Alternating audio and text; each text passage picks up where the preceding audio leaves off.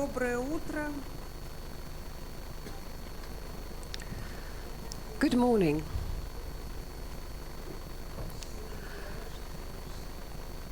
I hope nobody would say that they are tired by Friday. There's nobody you can complain to, so I would like to anyways, not only to our Russian regions and for all those present here from independent states that do not always know about what is going on about in the Russian Federation, I would like to tell you two things. First of all, we have here, speaking before you, one of unusual Russian experts. Why? Because, how shall I put it? First of all, he's a religious thinker. This is how I think I should put it. Because he gave me as a gift a book, a comparison of religions, and he will move towards this direction. Says that historian, because a 2-volume book that is now a bestseller is written about Russia, about its 20th century, that not only changed the history of this country, but also of Europe and the world. And because all this collapsed, and it should have been this way, because indeed we see changing history, and we are all witnesses of the event that, or rather of what happened after that event and what followed the event that happened in 1917. I would like to say that this is professor of the Institute of International Relations. Now, only until the 30th of June, and he is professor of the university that he graduated from sometime with some even hard to, it's for me hard to even, it's like a tongue twister to even say what language he was taught at the Moscow University of Foreign Relations. And it so happened in his biography, and it does not happen every day. I suppose Russia is an unusual country. Almost every human life in its time, it requires that people should show heroism or non-heroism, which is worse, and existential deed.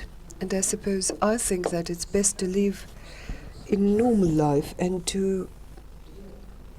it's rare when you have to do existential deeds. It's when we go to the next world. But you don't have to do it every time during your human life here. But not everybody can do it. And indeed, true human, religious, philosophical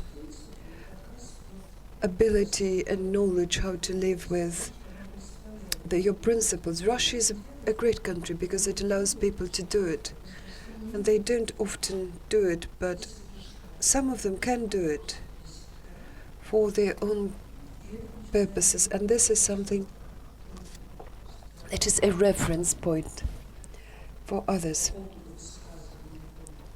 So much about what that Andrei Zubov, Любочка, а может водички, Любочка? Может водички? What Andrei Zubov thinks about a recent history in Ukraine. He shared his understanding in the press, and he lost his professorship. It's not his position with the MGIMO. And I think that doesn't bar him from having his own opinion. What matters, we listened to a presentation by a Polish ambassador who put it, very important thing, he told us what democracy needs. And then he said the word courage. Well, probably in Polish culture, it is, I don't know, is it honor in Russian culture? Virtue. That traditionally in classical literature they explain it as virtue and courage. But I like the word doblest in Russian. And I want to congratulate us all upon a presentation by Professor Zubov and by his join. He's traveling here to join us. Thank you, dear Yelena Mikhailovna, for this possibility to talk again at the school, despite all those tempests that ran over the school and that, to a certain extent, they apply to me too. I'm very thankful for it. Because any presentation, dear friends, here at the school, not necessarily in Golitsyn, it could be other locations in the world. This is always a meeting. When we meet somebody, first of all, we meet those, see young people, people who will live and who will speak, and after I'm gone, who will continue and take over not only living in Russia, but also building Russia, restore Russia after all those alien and heavy, difficult things that our ancestors lived through and that we are living through right now. So sharing my thoughts about ways and problems that we see here in Russia. This is something important for us, to hear questions, to debate something, to discuss something. So I'm very thankful that Lena is inviting me again.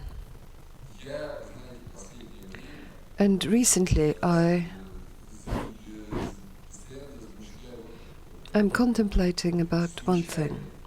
Is it accidental what happened in the last months? Because some people say, look, it's some twist of politics. It's not a result of anomalous behavior by the ruler. I do not really think this is the case. Quite the opposite. I think that is not something that is mandatory, but quite natural consequence of a number of processes that were underway. And then later on we will look into it, understand if we like the consequence that processes were built along some lines, and if we dislike them and we think that they're dangerous for this country, then we will build our policy along very different lines. So may I share with you my thoughts about it, and this is where the topic of my presentation will be. Seemingly, it seems like that in the last months, well, beginning with, say, after the Olympics, say, till late February, early March, we saw a drastic change of our social and political life. As before we used to cooperate with the West, sometimes it was fraught with problems, but it continued. Russia instead went for a standoff, a showdown, and it was so hard that said many Western leaders do not shake hands with the Russian leader at an event in Normandy. From building a democratic state, this is something that runs in our constitution, to authoritarian state. Political vertical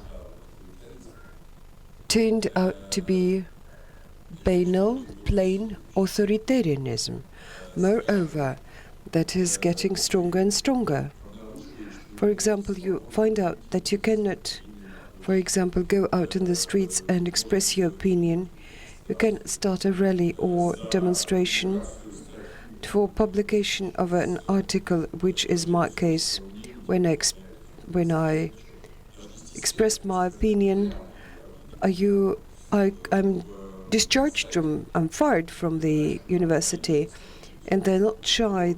They used to say in Soviet times that, like, he's a poor researcher, he no longer does research. Nowadays, they openly put it that I'm diverging with the official political line pursued by the Russian Ministry of Foreign Affairs. An organization that deals with political enlightenment may be declared as an agent of a foreign organization. It may be shut down or may can make their life difficult. Authoritarianism, I cannot say totalitarian state yet, but authoritarian. Before we used to be a valueless, weak state, what we were in the 1990s and the early 2000s. We now move towards a strong national state as a supreme value.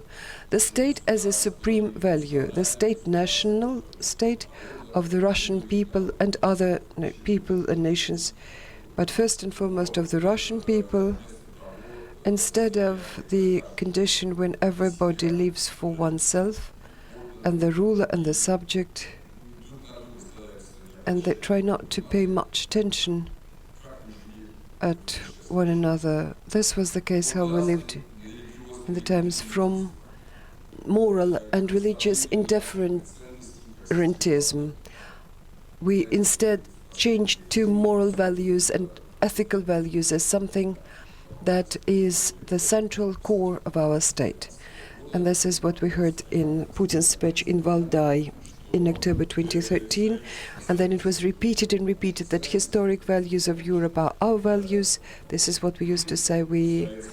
In Soviet times, we were not involved in the process of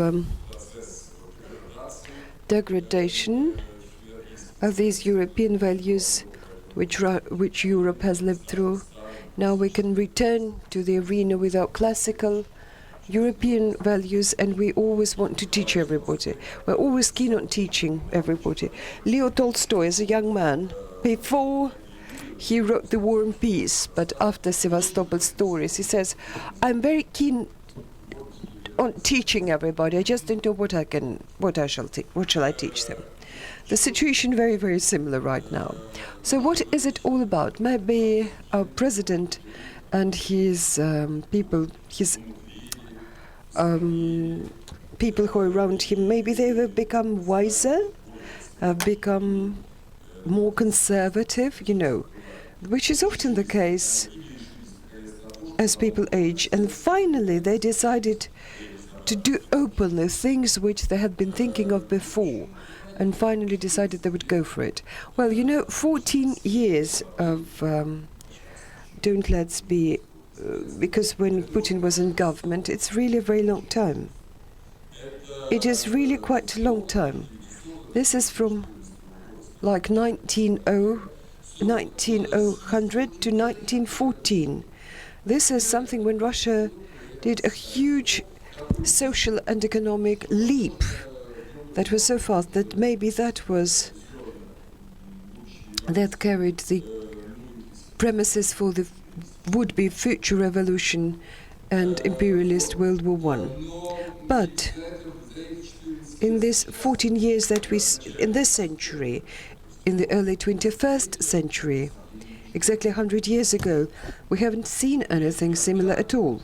At that time, we know that huge reforms were underway in the early 20th century, but it's not so much that it were political reforms such as the Duma,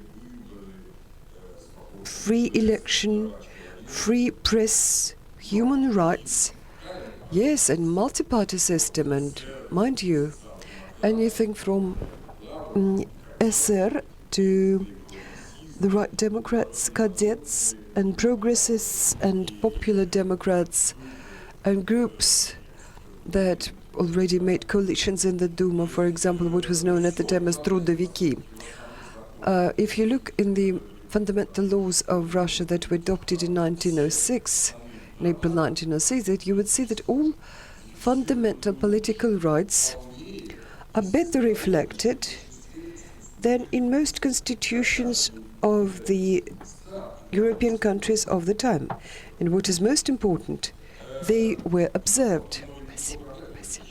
But it's not so much about that. We speak about staggering development of agriculture, of the national economy, and that famines, no longer famines that sometimes took tragic character in the late 19th century, stopped being a plague for Russia. And Russia was a great exporter of both corn, grain, and meat, and famous Siberian oil, probably. Main meaning foods, either butter, oil.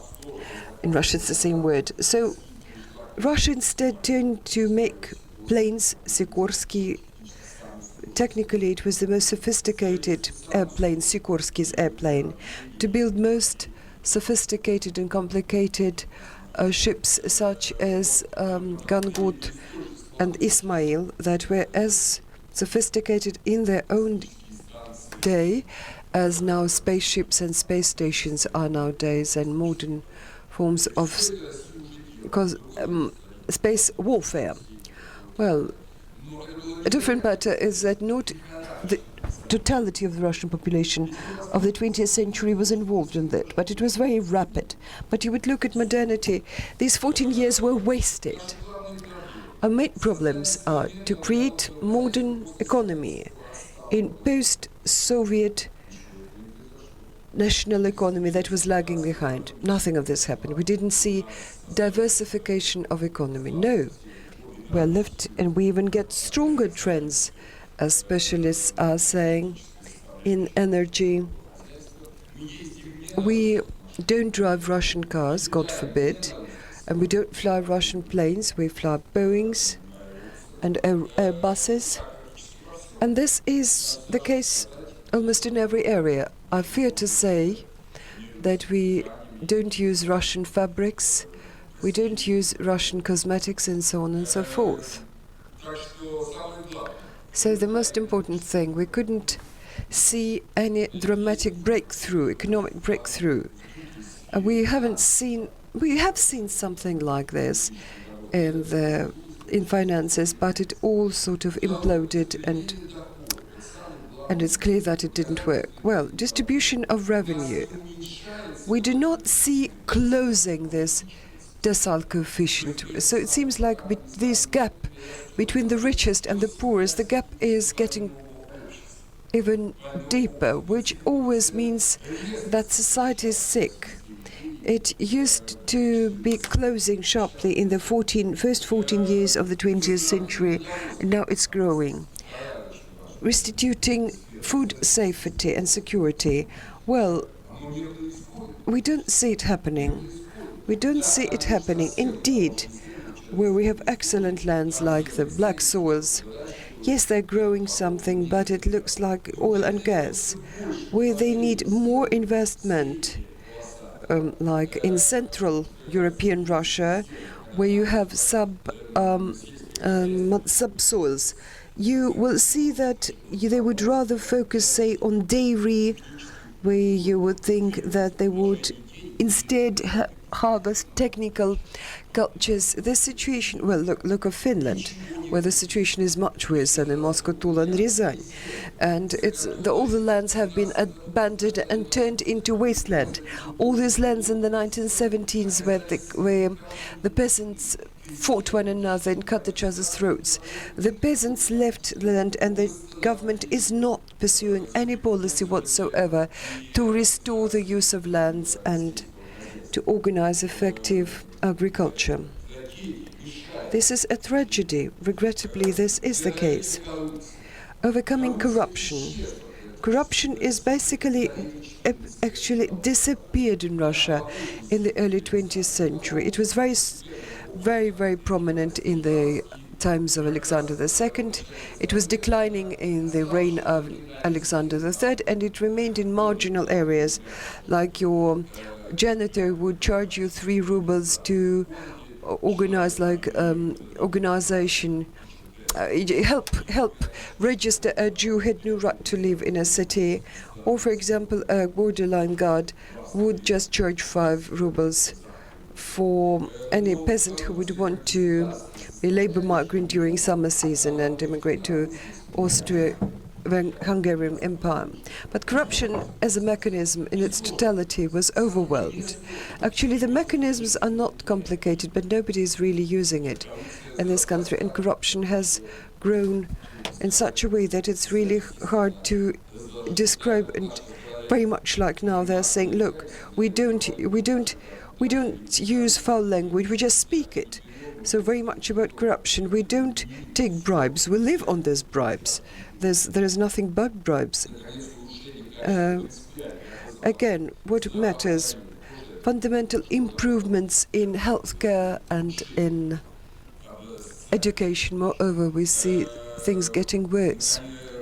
Finally, we had something that grew weaker in the early 2000s.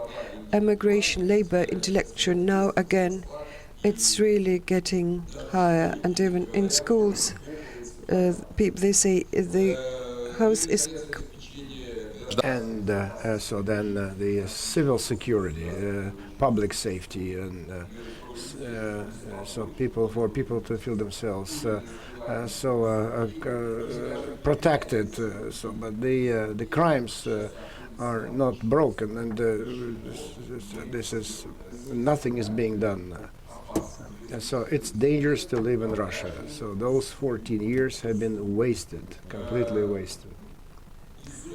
And judging by, so then the authority and are getting richer, and so they manage the country for themselves, not for the society. And so, like Ostap Bender was saying, that if there is money in the state, so there are always people who will get a lot of this money, and that is why it's not the inability to manage.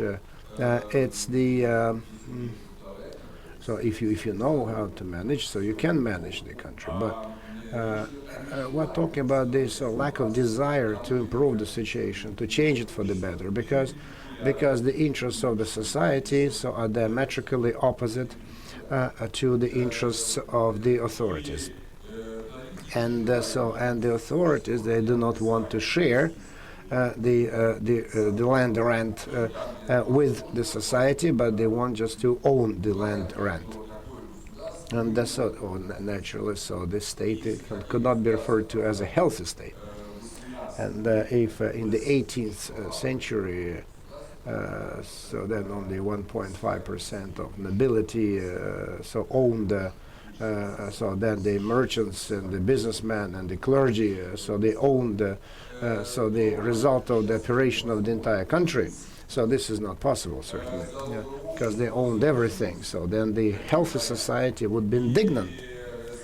And so it will say that this is our land, those are our minerals, give it to us, and just go and rest, or just return what you have already plundered. But the society was silent for a long period of time. So it was kind of they wanted back, so they had nostalgia for the Soviet times. So then the research of the political processes, other political studies in the 90s and the early 2000s so showed that a big chunk of the society, they thought that the Brezhnev times and the Stalin times were better. Because at that time, so there was social protection, social guarantees, and so there were no rich people, disgustingly rich people, who the society hated. But at the end of the day, if we so this is so in those Soviet times, so it was exactly the same thing, like now. So the Politburo protected not the Soviet Union, not the Soviet people, but their own power over the Soviet people, and the KGB helped to do that. And so they protected their own power, and the armed forces so guaranteed and protected their own power over the rest of the nation. And then in 70 years, so this protection led to the fact that the people, the nation, was squashed.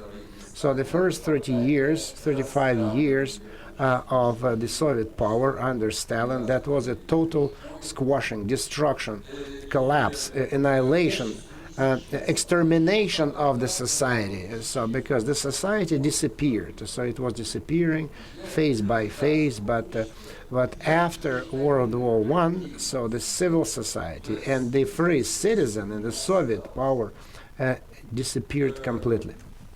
There was no such thing as a free citizen under Stalin. And then, as a result, so when the Soviet Union collapsed because of its economic problems, and so then it turned out to be one very interesting thing that the authorities did not realize it, because the power was the old one. So because it's not a new elite that appeared, but the old elite naturally seized the power, because it's the same as the KGB guys, and Yeltsin was the party boss, etc. So say same power, and people all of a sudden realize that it's possible to say no to KGB and the army.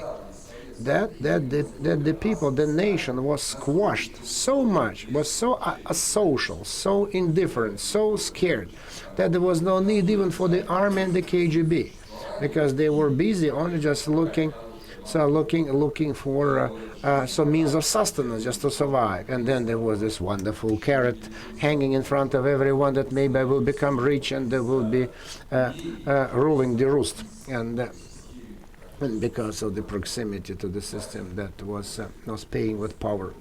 So if you wanted to be rich, that people were just busy trying to form their own lives, and we could save money on the army and the KGB. So they were selling tanks and military ships, destroyers, because no one needed it. And so we easily just sell it and put it in your own pocket, and not to spend gigantic amounts of money that the Soviet Union spent trying to control the rest of the world and its own people. So the elite became so rich against the background of the poverty of the rest of the people. And because they were lining their own pockets, so then they did not spend any money on defense, and the secret police. So no need just to spend money on that. So you could just put everything in your own pocket. Moreover, so the armed institutions like the army, the police, so they were dangerous, because they could start fighting for power, for resources. And we need to remember that in Soviet times, this nationalistic perception was formed, and the officers of the army believed that they do not protect Politburo, but our Soviet power. And some people, even in KGB, they thought that they protected not the Politburo power, but they were protecting the country against the invasion of the bad guys. So that's why they thought that their well-being was replaced. So because they thought that they were just protecting. So but once the new power came, everything became obvious that those people in power, the authorities, live for themselves, and so they don't care about the rest of the country. They live. So certainly Yeltsin certainly had some ideals, but what probably Yeltsin was trying just to change the country for the better. But those who surrounded him, certainly they thought only about themselves. And they look. So then the murder of the General Rokhlin, and so then Serdyukov, the Minister of Defense, who was appointed Minister of Defense, who together with his ladies completely destroyed the armed forces of Russia. And so KGB certainly was much more cynical and closer to the power than the armed forces. But even KGB, so they started to realize, because all these KGB members, so once we started to privatize, so they were given so nice, cushy, lucrative places in private companies, gas and oil institutions, but this could not last forever. because so the country was abandoned and there was no freedom. And so then a new stratum of the society was being formed. So those who started to fully realize their importance, their role, and their position in the society. So then, and people became more responsible. So it's a new generation. So they started to look at themselves differently. So the who were born so around just right before Perestroika, and so then most part of their conscious lives so fell in with the early 90s already. And so then so we want to live like people in the West, in the real West, so that we've learned, so we went to, we know, we acquainted ourselves with, we want freedom and we want well-being for ourselves, for the people, for the state, for everybody. So this is the new generation. So then the second posit, especially for less successful people, and so then that's still related to the past. So we want, like in Bolshevik USSR, so we want to live like in the Bolshevik USSR, but nobody wanted to serve the political elite. They wanted to live within the realm of the myth of the USSR, this nostalgia, so the happiness of the people and the grandeur of the state. And certainly the Western trend prevailed. And so there were many polls in 2011, 2010. So 50% of the people wanted to live like in the West, and the 25% wanted to go back to the Soviet times, 25%, and so it looked like everything went more or less normal. So, but as the Crimean event showed, it's everything is much more complicated. So the Crimean events elicited so that there is another layer in the Russian society, which which was actually put in the subconscious of the people. So this the survival. So they did not manifest themselves in any way, but it was there. So this hidden subconscious layer, because this 70-year oppression. So this 70-year ideology of the happiness of the people, the grandeur of the state translated into happiness of the people, it went into the marrow of people's bones. And actually and the sociologists warned about that, actually. So Mr. Gutkov spoke about that. So when he made presentations here. So it's been a long time since he's been telling us that it's not as good as it looks, because this subconscious layer is still there. It's not as good as you think it is, because under it there is a big, horrible open precipice. And so look at 2011. Would you like to live in the Russian Federation in the present day boundaries or in other boundaries surrounded? So 27% want to live in the Russian Federation in present day borders. 43% so would want to live in the Russian Federation, so plus one or several former Soviet republics. And 17% wanted to live in Russia with the boundaries of the Soviet Union boundaries. So then 60% want to live in the country with new, bigger, expanded borders. Can imagine that. So I don't think that in Western Union. I don't think that anybody wants in Germany wanted to live not within the existing boundaries, but within the boundaries of 1914. But if in France 60% of people wanted to live in the country, including Belgium and other countries, so then the French part of Switzerland, for example, how do you think the France would it be liked by the rest of the nations? Would Germany be liked by the rest of the nations if they wanted to get the boundaries of 1914? But Russia is this kind of country. So when we talk about democracy, yes, we want democracy, we want freedom, we want exit and entry into the country. Yeah, but Mr. Stalin. So, but the 49% like Stalin. They like Stalin. Why? So not because Stalin killed people. No one wants to be killed. and for his or his family. But he created a big country, powerful country, where they thought there was a great deal of order imposed from the top. So then the smart people, the sociologists who can read figures and read between the lines, so they understand that the society is sick. This society is sick, it's totalitarian inside. But outside, because so all these inner feelings were pent up, they did not manifest themselves. But they were just taking bribes, doing business, so just going abroad, etc. So buying Western cars, etc.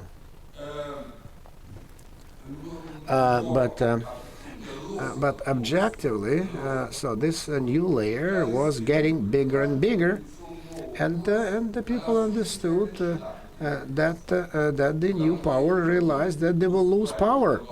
Yeah, because they would go to Bolotnaya, and they would just so everything just was going to the time when the power would be lost, and even freedom. So that's why this deep freeze that was done by the KGB and the special agency that was created, this deep freeze by Stalin and Khrushchev and others. So everything thawed. This deep freeze that maintained the status quo disappeared, thawed, and there was a big thaw. And so then naturally, so then the exogenous conditions completely changed. But for example, but the teachers were from but they were old teachers, and the old guys, and they were giving to the subconscious a lot of food for thought. So the young guys are modern, so it was kind of multi-layered. On the one hand, it was westernized, but under it was this Soviet substance, and so which the teachers of the past managed to convey, and the grandparents and parents to convey to their kids. And so then the top layer, so this is the crust, westernized crust.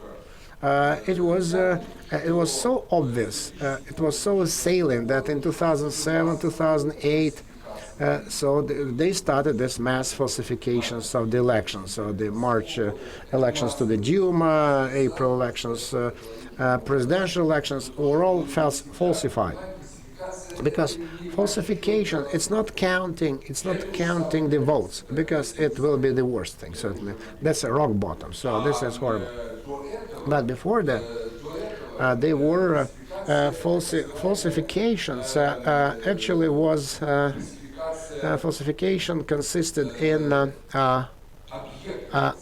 the object of voting. So when they do not give you a chance, so they don't give the same time on air, when they blackmail people, then they try to paint with a black brush the other people, the competition.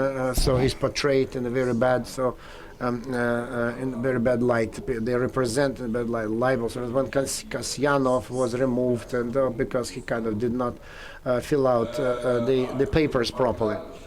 And Bogdanov, for example, famous Mason Bogdanov. So you forgot about Bogdanov. So Bogdanov, everything was fine. So the list was there. He actively participated in the pre-election campaign, and together with Medvedev, he was there. And but into 2007, so mass falsification of the elections.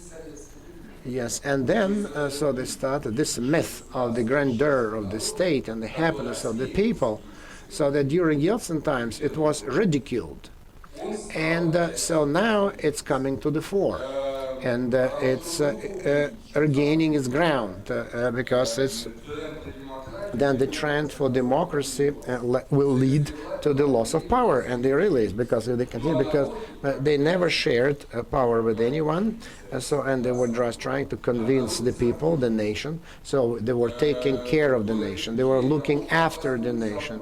This idea that we'll take care of you. In the Soviet times, we took care of you. So we're just we're just restoring the Soviet ideal. So that slowly, they were telling openly that we're going back to the Soviet ideal, but the Soviet things, they started to whitewash the Soviet things, and that the Soviet system so not so bad. So certainly they were fighting the enemies, and so they were protecting ourselves from the bad guys outside, but they were taking care of the nation, and certainly they did not divide the power because the power was only theirs. And so they're trying to bring it back. And so the analysis of this is very telling. The Soviet past was justified, but not the Soviet ideology.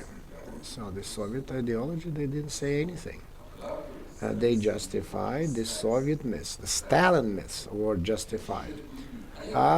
So what kind of myths they were? So they are so multifarious that I will talk only about those myths. First myth that the state is everything, and man and a person is a means. Yeah, there were repressions, but without repressions, we wouldn't have one. So because the state is everything, but a man, a human being, is nothing. It's just a means to achieve the ends. So collectivization, industrialization, people were just means. So because human beings are means for the grandeur of the state. So if you remember the communist ideology, but because we studied communist ideology, because you haven't, and God forbid that you will one day, but we studied communist ideology, so that the historic materialism says that the state is slowly dying off, and the communist society is a self-governing community of the people. So, but no one just is saying about the state dying off. It's just the other way around. It's the apotheosis to the Stalin time, then the union with the church. Because the church is always a buttress of the regime, always a buttress, always support. So you remember there's the meeting of the metropolits with Stalin at Kuntsovo dacha in 1943. So it all went back. So the fighting against the church, so we need to be friends with the church. So that was the order of the day, so we had to fight the church, but now just church is good. So that's the religion is the opium for the people. But Stalin in 1943, he changed his policy. That's true, towards the church. And then the church coexisted with the state and actually acted on the state's will. So then the third myth. So then I will just demystify it all later. So then the unity, holistic nature of the history. In this textbook, so starting from Varangians and some Slavonic tribes, Moscow, St. Petersburg, so then the unity, cohesive, sustainable movement towards building a huge empire. So then the Russians participated, and then other contributed greatly, made great contributions as well as it grew territorially. And then, so this is the apotheosis of the construction of the Russian state. So in the Soviet ideology, they didn't have anything like that. So what actually was before 1918, it was just different. Even the first constitution of 1918, if you remember the Soviet constitution, that speaks openly that we are building a new state of workers and peasants. That was the preamble.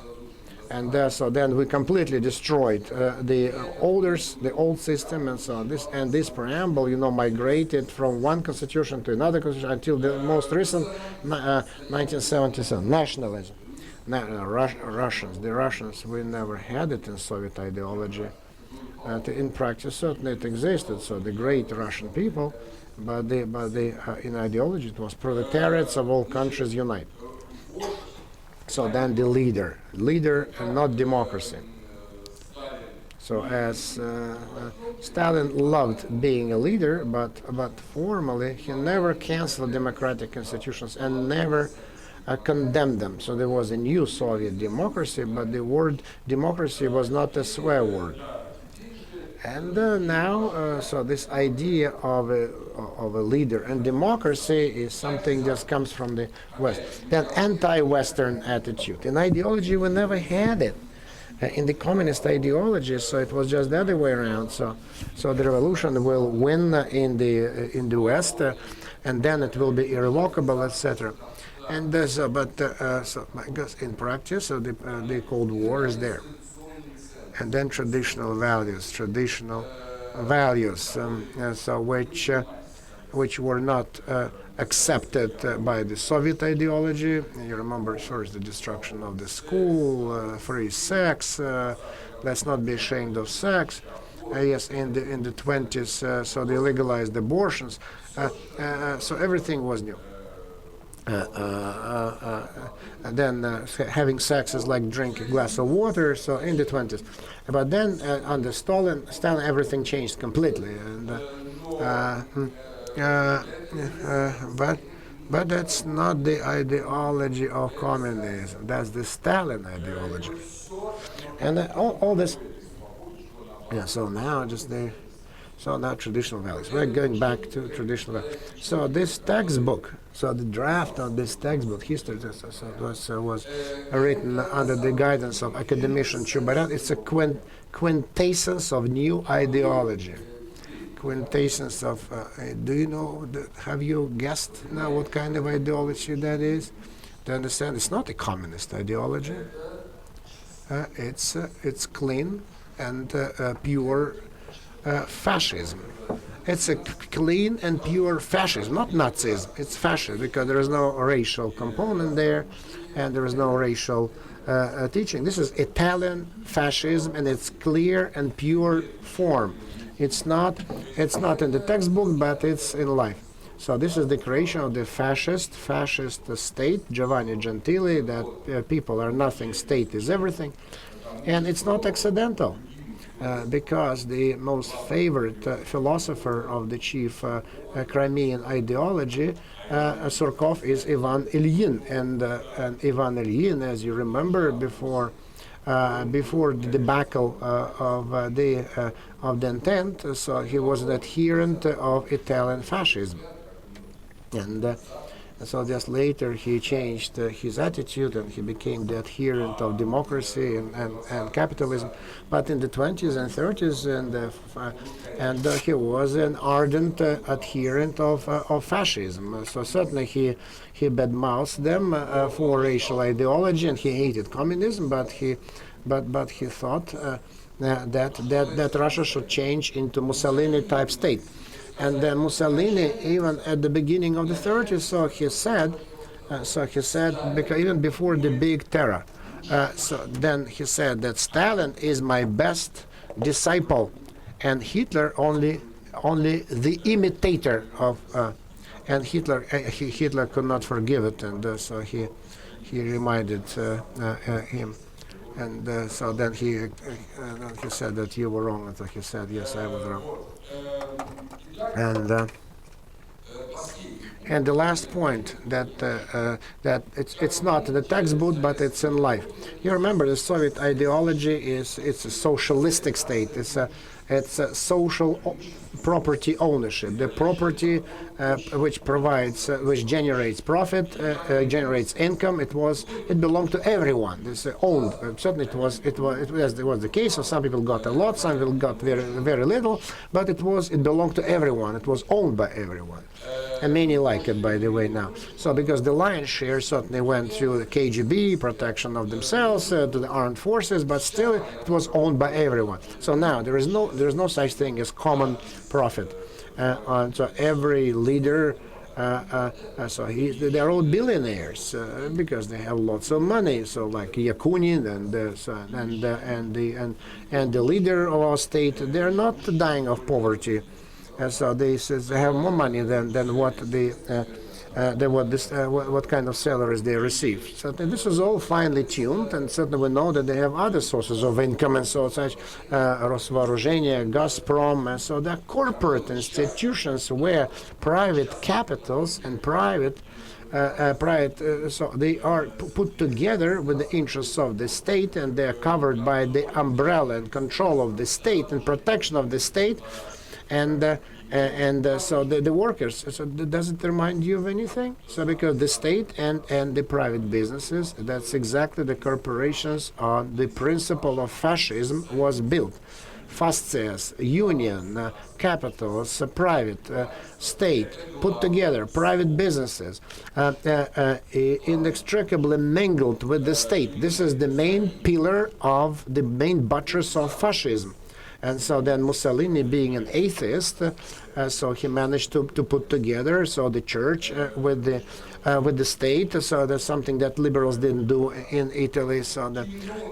He being convicted, he was a Republican, but the church and the king were only the elements of the fascist system, and not the superstructure system, which control the system. That is why the history in the form of monarch or aristocracy, because the leading aristocrats of Italy, like Germany, so they served in the army and etc. So they were very patriotic, and so they were involved in the public life. But the history and the church have been taken as elements of the support, but not as values by themselves. And now we talk now about the history of the 19th, 18th centuries, and so again about the Kulikovo battle. So this is all history just borrowed, and the church, which helps the purposes. And so then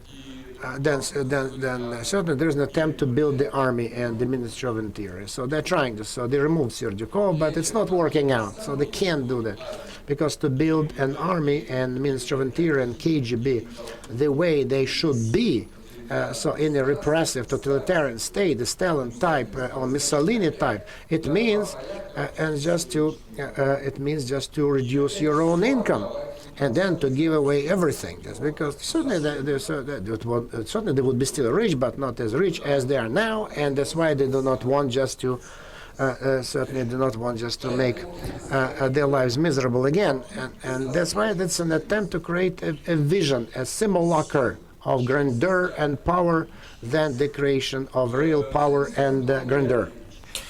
But quite real things come out of that. The doctrine of Brezhnev in the post-Soviet space, for instance. In 1990s, the former Soviet republics pursued their own way, and Russia little interfered into their affairs. But by 2000, again, a Soviet idea took shape that the former Soviet republics, except for the Baltic states, could not do something, could not do everything. They could do something, they cannot do anything, and Russia is to be the older brother, as the Soviet Union was for the Czech Republic or Poland in the Soviet times. So the distance can be different, but anyway, Russia keeps an eye on all of them. That's purely Russian formula, and it's explained by political categories, not class struggle categories as it used to be in the Soviet times. You can read it in the Chernyaev's memoirs and diary. He really believed that there was the struggle between labor and capital. Now nobody believes in that, and instead of Chernyaev was replaced by Mr. Dugin. But the popularity of the regime was falling anyway, and they had the economic crisis. No efficient state was built when it could be built because of the high oil revenues. Instead, the spirit of non-existing grand state was called for service, and it was the spirit of a Soviet state of the Stalin type. It has never been built again, and I'm certain that it will never be built, but the spirit of the state came into being, and the phenomenon of that spirit is particularly that deliberation and discussion on the necessity to bring the name of Stalin back to Volgograd. And that spirit is to simulate a shot. So at the moment when the Brezhnev doctrine was dropped in Ukraine, was finished in Ukraine following the Maidan events, and the decision was taken to act. And it was followed by the annexation of the Crimea, the abortive attempt to create Novorossiya. But it would be one thing if it had been just the games of the power, but to the surprise of others and to the understanding of other people, it aroused great enthusiasm on the part of the people. In other words, the people supported nearly all those events. 83 people, percent of the people after older than 70, and 70 people younger people. But the idea is that it's a war against the same people, and that those people are labeled with such names that are not inherent to that. Ukrainians are no fascists, and Stepan Bandera probably entertained some fascist ideas, but his ideas have nothing to do with today's event in Ukraine. Ukraine is a weak state, it's oligarchy, not corporate capital state, and still the Ukraine was labeled with a fascist tag. That's really craziness and paranoia. But again, we are talking about a phantom gun, not a real gun. And to pressure people, to oppress people like this Stalin did, the current power cannot do. And everybody, we are all individuals, and those in power, they are too rich to sacrifice their riches. They've been accumulating their wealth for 20 years, and they cannot put it into the fire of arms race with a doubtful outcome. We can remember what the outcome of similar events back in 1937. So the prospects of the evolution of phantom into reality, the evolution of the dream into real life are zero. And but reality is very horrible. People are dying in Ukraine, and dead bodies are taken to Moscow, to Ukraine. But anyway, it's not a reality, and it's not backed by any internal content except for one thing, and that is subconscious, very thick, Soviet-like, Soviet-type content, and which proved to be very strong, and the power deliberately appealed to that some conscious layer, and they hoped that the outcome would be more successful for the power, and they tried to consolidate the society. And for some time, I don't know what their real plans were, but for some time to secure leadership, power, control over capitals in their own country and in the post-Soviet space. It's clear that nothing came out of that, because the power is not too powerful. And for me, personally, the failure is quite obvious. And I wish I were correct. But what would happen next? There are two options possible. First, and many people are afraid of that, and the first option suggests And the current power are just playing with the Soviet symbols, Soviet ideas. Perhaps they're inclined to that, but they're playing with that. But there are people who are ready not to play in Soviet Union, but to build it, to rebuild it. I met with some of them personally. Even in 1990s, their eyes were shining with some craziness when the name of Stalin was mentioned. I'm not going to mention their names, but they are quite powerful people in the positions of vice prime ministers or so. And should those people come to power, they'll try to make a reality out of the phantom, which is also unrealistic. You cannot make a reality out of the phantom, but we will have much more casualties, and Russia will be thrown to a much lower level if an attempt is to implement that phantom plan. The other option is that if people in power are smart enough to understand that it's the wrong way and we need to just revisit the previous positions and avoid events of 2007, the rigging of elections 2013, and to be accepted to the family of the European peoples. And at the same time, they have to remember that the credit of trust has been undermined and it's hard to restore it. But how can we do that to avoid the repercussions, to avoid that repetition, so that some cunning guy would not appeal to the Soviet subconscious? And the way out is only one: to eradicate that totalitarian Soviet-type subconscious. And that's something that was not done. We didn't carry out decommunization, that's fighting communists. And it's individual case of denationalization. It's not communist and even Nazis' ideas that are dangerous in themselves, although disgusting, but still. What is really dangerous is the totalitarian matrix of conscience, of thinking, of mentality that can be integrated into certain ideas depending on the context. And what is most important in the totalitarian matrix of the conscience, something that was used by Lenin, Stalin, Mussolini, Hitler, Mao Zedong, and Franco in Spain.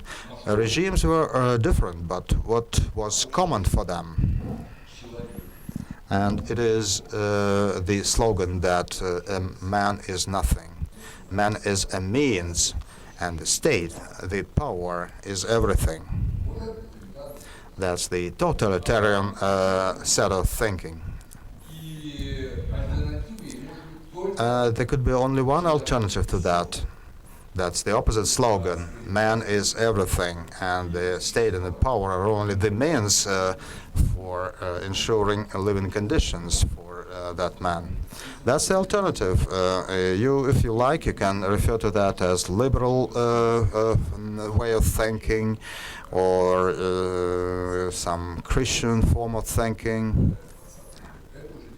It depends on your taste, but that's the alternative. And since that totalitarianism is always disguised in some historic culture signs, in Germany it was Nazism, in Russia it was Leninism, so you have to eradicate not totalitarianism, which cannot be eradicated, but you try to eradicate the historical forms of its implementation. And then, if so, it may lead to the fact that totalitarian ideas will disappear. Just think that in Germany they managed to change the paradigm of thinking. The German society turned into quite a mob in 1930s when Hitler, say, was traveling to Berlin from Vienna after the seizure of Austria. On the entire way, the road was crowded with hundreds of thousands of people who voluntarily came to that road and who were applauding, who were cheering Hitler. My father visited Germany in a delegation at the end of 1939. He was really shocked. He was struck with the fact that when Hitler was delivering his speeches and said, "Give me your children and I will turn them into the soldiers," crazy, mothers were bringing their babies to Hitler. And it's good that those babies were too young to become soldiers, although some of them might have died because of the war. But Germany at that time was really crazy with those ideas of totalitarianism. Führer, as somebody used to say, that Führer is above law. It's in Germany where law is something sacred, but again, the statement was that Führer was above the law. And take the modern Germany. Perhaps there are some people who feel nostalgia about the grandeur of 1930s and early 1940s, but still it's not their values now, and those values are far away from them. Sorry, I'll turn off my mobile phone. So the process of totalitarianization of Germany, it was a long story, it was a hard job, but it brought its fruits, and the effort has been continued. Many years have passed, but it's still in progress, because we cannot even imagine to what extent totalitarian regimes spoil the people. And, so unless we get rid of all communist ideas, whether it is symbolic, real, or legal, we will not succeed, because everybody will be some person who would appeal to those things, and it will be passed and translated from people to their children, from teachers to their children. So the mausoleum of Lenin, names of streets, school textbooks, recognition of a Soviet Union as something valuable, they are shameful. It's like Dachau concentration camp in Germany. So unless we succeed in eradicating all communist roots, we will never be able to build a democratic, liberal, market-based state in Russia. Russia would rather be destroyed totally rather than build something positive, unless that Soviet substrate is fully dismantled. Just imagine that if in Germany there are squares named after Hitler and school textbooks that read about Nazism with positive feelings. Do you think that France would have united such Germany into European Union? And Denmark, Belgium, so Europe would be split and on the brink of war, and war could have raged long way back in Europe if that fascism, de-Nazism campaign had not been carried out. It's really silly that Lenin's body is still in the mausoleum, but somebody may think that it's just nothing, let him lie there, but it's not that simple, and we can see that now. But it's not only that. So the first most important thing is getting rid of all communists past. The second thing is the integration into a healthy and personified societies. And most commonly they are European Union and United States, where we see primacy of people over the state. And we don't like many things in the West. such as same-sex marriages. But we should also understand that even perhaps that's the wrong thing, as any other. But the development of individualism, personalism, and freedom can lead to those bad things, and because some borders can be crossed. But if you can cross a border, if you can cross a boundary, it means that you are free, and it's different from the totalitarian states where gay people were imprisoned and so the integration into those communities so that we could stay together in resolving economic problems, political problems, and Germany couldn't have got rid of its Nazis past if it had not been occupied by the entire coalition and the coalition forces. But the collaboration with Western countries can lead to the same effect for Russia. And look like what are the current preferences of the current power in Russia. It's China, it's Syria, it's Iran, and recently we had ties with North Korea.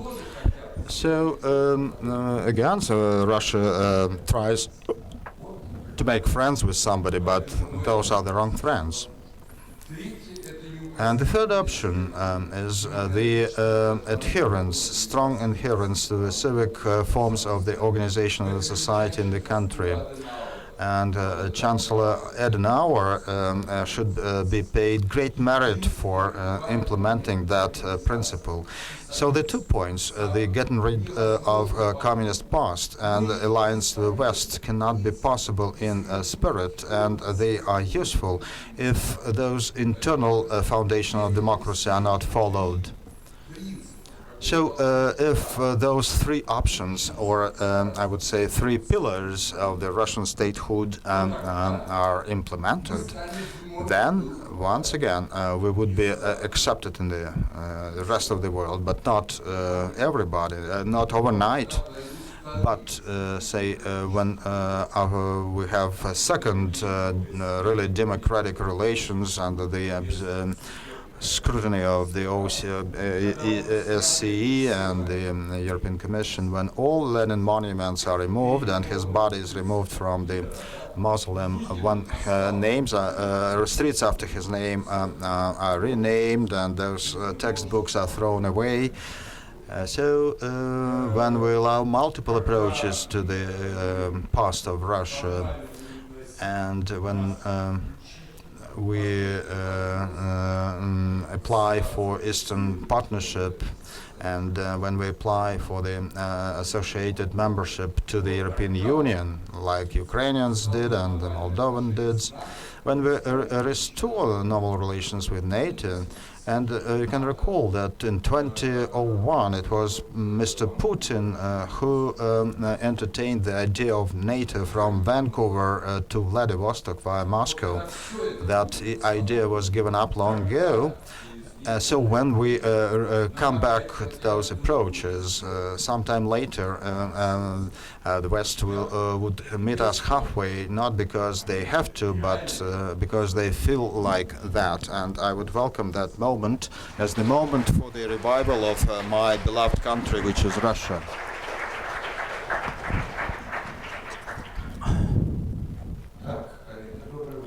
Good morning, dear colleagues.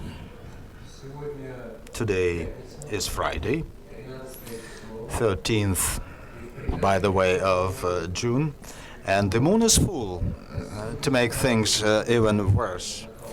So it invites us for a very heated debate, and perhaps in anticipation of that, Professor Zubow failed to leave us enough time for that heated discussion.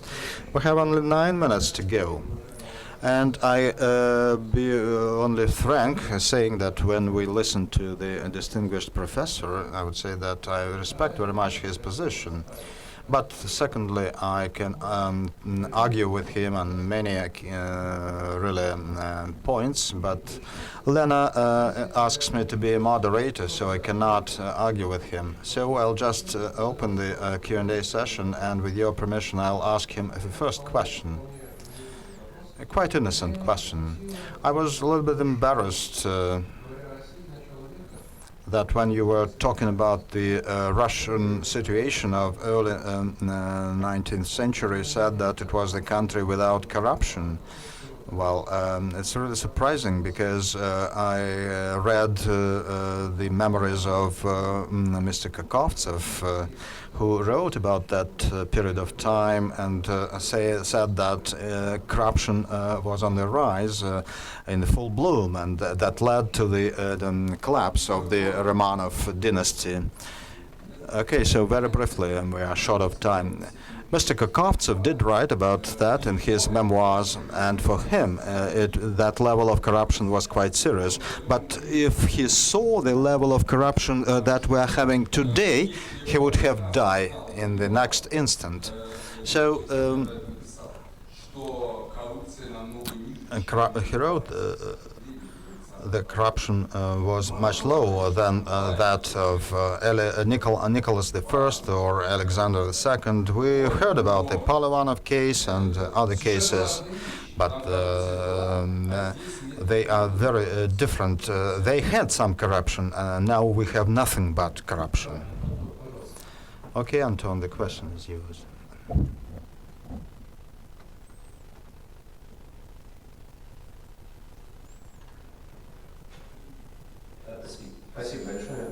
Okay, so I'm Anton Petrov from St. Petersburg. Thank you very much for your contribution. I agree with you on many accounts, but your argument,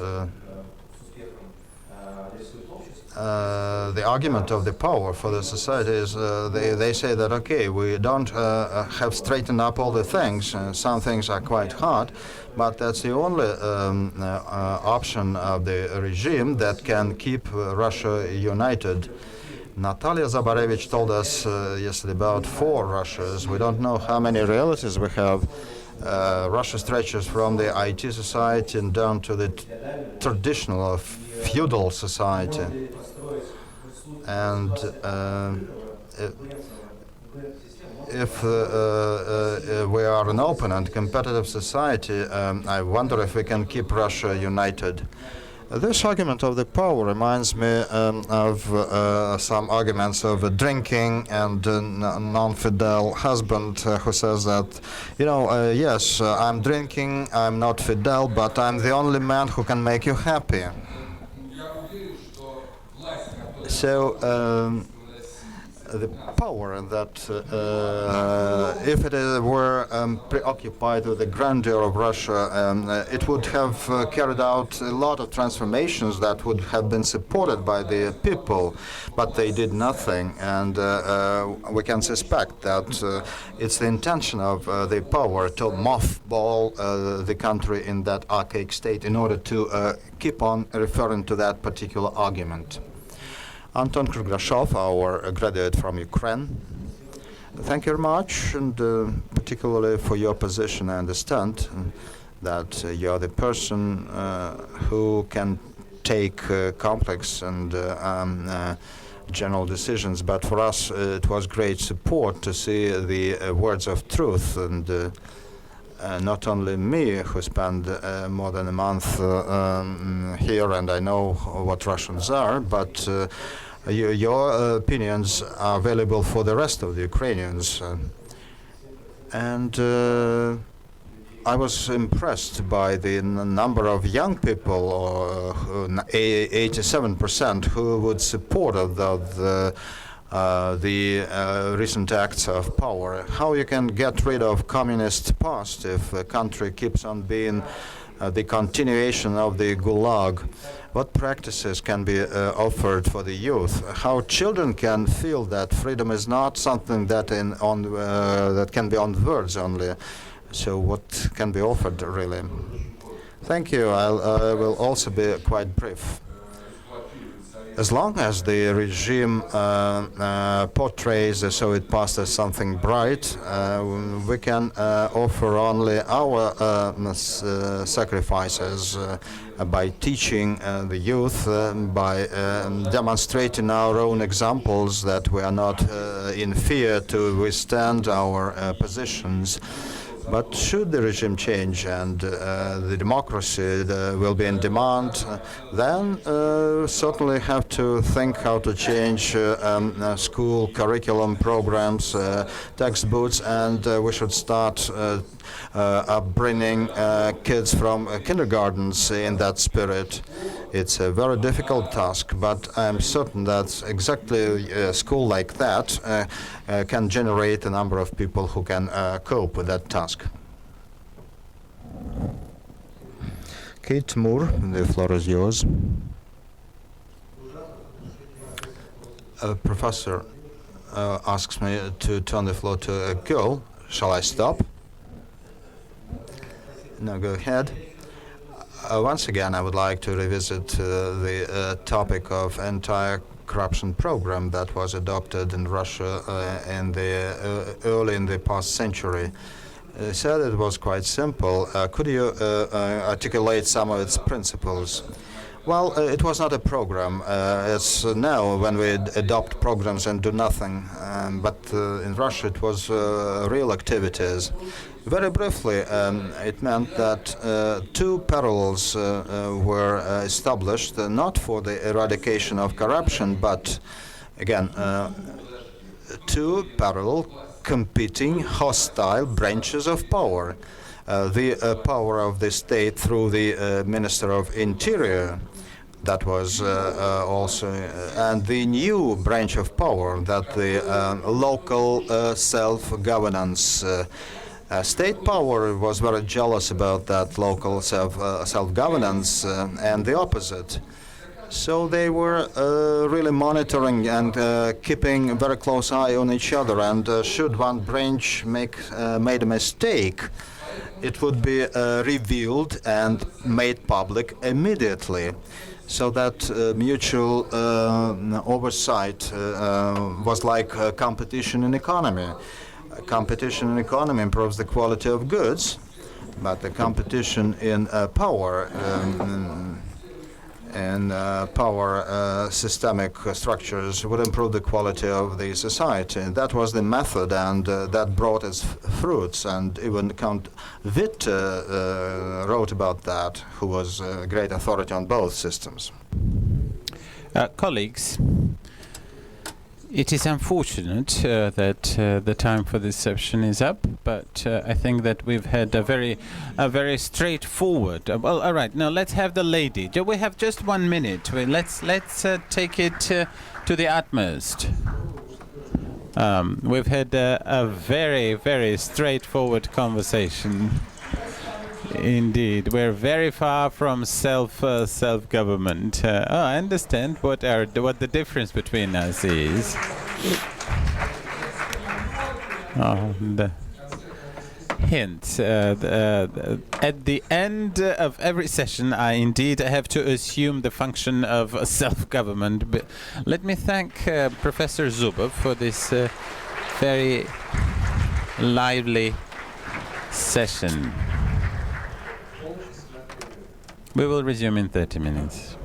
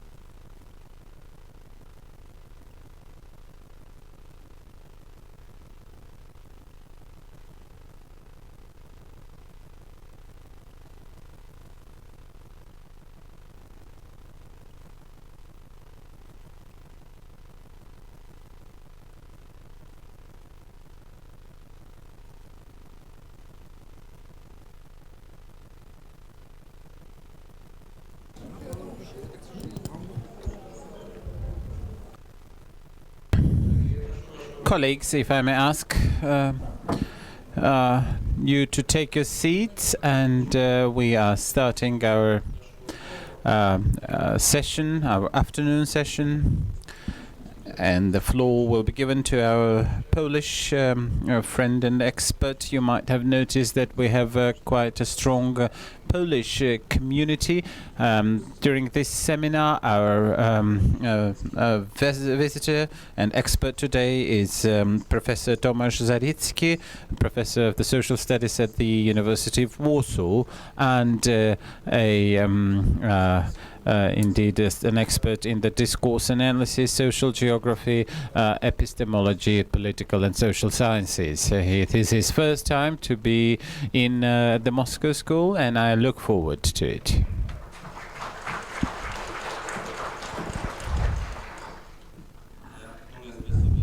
Thank you very much for your invitation. This is indeed a unique experience to be at the school, and what I would like to say on my behalf is a subjective view of the role of intelligentsia, which is generally a common term, of course, but the role of intelligentsia in the social society built up in the Central and Eastern Europe, and even though there may be some attempts to compare it to other countries. So the intelligentsia, the first question that I was asked here myself, is there such a thing? Is there intelligentsia? And this is a very subjective question indeed.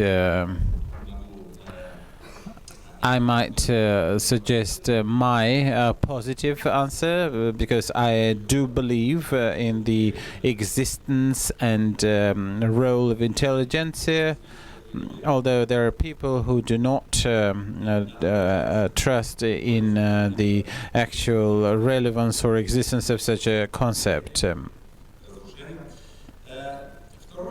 The second key point is, what is intelligentsia? Who belongs to intelligentsia? And there are different replies which are possible here. And indeed, nobody should at least be denied the right for definition or for defining the term of intelligentsia, and as long as it exists, those who are interested in its role, those who can call themselves true intelligence, and how do you formulate? If I were to be asked an opinion as to what I imply under the term of intelligentsia, I could say that I could give a somewhat abstract definition. Intelligentsia is a social group whom Pierre Bourdieu called cultural capital, to whom the cultural capital is the central component of a social status. Pierre Bourdieu indeed made a distinction between cultural capital, economic capital, and political capital, and he believed that cultural capital was a part of the political capital. Other social scientists have proposed that they can be referred to three types of elite: the economic capital, and the elite of the economic capital will be considered to be the bourgeoisie. The elite of the cultural capital is the intelligentsia, and finally there is the elite of the so-called political capital. And in the post-Soviet space, the place of this elite is taken up by the former Soviet time nomenclature. So these three types of elite, their roles is that the particular type of capital is central to them for both defining their social status, social position, and for reproducing themselves. And the key point here is the transfer of the social capital to the next generations.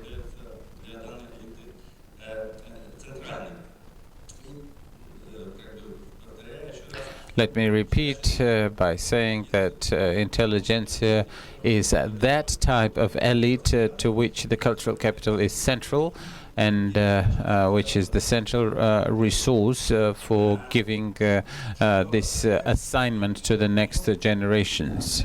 An intelligent representative of an intelligentsia may be a businessman, he may even have some economic resources, he may even have a political role, but none of these roles will be central to that person. When he or she loses the money, their status would not change or alternate significantly. That would not mean the actual loss of such status. But of course, this is a rational approach, but many might object. Many might say that people would talk about the importance of education, but I would have said in the context of Central and Eastern Europe, education is not sufficient, even the best educations. Because there are criterias of the knowledge of universal culture and national culture.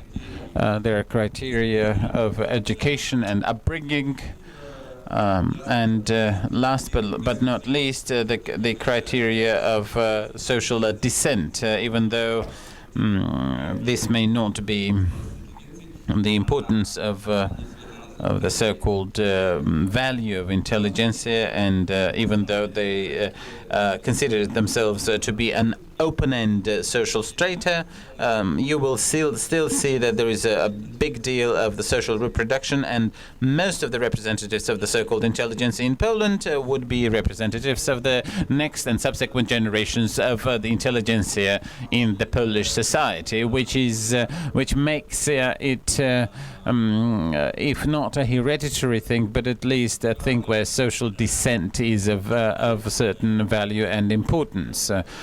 This is, by the way, an important characteristic of the Polish society and some of the other societies of the Eastern Europe, is that intelligentsia is the only group, the only part of the elite which is in a position to retain its status, as they have been able to do that over the past 100 years, in spite of the revolution, communism, and the economic crises. The status of intelligentsia has been inherited from generation to generation.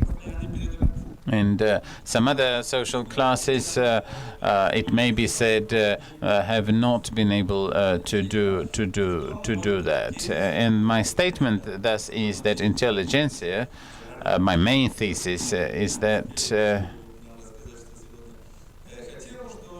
intelligentsia not only exists, but it is still the ruling or the domineering class in the Polish conditions, and in a way, in less pronounced degree, in the conditions of other Central European, Eastern European countries.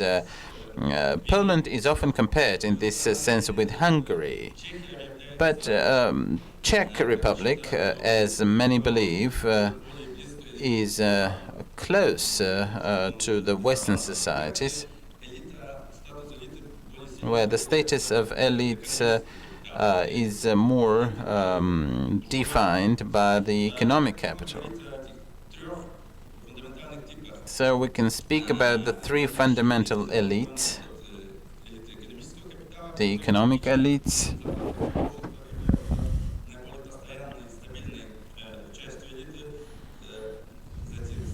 then Central European countries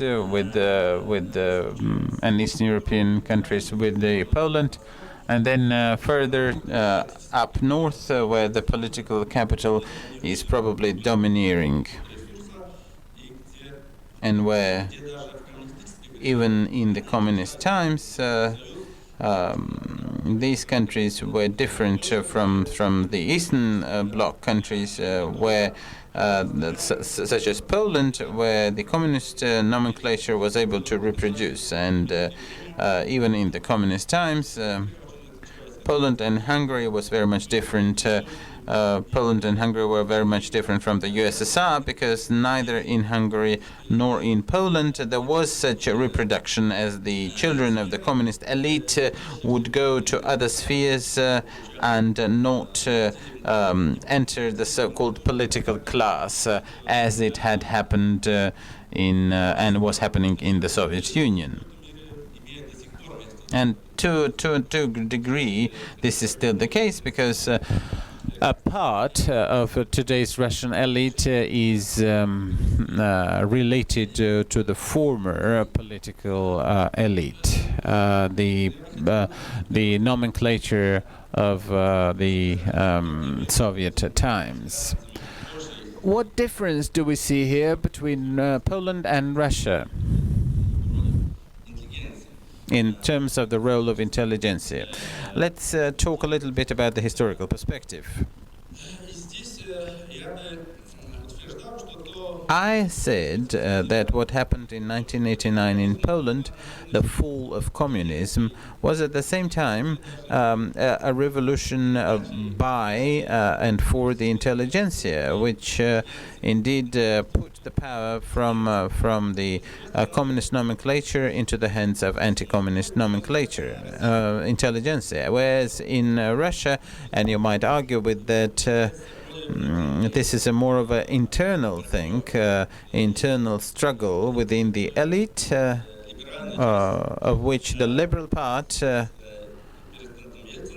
together with President Yeltsin, received the power from the more conservative parts. And even though the intelligentsia was involved in this struggle, it was by far not the central factor, which makes it quite different from Poland.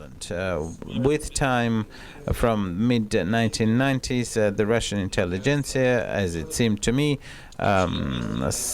departed from the governmental affairs completely, and was marginalized from the standpoint of the authorities, and became a less important or influential factor, whereas in Poland, and the Poland friends might agree with me, intelligentsia had stayed the central piece. In mid-1990s, in 1993, the elections were won by the former communists, the Social Democrats. Then they lost the power in 1993, and they came back to power in 2001 when the former communists came. But these were only temporary spells, and this did not mean that they could have the control of the government. So the power shifts from one party to another, and the Polish state has never been such a strong one as the Russian state. And the very fact that being in the government did not allow the former communists in Poland to in any way have such a all-permeating control as one can observe in Russia. At the same time, one may see that throughout the 1990s, there were attempts to consolidate this power, especially, and this authority, especially in the to consolidate this power and influence according to the Russian templates. Such attempts were made in Poland, but such attempts were blocked by the anti-communist majority, partially the intelligentsia, and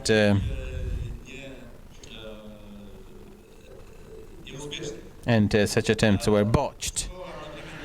At the same time, Poland was gradually integrated with the European Union, and economically speaking, the Western capital entered the country, and with the substantial support of the liberal intelligentsia, which was viewed by many as a choice between the communist elite,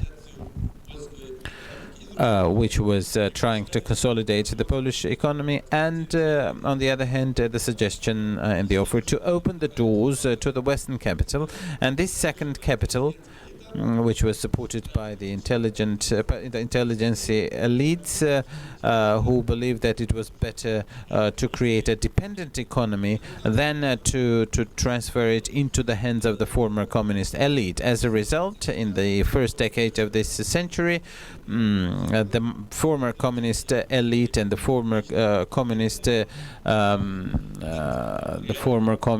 apparatus were quite marginalized, and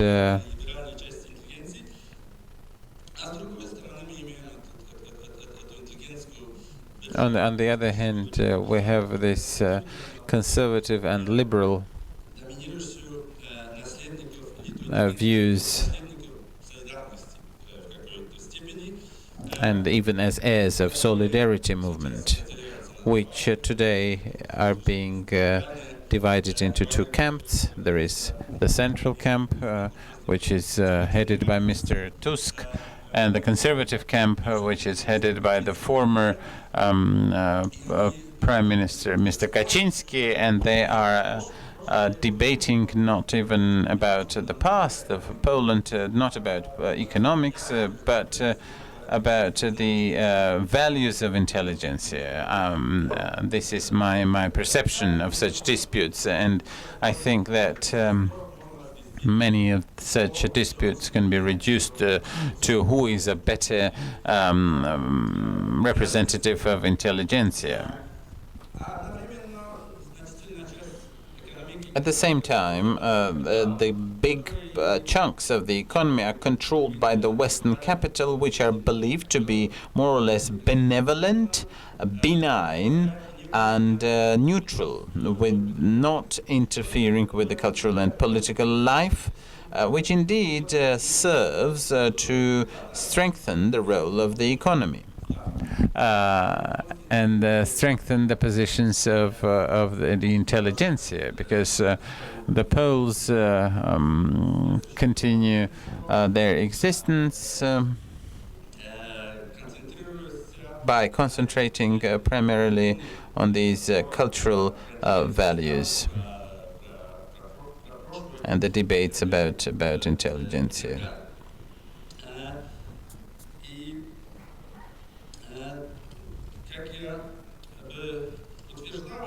So, as I could possibly say, is that this character of nature of the Polish state was more or less crystallized around 1918, after World War I, when the new Polish Republic, the young Polish Republic, became an intelligentsia-based state, a state where the intelligentsia played a pivotal role, a key role, which indeed defined the Polish civil values and political values according to their views, which are in many ways post-nobility, because a Polish a member of Polish intelligentsia is in many ways the minor Polish landowner of the past, which indeed may refer us to the Polish 19th century, when there was a lot of disputes between the landowners, the big landowners, the bourgeoisie, and the small landowners, which had usually been losing influence and were losing their city-states and were increasingly urbanized. You can see that the elite of the old social capital, of the old nobility, which was indeed eroded or washed away from the Polish social landscape, the bourgeoisie, and finally the nascent cultural elite of the so-called cultural capital, which were the petty landowners of the nobility, but mostly poor. The October Revolution marked a watershed which did not touch upon Poland. It is true that Poland did not become a communist country, but the October Revolution, however, led to nationalization of a big part of the Polish resources. And as I would say, marked the result of 1918.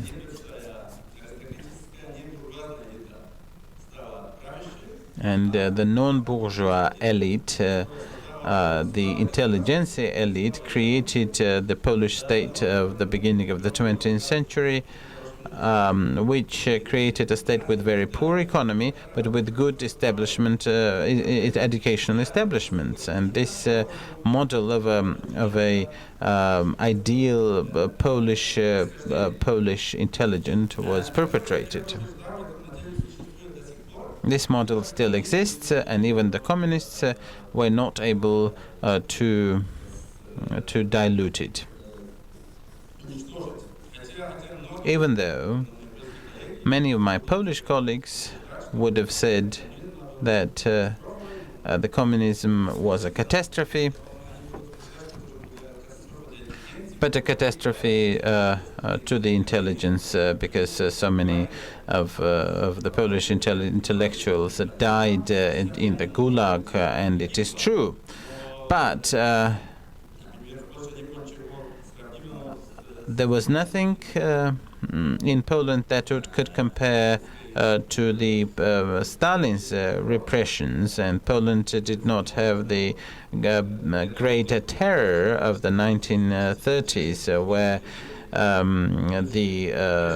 such a big part of the former Russian intellectuals and their families were exterminated. So the Polish intellectuals survived, and intelligentsia survived, and generally their values continued to play a role in the Polish identity. And even though even after World War II, while the Polish state was generally a communist-based and a communist state, such ethos was preserved to a certain degree.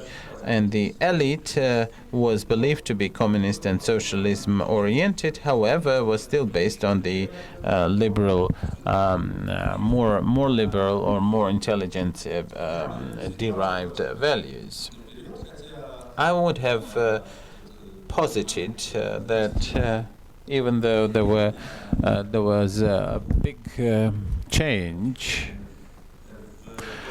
in the Polish society, in the structure of the Polish hierarchy, that the advent of the Soviets after World War II did not change the status or the ideals of the Polish intelligentsia, even though it was marginalized together with the Catholic Church. However, their role was not totally effaced, even under the Soviets. We are now passing to the events of 1968, which was, of course, a central time for the Eastern Europe and the Republic of Poland. This was about 20 years after the Communist Party established its rule over Poland, and a new elite by that time came into being. Generally, people without the roots of what we might call the intelligentsia, with some leftist with some leftist ideals, and still trying to establish their position. The conflict was perpetrated between the old leftist intelligentsia and the nascent communist elite. And the new intelligentsia raised by the communists. The new elite, you could really compare it to, it's close to Soviet apparatchiks nomenclature, because the state resource was central for this intelligentsia, but for intelligentsia it was mostly cultural, served as resource.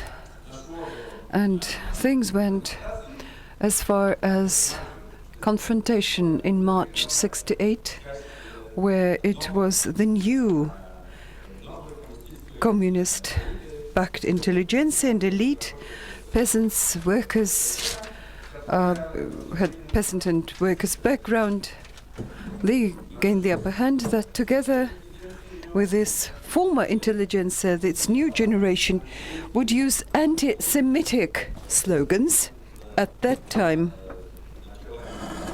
That was this, when they saw the start of a pretty sad anti-Semitic campaign in Poland, where a great number of these former intelligence, first of Jewish background, emigrated Poland, but most certainly stayed in place. And those people, especially a new generation of this left intelligentsia, they left the government, they began to construct autonomous, independent social space.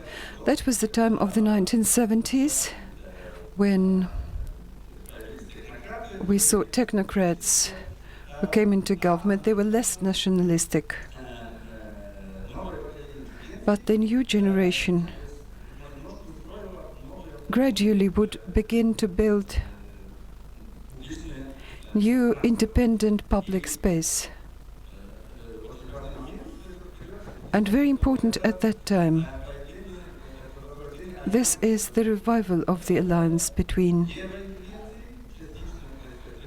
that was in part belonged to the former communist elite and central and conservative elite. And a book that was written by one of the best known and a person who still retains key significant hero, Adam Michnik. His book played a crucial role. Its name was Kościół, that is the name of the Polish church, Catholic Church. Sorry, the left Kościół, Catholic Church, and dialogue. It was a dialogue between the left intelligentsia with the conservative intelligentsia.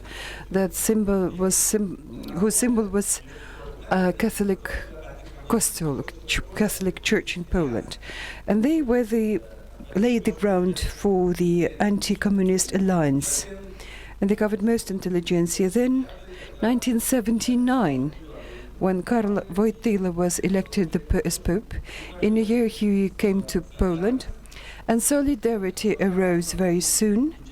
That played the key role as a turning point, as you may know, but which can also be considered as a turning point for strengthening independent, autonomous civic sphere. And this is what was discussed by our ambassador in his speech yesterday, the day before yesterday. I think he has recounted you his students' years at university, which I think took place in the 1980s. It was a time in the 1980s when two parallel public spaces existed. On the one side, that was the civil space on the one side, and on the other side, a stronger, with everyday public social space that was anti-communist in its, who tried to build their own civic model and mostly they were guided by the anti-communist intelligentsia. What follows was 1989, when communists relinquished power. They, as I would put it, from time to time they would come back into government, but their role never was anything but marginal, especially after the advent of the 21st century. And as I put it again, what we can see today in Poland, it's, in my view, again, I would like to highlight that it's, to my mind, where I'm being very subjective, where the economic sphere, in many ways, was excluded from social space and public space, whereas for the what was dominating, it was intelligentsia of all backgrounds and all views. And Rzeczpospolita, the Third Republic, this is a state where civil model and civic values are based and were nurtured by the intelligentsia, based upon the values cherished by the intelligentsia, which are in some ways somewhat different from typical Western bourgeois values. And this is where we, the Poles, are debating to which extent arguing to which extent this civic model that we propose, in which way it is special, in which way it should be supported, in which way we should try to make it closer. Our values that are typically model of the Western society, we should try to bring them closer of typical Western civil society and our Polish intelligentsia values. So on the one side you can hear voices here that criticize this Polish model. For example, just because it's very open, it's linked to this heritage of Polish szlachta, that is Polish gentry and nobility. They refer directly to the szlachta and Polish gentry and nobility model, to which extent it reminds that a Polish representative of a Polish intelligentsia is a former szlachtic who has some of his family belong to the Polish nobility, and he automatically is becoming the best representative of Polish intelligentsia, or he should seek to become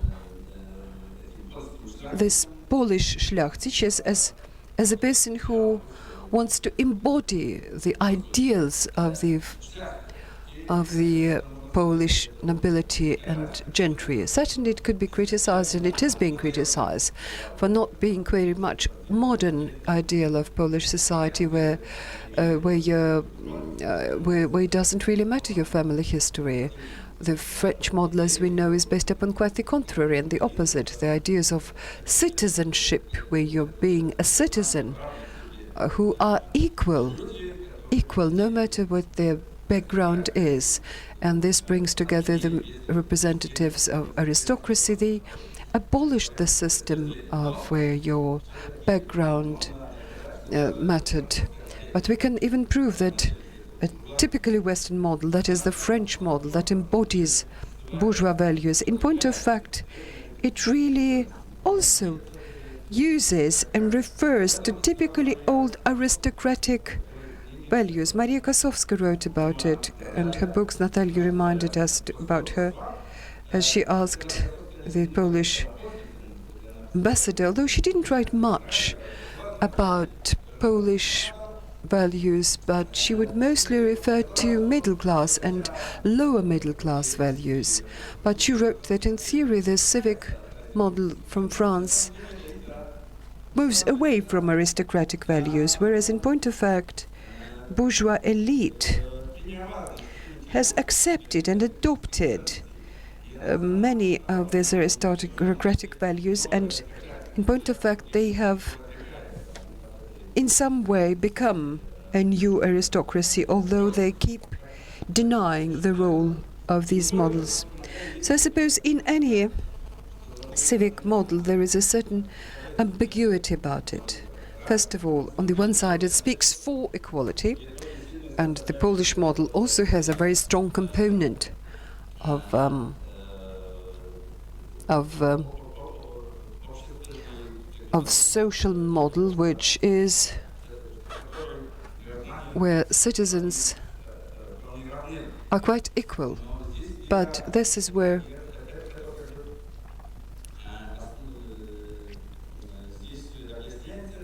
this gives us explanation of this model that back in 1918 they saw universal nobilitation. It means that all Polish citizens adopted and received the rights of Polish gentry and nobility. That's why they call that before 1918 you would only call a pan or panowie those people who belonged to the nobility, but then every citizen would be addressed in the same manner, which meant equality of Polish civic model at the top level, sort of. And this is where we can explain it. This inclusivity. So nowadays everybody is treated as if he were a szlachcic, as if he belonged to the aristocracy, as if he had nobility ancestry, and he has to cherish their values and be loyal to them. You could certainly argue to which extent this special model can play a positive role, what positive qualities it has. It helps Poland. Here we could use many arguments but the central role of intelligentsia seemingly helps to put a certain limit to the power of business and power of politics. In Poland we do not have oligarchs, and on the other side we don't have politicians like the ones we see in former Soviet Union, politicians who enjoy almost autocratic authority, for whom losing government means losing it all. We have people who just become politicians, and the central role of intelligentsia makes it easy because if you go into politics in Poland, you do not automatically acquire limitless power. No, you just get this. And the social role of intelligentsia probably stabilizes the social structure in Poland. And we can also say that it is adapted to the special conditions of being on the periphery of Europe, where we see very strong economic and political instability. In most countries of Eastern and Central Europe, we have ongoing economic crisis, political revolutions, and so on. And the very existence of this elite that is based upon cultural common past, this stabilizes a society. The worst economic crisis and revolution do not threaten our country because our elite, that is based upon intelligentsia, even if they lose their money and formal power, they will never lose their clout. This may be a major problem for them, but it will never deal a structural blow that would be a disaster for the system.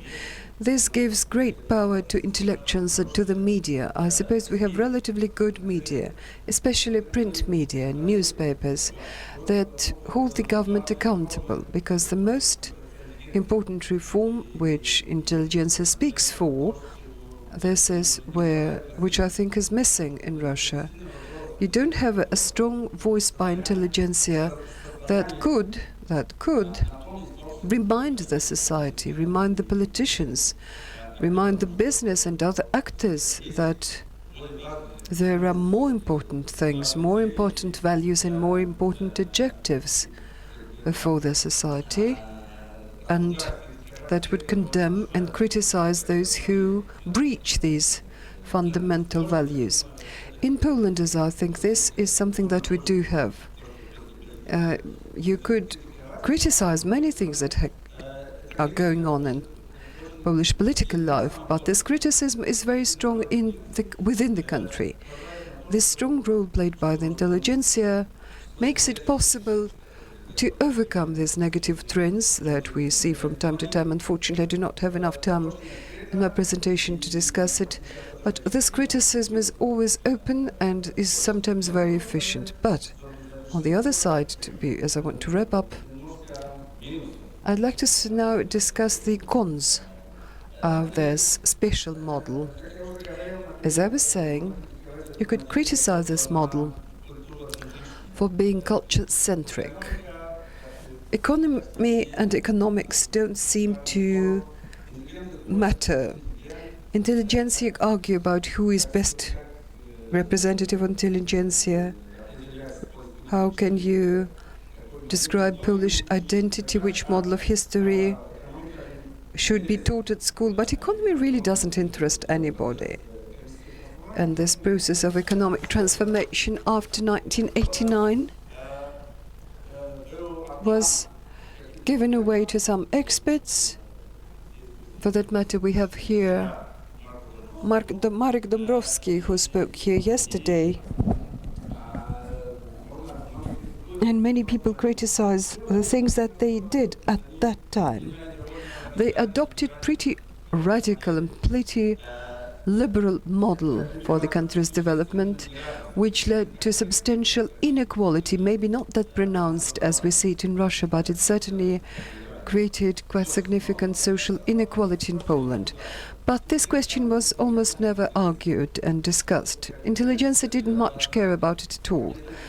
The economic sphere was given away to experts who dealt with it, whereas at the same time representatives of the Polish intelligentsia continued to argue, where do the Polish values lie? Where is their central role? Where is the place of the Polish Catholic Church? And so on. Some people blame the intelligentsia for betrayal. An American sociologist, David Oster, who is friends with Polish intelligentsia, he published a book named Defeat of Solidarity, where the main argument of the book is that intelligentsia elite betrayed Polish workers and Solidarity. It used to be in charge of the head of Solidarity movement and represented itself as the workers' movement. Once it came into government, it immediately abandoned their promises and forgot about workers. This argument certainly is very radical, but I suppose there is certain truth behind it, at least in part. It was really the case. And finally, one of the most central arguments for criticizing this Polish model and what is special about it is the central role of intelligentsia. The central criticism is that it is incompatible with traditional Western values. It seems to affirm traditional values, support traditional values, church values. They are fond of recalling the times of Rzecz Pospolita, that was the times when Poland was a strong. This is not modern, as modern Polish intellectuals seem to be criticizing, saying that this central role of bygone values does not make Poland any more democratic, modern, rather making it traditional, pre-modern society. And this is where they see that it would be best to adopt directly Western values, French values, or common Western model.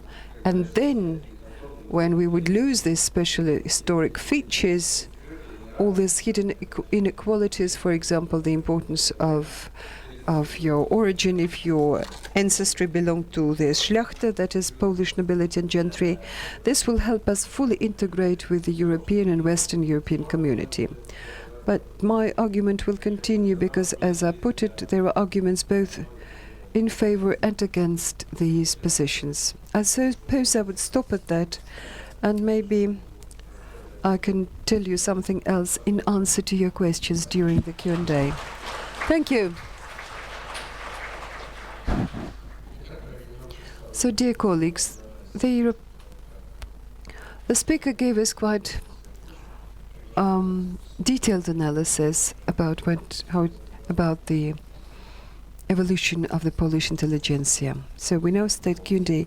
Denis Grekov from Altai region. Well, you know, You told us many interesting things right now. I just realized that I was thinking that the fates of Russia, of Russian intelligentsia and Polish intelligentsia in the 20th century were very similar.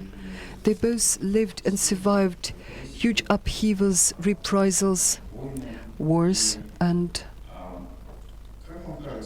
what do you think? Why is it that the fate is so different, despite these common features?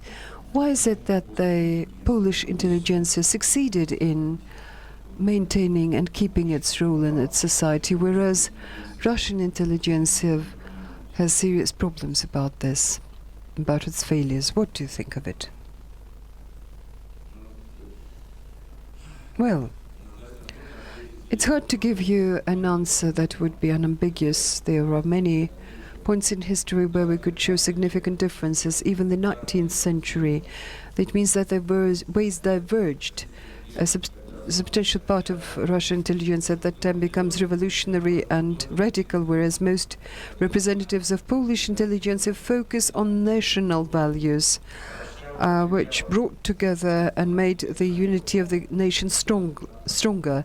But although it has never been full, and was never full at the time, it certainly empowered them, and which in the long run led to the national state that came into being in the 1918. But the very fact that communism came to Russia much earlier and destroyed many things, especially in 1937, 1938, that was physical extermination of traditional Russian intelligentsia, whereas Polish intelligentsia at the time simply avoided this horrible fate. And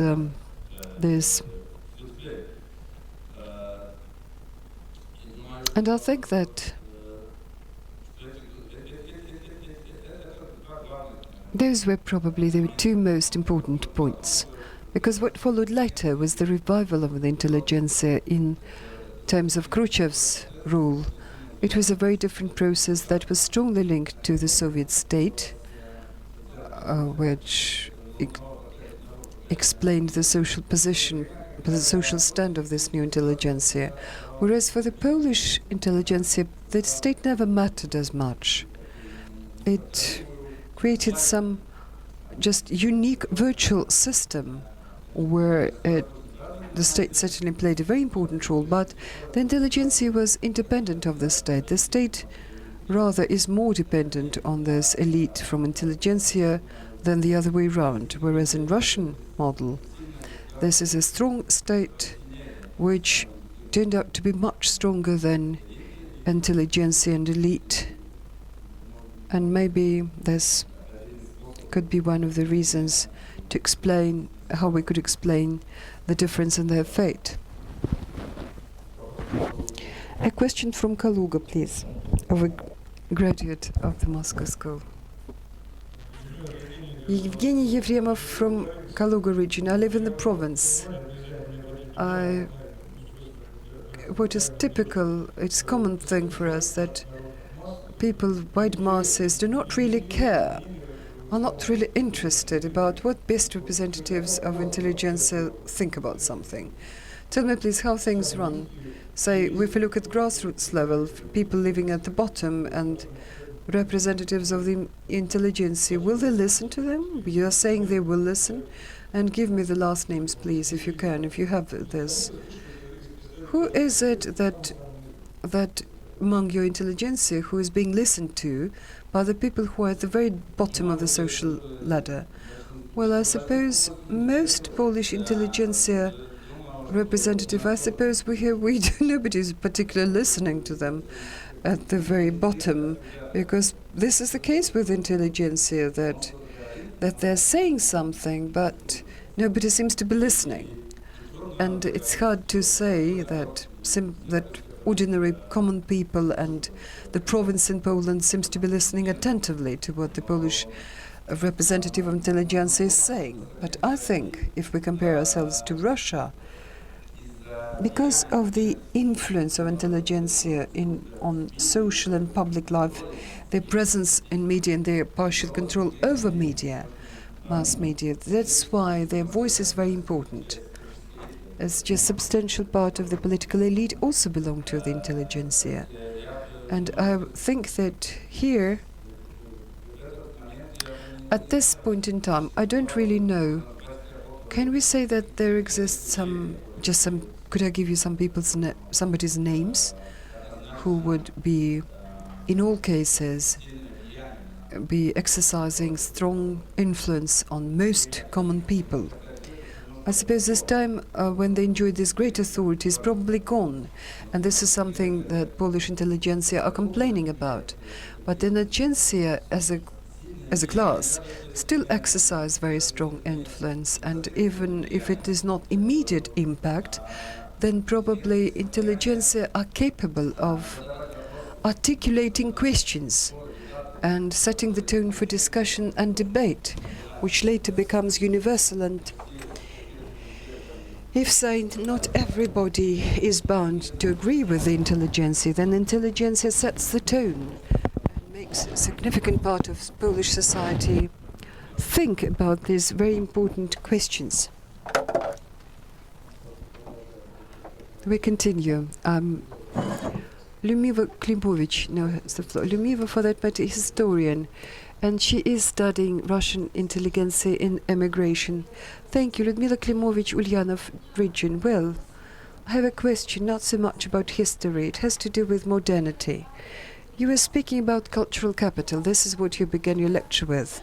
My question is, what is the role of cultural capital in reproduction of potential intelligence among the younger generation, both in Russia and in Poland? How do you transfer this, hand over this cultural capital? Well, first of all, in families, this is how it happens. This is the strong point of the reproduction of Polish intelligentsia, that great majority of these values is being taken over by children when they're nurtured to it in school, in family. But then schools and universities, first of all, they're central institutions in our republican, intelligentsia-ruled republic. And again, another point is when we have some degree of inclusivity about Polish intelligentsia.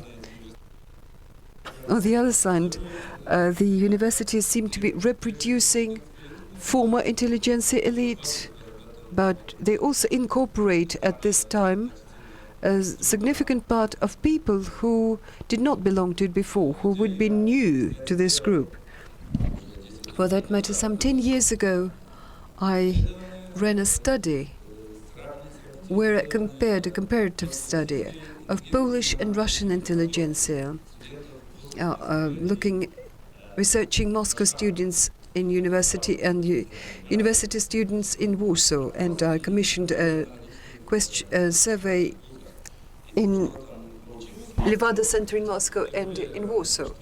And for the first time, we saw the difference that Polish university students seem to be affiliating themselves more with the identity of Polish intelligentsia. But another difference I saw, that in Warsaw universities and institutes, which are not necessarily all elitish, but they're certainly privileged universities and institutes of Polish capital, we have many more peasants who have peasant and workers' ancestry, because whereas in Moscow universities and institutes mostly would be attended by students from families whose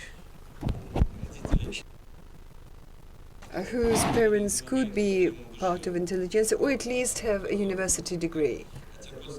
Although Polish institutions are also criticized for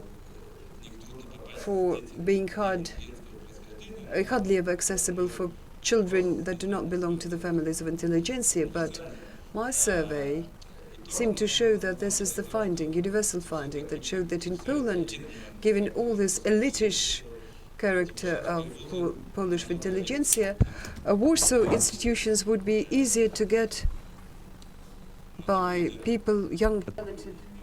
And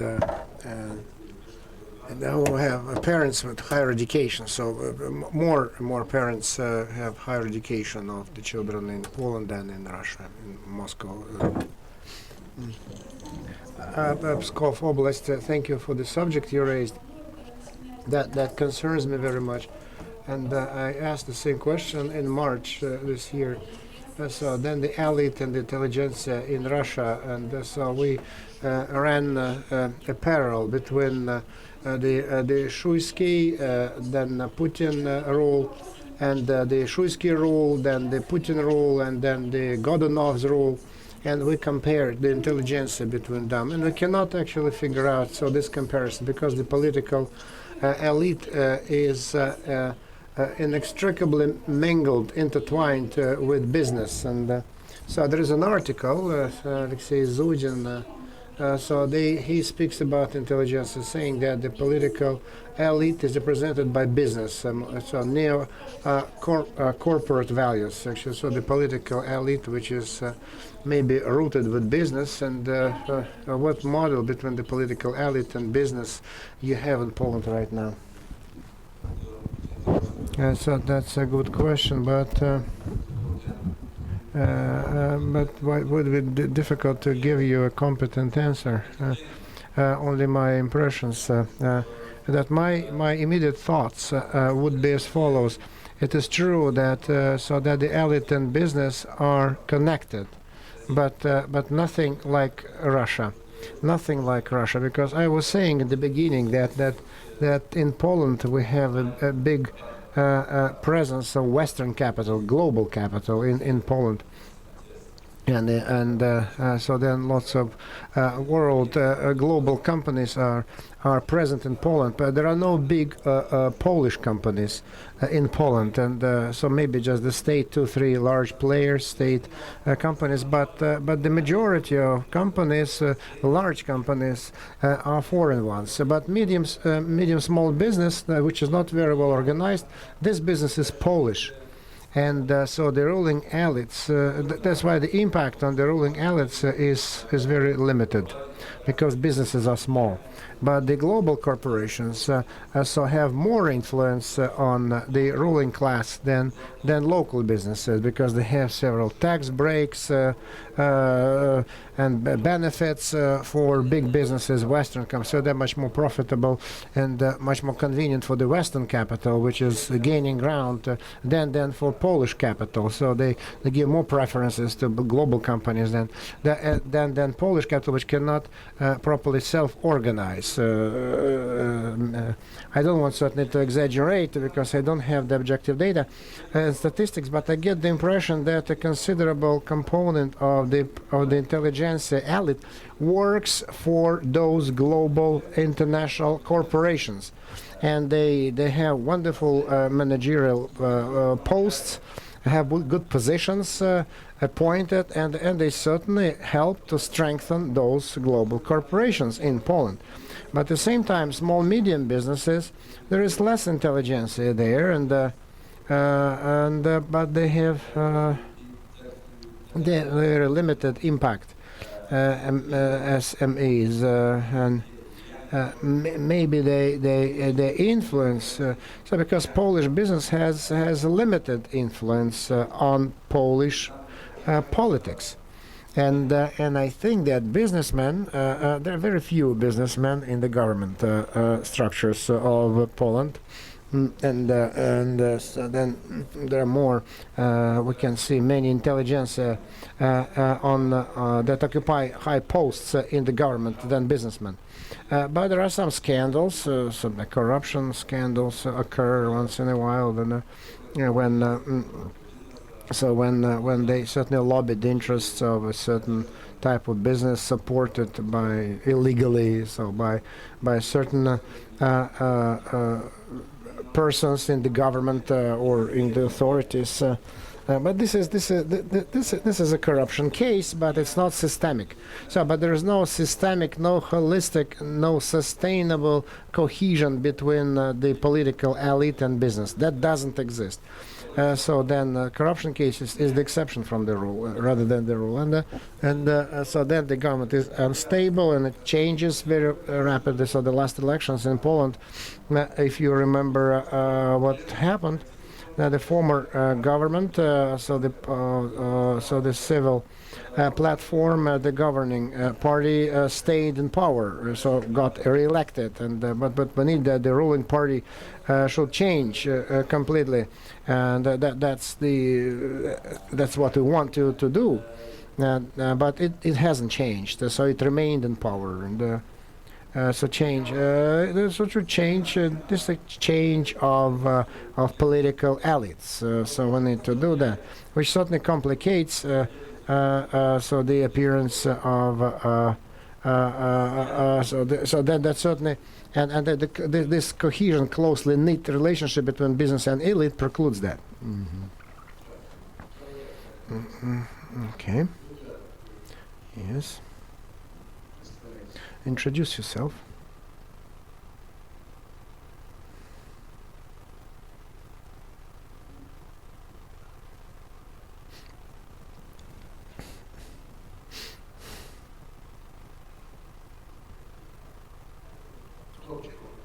Yes, press the button, please.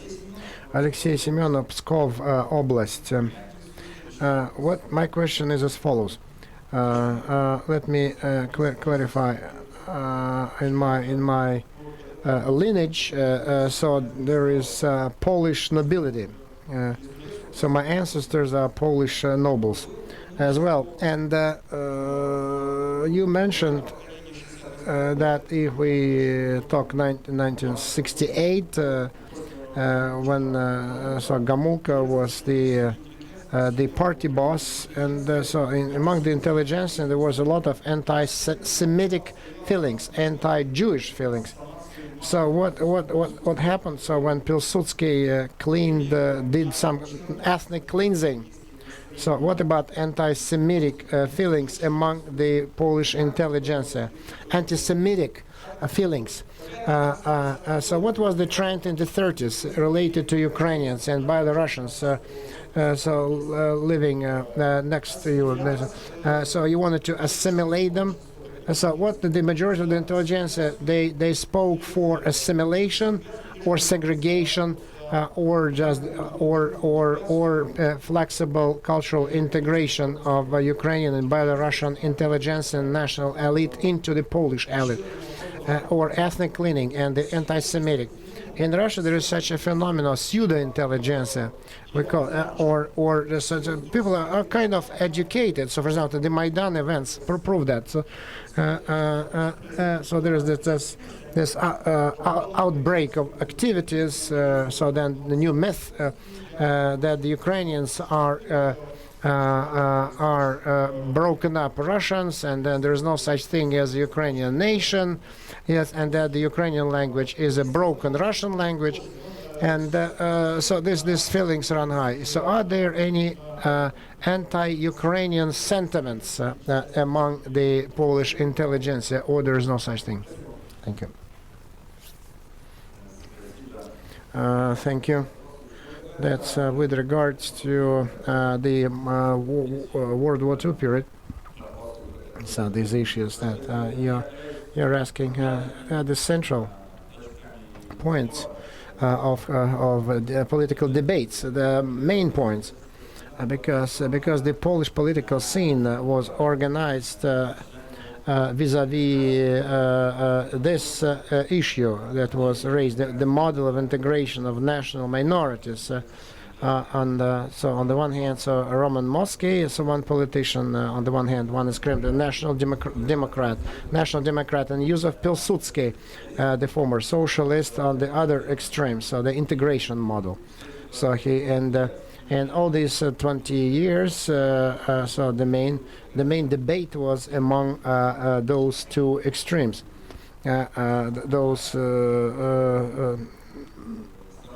The adherents of Dmowski, and who sometimes were very openly anti-Semitic and outspoken about it, and and so they made such pronouncements. And on the other hand is those who sided with Pilsudski, who wanted to build the Polish national model on the basis of universal model. So where this it's not the civil identity rather than national identity based issue. And so this debates between the two wars, so they took different shapes and forms, different turns. So National Democrats never got the power. Formally, they never ruled, because the adherents of Pilsudski they seized power and during that period and blocked so all pronouncements of the another extreme. But they were quite powerful and influential, and in Polish universities at certain point of time, so they had special desks for Jews. So the Jews had to sit in the back of class. But certainly the socialists were against it, and especially the adherents of Pilsudski spoke sharply against it. And so then so even they were not Jews, they sat at those desks being not Jews, so they kind of boycotted. And the same was true of Ukrainians, Belarusians, other national minorities. But there was a growing popularity of this nationalistic model, by the way, under the influence of German influence, because Germany was considered to be an example. And that's why the ruling, so descendants of Pilsudski sometimes took very radical principles. So the churches were closed down, etc.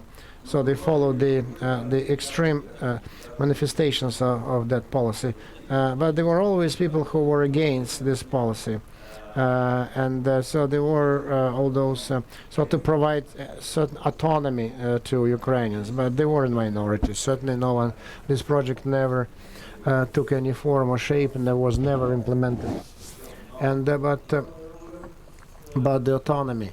But in the post-war years, so these issues became less important, less relevant, because the majority of national minorities disappeared. And so then Poland became a mono-national state, a single nation state.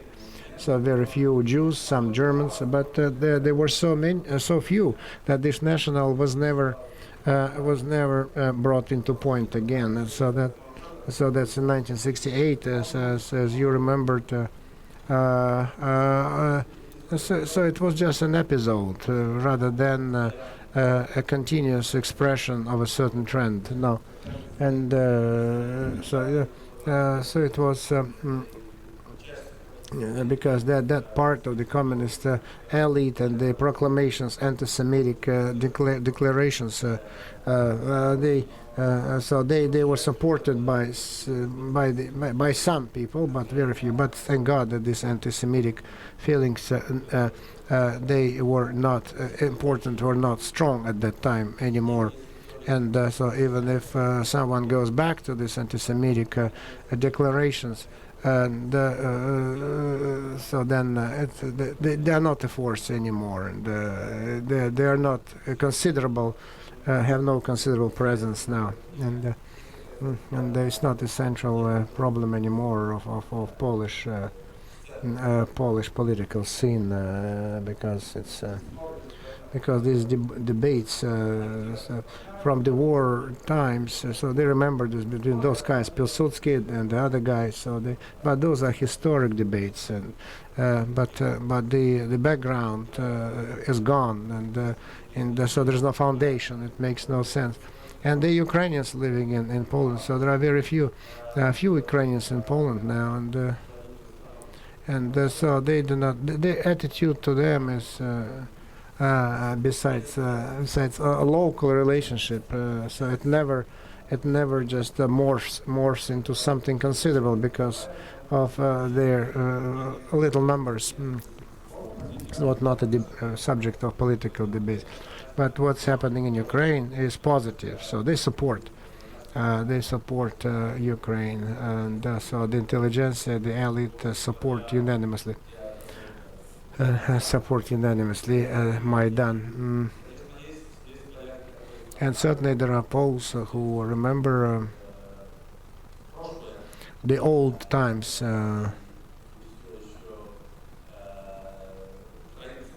And they remind Ukrainians of what they did to Poland, so that it's their fault. But it's all gone, most, and the impact is very limited. But it does not influence what is happening in Ukraine right now. So the attitude is positive. I would like to recommend you a book. It was written by the expert of the school, Anna Applebaum. The book is titled The Iron Curtain in 1943-1953. So we're going just to publish it in Russian this year. 43-53, and so Applebaum pays attention to these issues. So there is a chapter dedicated to ethnic cleansing, violence, and in Eastern Europe and so there is a lot of time dedicated to Poland. So the Celts history, and the Wisla operation, and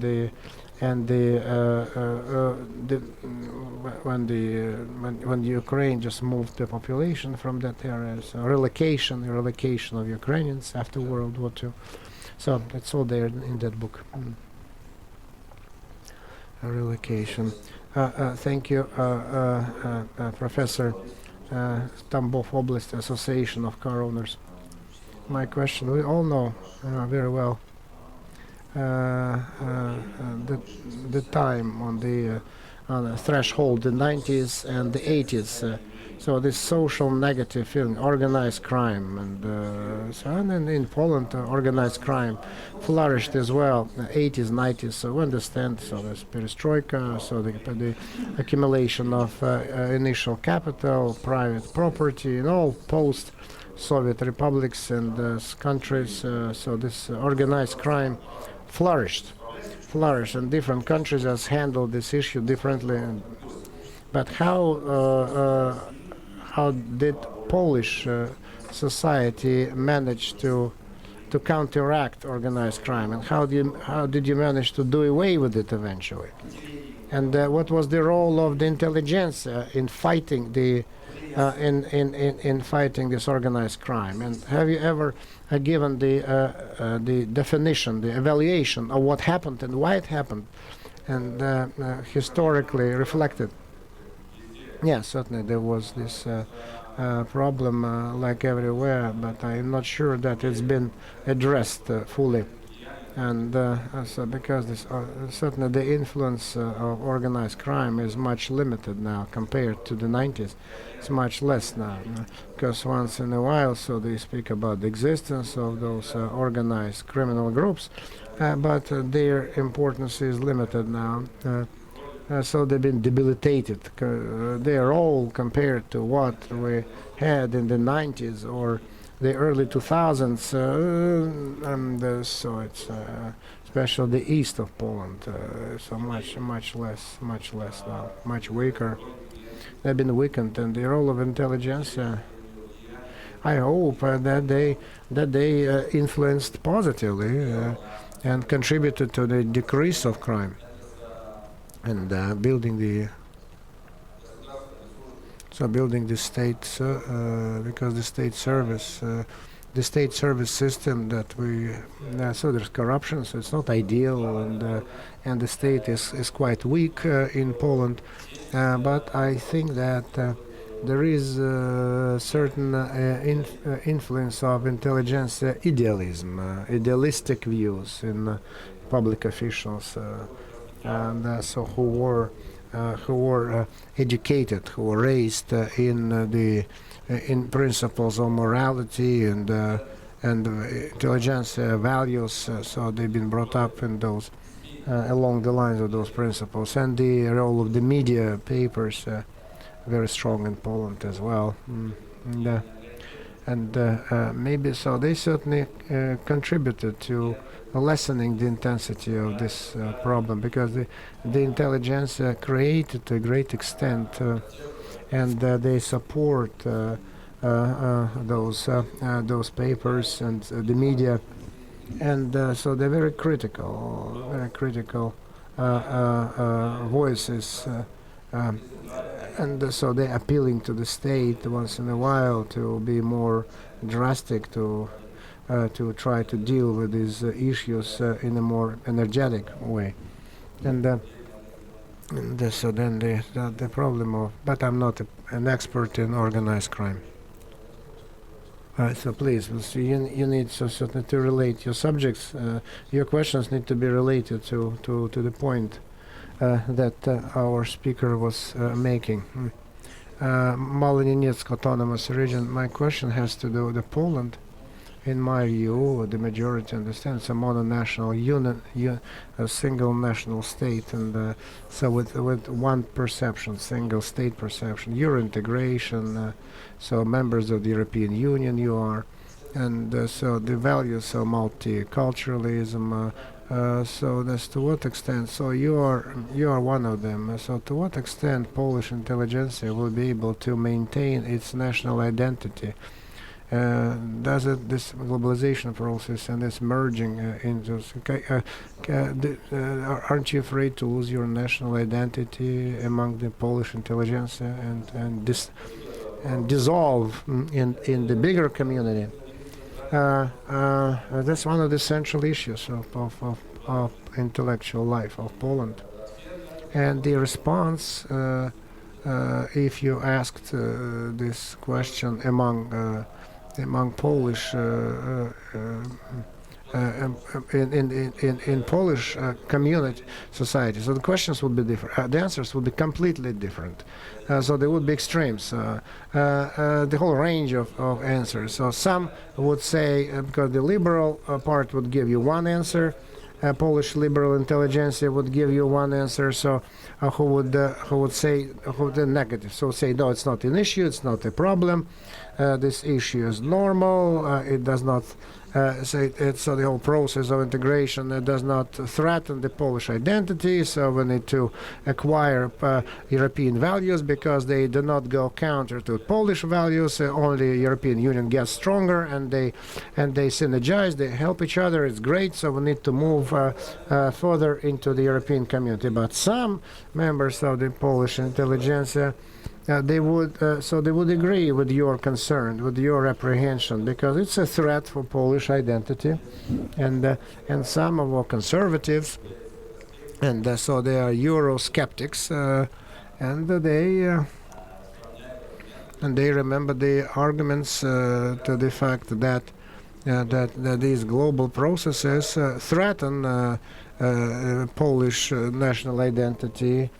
And so they weaken the traditional national identity and religious values as well, and because they are key for Polish national identity, and this is all related to the view, the role of the Catholic Church in Poland, in Polish. For liberals, it's less important or just or marginal.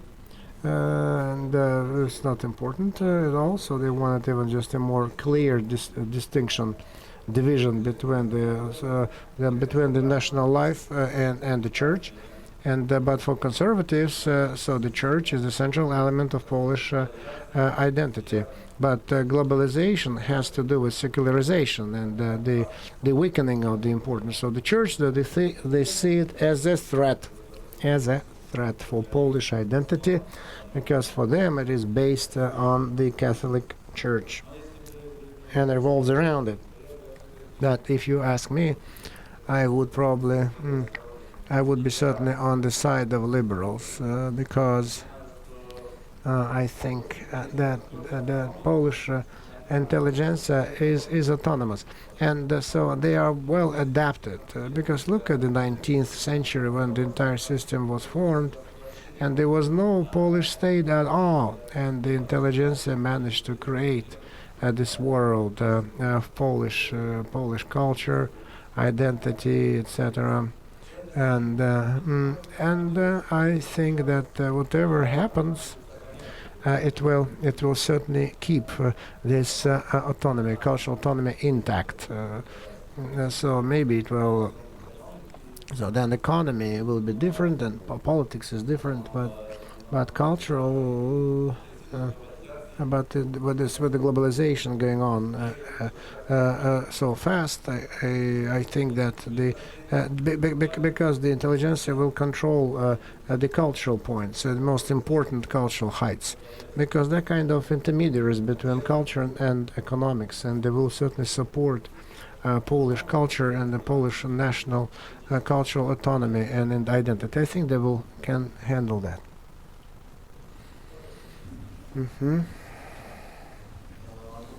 Anton Timchenko, Moscow Oblast. Thanks for the wonderful presentation. Then my question: in the Russian, there is an idea that the intelligence is a kind of it's the middle of the society. It's one of the layer, and that actually develops the morality of the state, of the people, of the nation. And so they are, but the intelligentsia in the West are intellectuals. And so then the Polish expert, so the lecture about what do you think? So this division, so the intelligentsia and intellectuals, are these two things different, or they are the same? Because in Russia we think that intelligentsia, and in your country you call them intellectuals. And so I would adhere to the opinion that that's an important difference, intelligentsia and intellectuals. So difference, because typical Western society and our Central European society, because intellectuals are first and foremost, it's a function, it's a role that a person can perform, and intelligence is it's a social status. A person can be born among intelligence, and so many members of the intelligence. So in Poland, there were the people who were born into the intelligence families, and so they are kind of condemned. They have to be there because they were born into this intelligence family, so they will be raised in a way for them to understand that this intelligence component is part, integral part of their status, of their education. So because they were born with it, they were born the intelligentsia. But such mechanism does not exist in the majority of Western countries, because they refer to them as intellectuals. So that they come from different fields, and they form this community of intellectuals, which is not sometimes transferred to the next generation, because the children of intellectuals, they will not play this role, not necessarily. They may not be intellectuals, but the intelligentsia become intellectuals. So the intelligentsia become intellectuals. So such famous intelligentsia members, they are intellectuals. But besides intellectuals, so there are many members of the intelligentsia who play different public roles. And so these are the two. This is a big difference. So you are born the intelligentsia, or you acquire become an intellectual. So that's why. So for better understanding, so to understand the special role of intelligentsia, so we need to distinguish between these two things.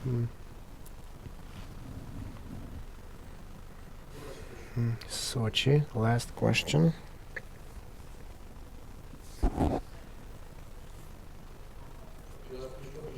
Yeah, the mic. Oh, you turn off the mic.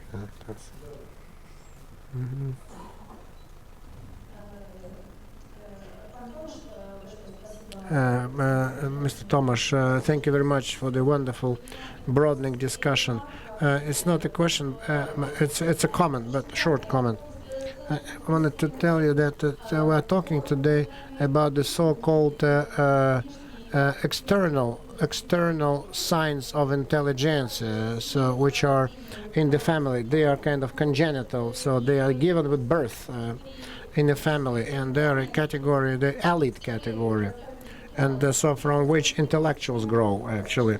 And but we forgot that there is internal intelligence, so which has a certain value, set of values, and so the inner intelligence, intelligent member can be born in any social environment.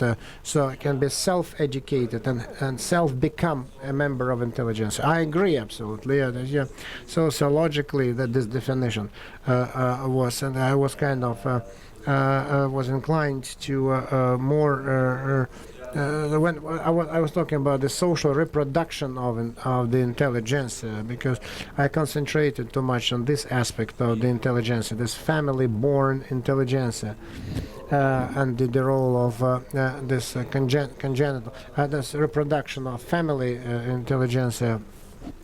And but you agree? I agree with you, because you don't have to be born a member of intelligence. You can become an intelligence and intelligent person, and this is very important value. But the intelligence is open to anyone who wants to acquire, who ready to acquire the values of the intelligence, is welcome to become one of the intelligentsia.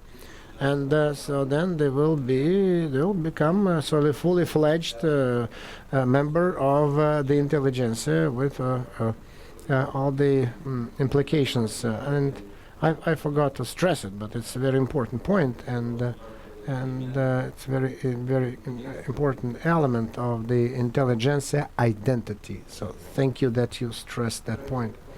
Okay, in my view, Professor Zaletsky, so he gave us a very well argued and comprehensive and streamlined presentation.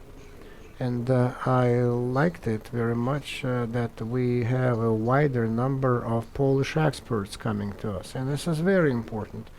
And I hope that Mr. Zaritsky maybe will visit us next seminar. So let's applaud him.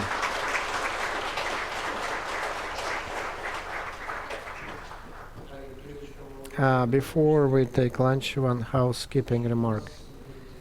So there will be a change in the program because Irina Prokhorova called in sick, and we'll have Kastoyeva Jean right after lunch, then Norway by plan, then Boris Grozovsky before lunch, and then Gordon after dinner. He will invite you for, but this is not mandatory anymore. And so after dinner, I spoke to Gordon, so you don't have to come because it's it's voluntary. But if you're interested, you may come and listen to him. And it's very good, interesting points he's making. And bon appetit.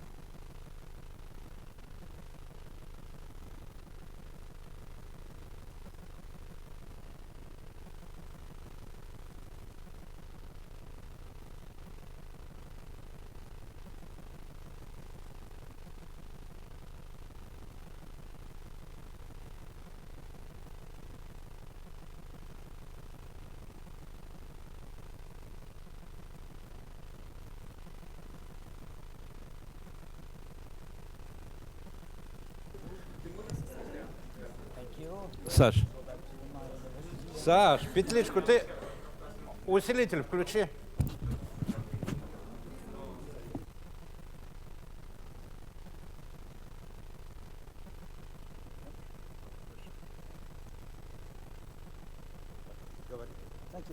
Hello. Hello. Hello. Yeah. А сейчас пока... Вот.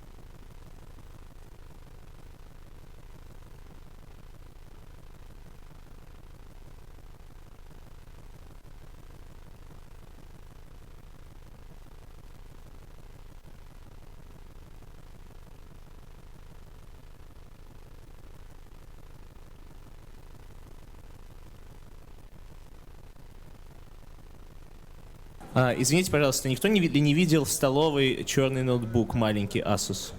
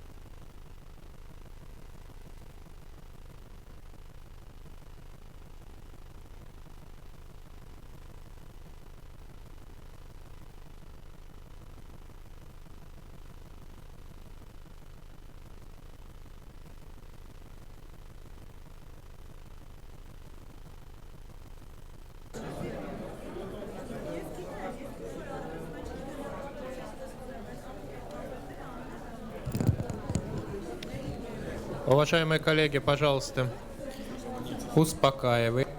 Dear colleagues, please get quiet.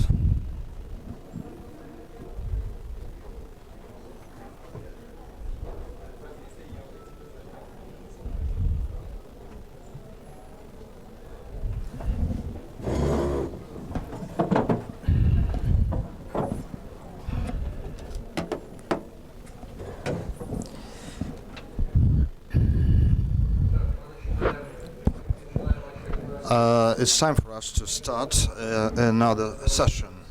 Please, dear colleagues, stop talking and I need your attention, please.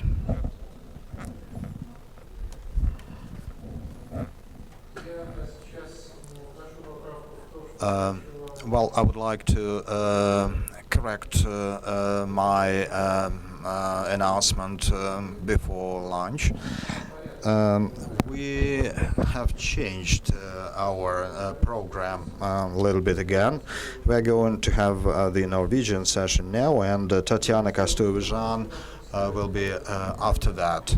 It's my pleasure to introduce to you Arild Humlen from Norway. He's another expert from Norway, and he's the person who is not just a lawyer that program reads. He is a very prominent lawyer.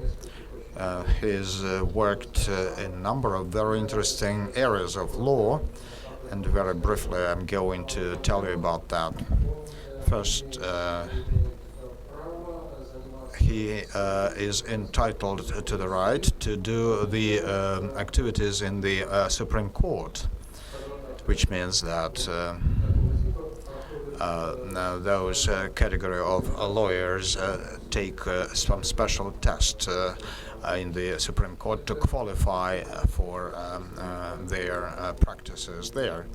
And I cannot draw any parallel from with the present Russia, so that's why I'm so cautious in describing his position. He is also an expert on immigration law and asylum law in Norway.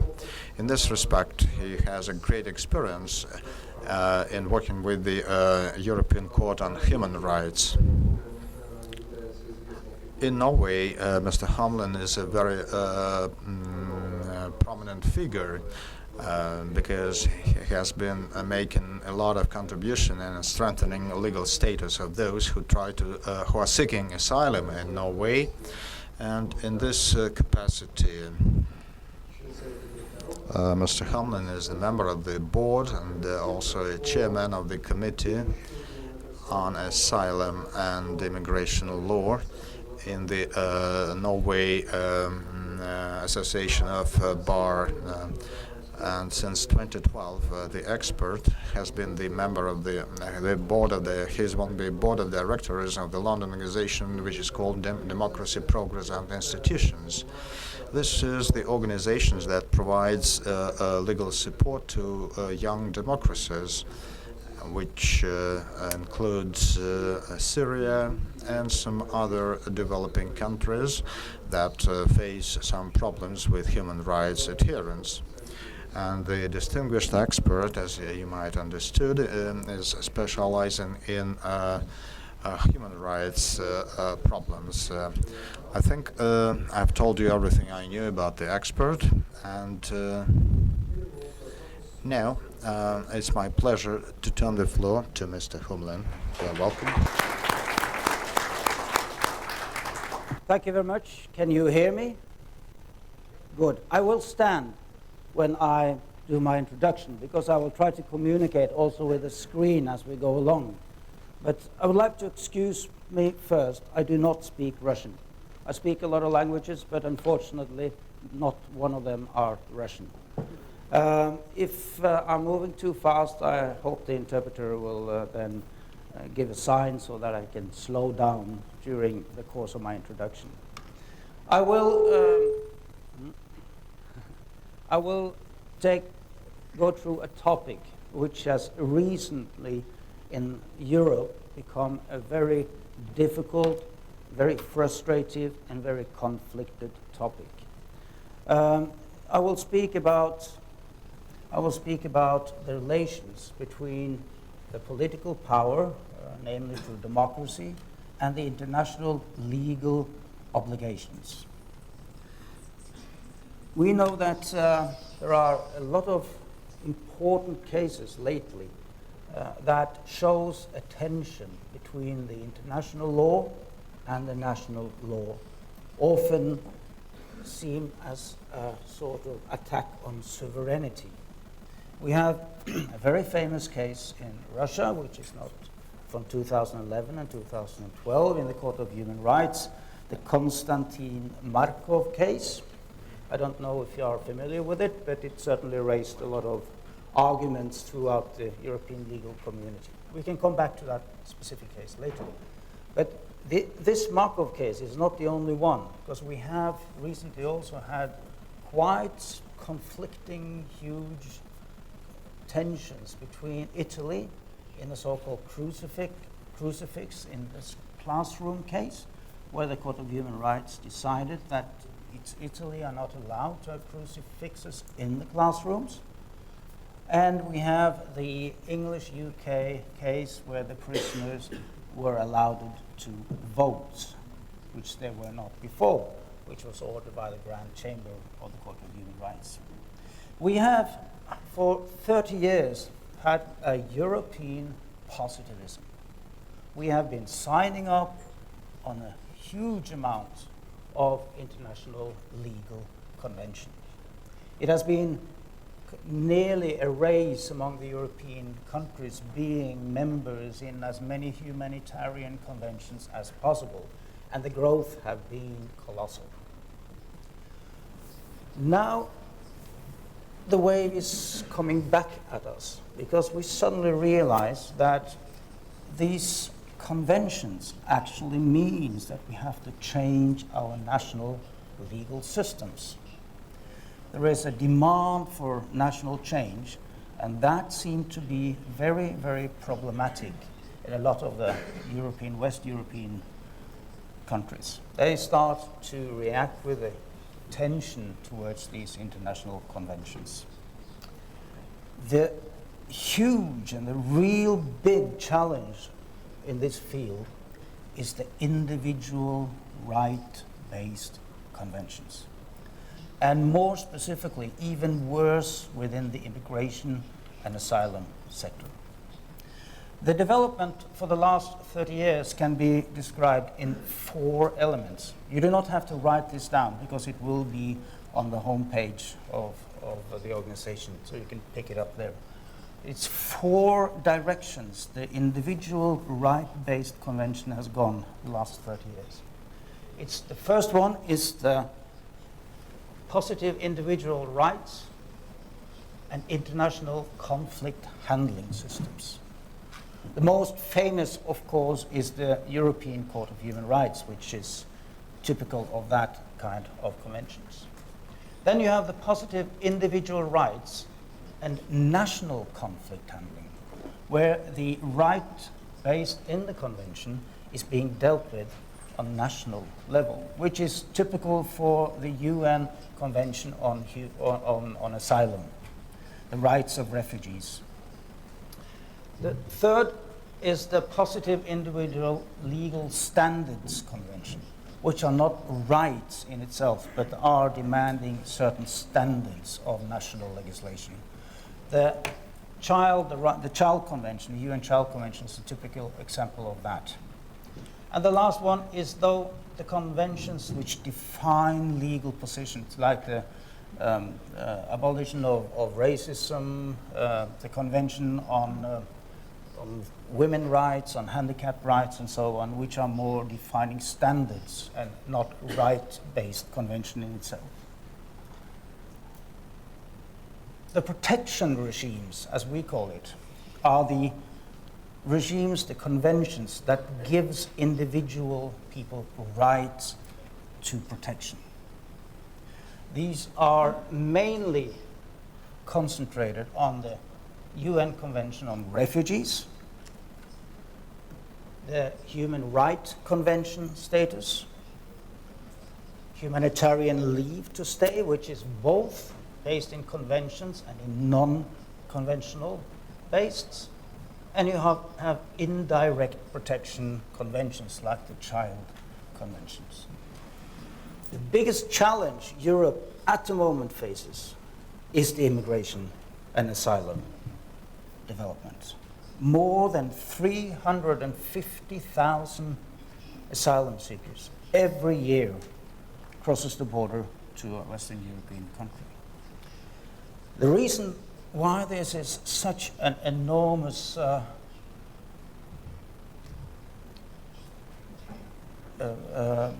test on the civil standards of the Western European countries is not only because the sheer mass of asylum seekers, but it's because it also is causing a huge press on the legal systems to handle all the applications, and also naturally a huge social unrest and frustrations.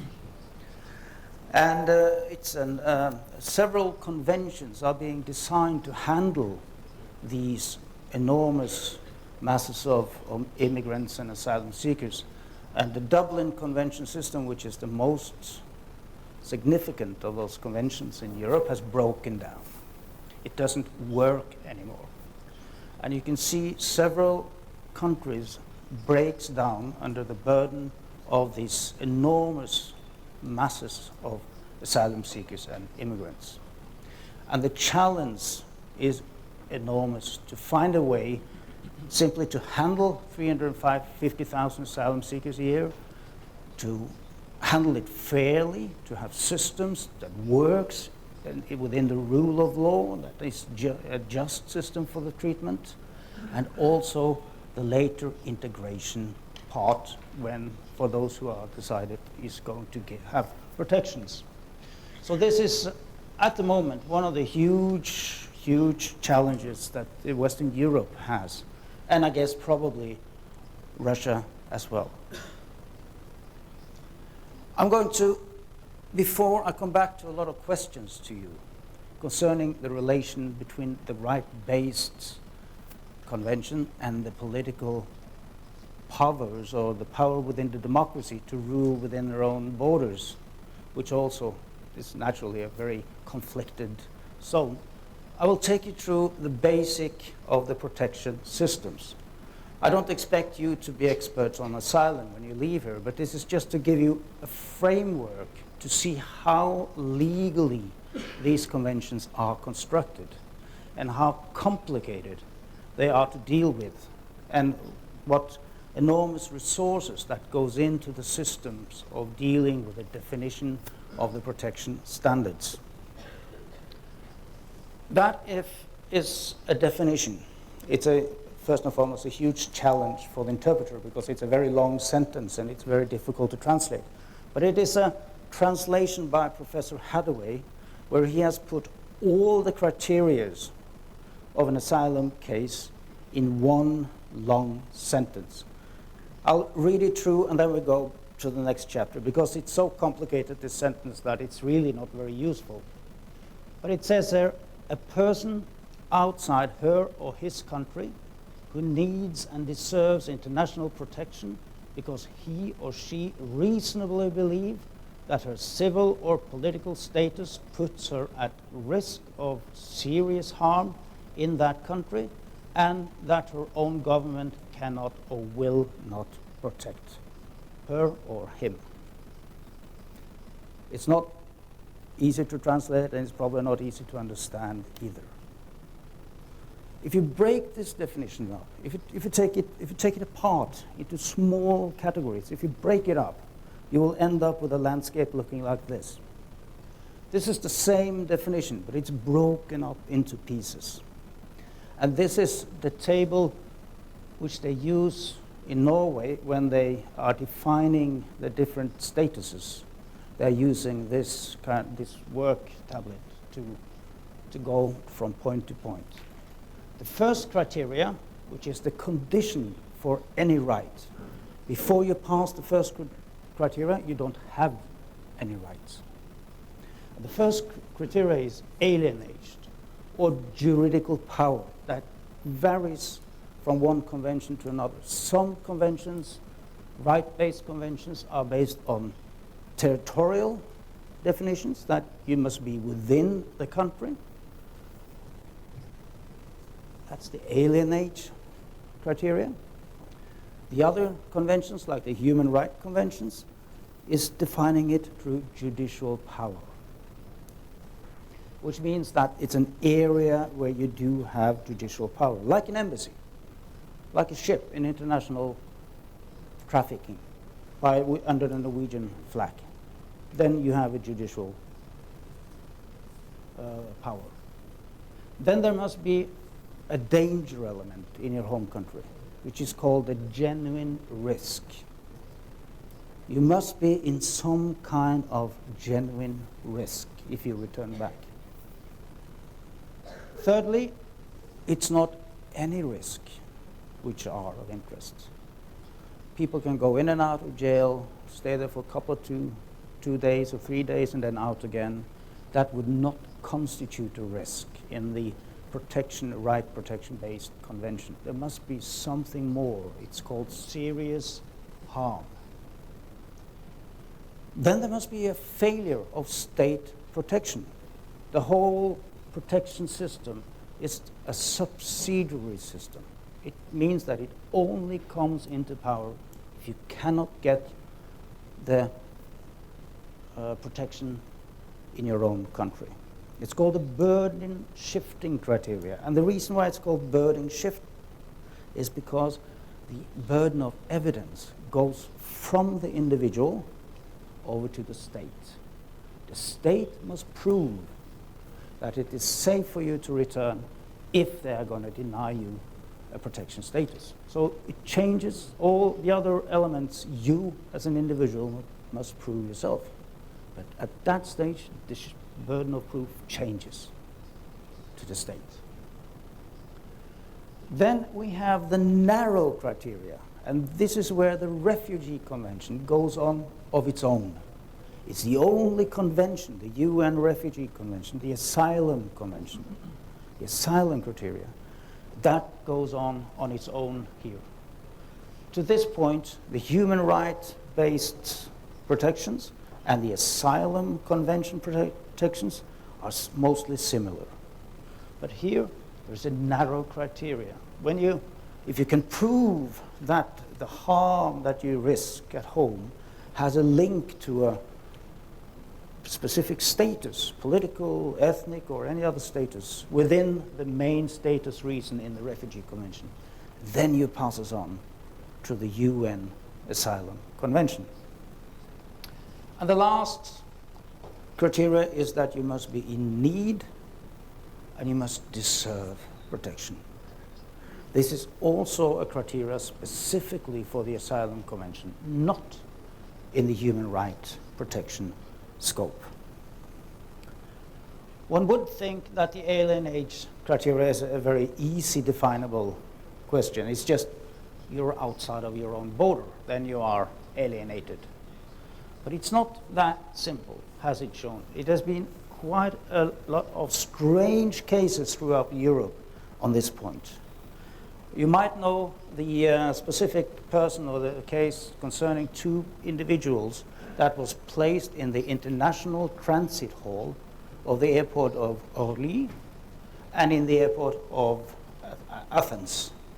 In Athens, this individual stayed at the airport for 5 years, and in Orly for 3 years, in the transit hall. And the authorities said, well, this is not our area, this is international area. We don't have any responsibility for that. At the airport at Schiphol in Amsterdam, they built a cottage out on the airport.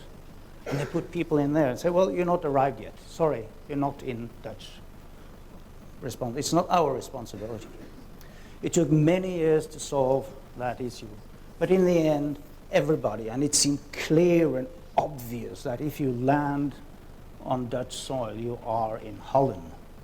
Same thing with Greece. But it took many years before the European state accepted that the transit hall was not actually there, was their own country. And the reason was that it was a murder in Belgium in the transit hall, where, of course, the police moved in and started the criminal investigation. And then they said, well, see, you have the power.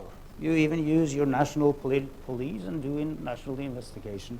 So it is your territory, definitely. But it's also where you have judicial power. For example, in an embassy, you would be protected, not under the Asylum Convention, but under the Human Rights Convention. On a ship, on a Russian flag in international seaway trafficking is also Russian responsibility under the Human Rights Convention. So, another thing which is very strange also is that if you, of course, fly over a country, if you're on a plane, if you're passing Norway, you are in Norwegian territory.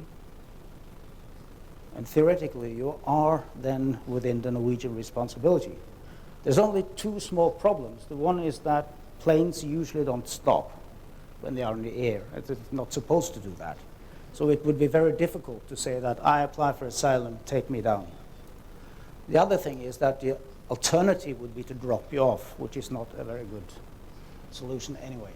But in theory, even the air space over a country is your territory, and you are able to apply for a theoretical protection regime. The genuine risk. That is a very difficult legal task to decide, because you don't have the evidence. A person arrives at the border, no papers, no evidence, no identification, no arrest, warrant of arrests, nothing at all. And he says, I come from this and this country and I'm persecuted. Give me protection. How can you decide whether or not it's a genuine risk, or is this something he invented? We've had cases from Sweden. We had a refugee from Sweden that was turned down fairly quick, because in Sweden, you know, the objective standards are not of such a kind that it's likely that you are in a risk of persecution. But you might come from a different country. You might come from Iraq or other countries, but you don't have any proof. You cannot call home. You cannot go to the embassy. The authorities in a country which receives an asylum seeker are not allowed to contact the authorities. Norway cannot call to the police in Kirkuk or in other places in the world and ask, is this person really under an arrest warrant? You cannot do that. So it's a quite an evidential task to decide whether or not this risk is a real risk or if it's a false story. And we know that there is a lot of false stories, and we know there are a lot of true stories. The problem is to distinguish between them. But the risk must be real. It's not a hypothetical risk. It must be a real risk if you are going to get protection. The risk must have an objective base, which means that you have to go and look at country reports. You have to look at what is actually reported upon this country. Is it true? Is it likely that individual belonging to this ethnical group is being persecuted in DRC, Congo, or other places? You must collect objective evidence proving that in this country, that story is likely to be true, if you find that his story can be trusted. It doesn't really matter whether you have been exposed of mistreatment before you left the country. You can have been in prison, you can have been mistreated, you can have been mishandled, sexually abused, or whatever, before you leave the country. It doesn't matter. It's not a part of the definition task. The question is always, will the risk of persecution occur at the time when you go back again? So it's actually a prognosis test, because you cannot know. You must look into the future, and you must make a prognosis of what is likely to happen. Of course, what have happened before will have an impact on your evaluation, but the core essence is, will that happen when you return home? That burden of proof is on the state. If the state cannot prove that you are safe, it is likely that you are safe when you return, then the state has lost. Then you are entitled to your protection standards. And now, one of the most difficult aspects of legal definition: what is the burden of proof? Must it be more than 50% likely that you will be facing a risk when you return? Or is it enough that it's a 10% risk? Where is the burden of proof? Where is the standards? In all civil cases, and I know that's typical also for Russia and most countries, it's always in civil cases, it's a 50% burden of proof. If it's more than 50% on the right side, then they win the case. If it's more on the left side, then they win the case. In the criminal standards, it's different. That's a much, much, much higher burden of proof for the police agents, advocates. But what about the protection rights? Well, it is generally thought. It's not easy to make a specific definition, but it is generally thought. And in theory, and in most cases for the Court of Human Rights, it's said that it's flexible. If it's a serious harm that you might risk if you return, if you are risking treatment against the Article 3 of the Human Rights Convention, which is torture, mistreatment of a serious kind, then the risk factor is low. If it's 10% risk, then that's more than enough to give you protection. If it's just a sort of uncomfortable long period in prison, then the evidence burden might raise to a higher level. But it's always safety first argument. It's never all the way up to 50% standard. Which means that, of course, a lot more people get their protection standards than what it should have been if one was using the 50% likelihood. On the other hand, then you are quite safe that you don't send people back, which could be at risk on return. What kind of harm can constitute the right of protection would be the next thing you would have to evaluate. How much suffering must there be before you are persecuted in the convention? A couple of slaps in the face, is that enough? Being pushed against the wall, being standing on your one foot for 15 minutes, or is it more severe actions that can give you the right, that gives you the right to protection? It is, the threshold is pretty high. They say that it's the non-exception human rights articles, which mostly is Article 3, in combination with the discrimination articles and other kind of articles. But it's quite serious. It usually in Western Europe now, a way of stopping or a way of adjusting to the masses that comes in and applies for asylum is, of course, to raise the level of harm. And that's why most European countries are raising the level of harm before they would say you are in need of protection.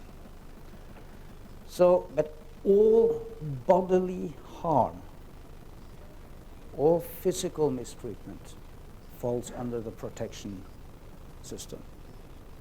Even though it's forceful abortion done at a hyper-modern clinic, very safe, that would be persecution. We've had a lot of cases from single-child politic system from China, where they use forceful abortion on the second child in some areas of China.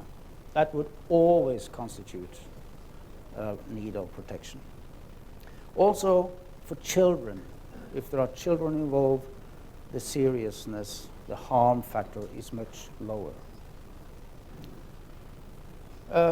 Grave violation of human rights articles could also be enough. But that must be very, very serious harm. There was one very famous case from UK. There was a landscaping person who worked in the landscaping department in Pakistan who was sent into a war zone to make maps, which was obviously very, very dangerous. And he refused, and he went to UK, and then he got his asylum in UK, because that was, although it was part of his job, it would be so risky to send him into an area of armed conflict that he was given asylum. There could also be a combination of many, many factors: discrimination, deprivation of food, refusal of education. It's a holistic view. You put all together, all elements together, and see if that weighs enough to be called serious harm. Then you go to the next criteria, the failure of state protection. If you are going to have a right-based protection in another country, it must be because you cannot get protection at home. And it's not enough that it is social unrest. It's not enough that there are ethnical conflicts between private entities in a country. It's not enough that it's a civil war situation between private parties, because the main rule is that it must be the state organ which are responsible for the prosecution, which means that it must be, as a main rule, it must be the army, the military, or other entities which are under the state order. But we know that in some areas, the state promote persecution. From Latin America, years back, it was well known that the state gave both vehicles and arms to private groups who went around and made a lot of harm in the different villages around Latin American countries. But it wasn't the state, and the state refused in US to have any involvement in that kind of persecution. But because it was proven that the state promoted it, that they were active in serving them weapon and machinery that made it possible for them to persecute, the state was held responsible for that activity. In some cases, we say that the state is unwilling to involve in protection procedures. We have quite a recent case about Iran where a woman was stoned and the police was not involving themselves in the protection procedure. Although it was private parties that was responsible for this terrible act, the state was held responsible because the police did not involve themselves in the procedures of protection. A very, very disputed area is the next one, when the state is unable, when the state doesn't have resources, they don't have enough police, they don't have enough power to stop huge groups of entities within their own borders which are responsible for atrocities or persecution. But recently it moves towards for most West European countries that the state is also held responsible for that kind of persecution. But that is still legally not totally settled. At the last alternative, there must not be possible for you to move to other areas of your country, which is quite common especially in Central African countries, where there are areas that are very troublesome, but there are other areas that is quite stable, as we see in Iraq and the Kurdish stable part of northern Iraq. So you cannot leave your own country and get protection otherwise, unless all areas of your home country is unsafe. And then we got to the narrow element. If you want to have asylum status, not only protection, but if you want to have asylum status, it must be linked to either race, religion, nationality, political opinion, or particular social group. If the reason for persecution falls within any of these scopes, then you are entitled to have asylum status. The first are pretty easy, but the political opinion, note that it's not political activity. You might not have done any political activity at all in your home country. It's just that the state believes that you are of a political opinion that they dislike. That's enough. So it's political opinion and not political activity which will open up this specific protection. Particular social group, nobody knows what they mean with that. That was not a part of the Refugee Convention when it was written. It was actually a Swede, our neighbor, at the last session, after 1.5 year work with the Refugee Convention, that he said, what about people belonging to a particular social group? And they were so worn out by all the discussion that it was written straight into the convention with no notes, nothing at all, just written in, and then they closed the whole session and the convention was accepted by the General Assembly. So we do not know what a particular social group actually means. But it was proven during the Chinese student rebellion some years ago that students could be a particular social group. Now we know there is a huge struggle in Western Europe saying that homosexuals, which are people who are persecuted because they're on a gender or homosexual, sexual-based persecution, also in most European countries now are considered to be a particular social group and are given protection based on that criteria. Human Rights Convention does not ask for any of these criteria. If you fulfill the first part, you get protection by the Human Rights Conventions, both the UN Convention and the European Convention on Human Rights. It does not ask why you are being persecuted. It just asks if you are being persecuted.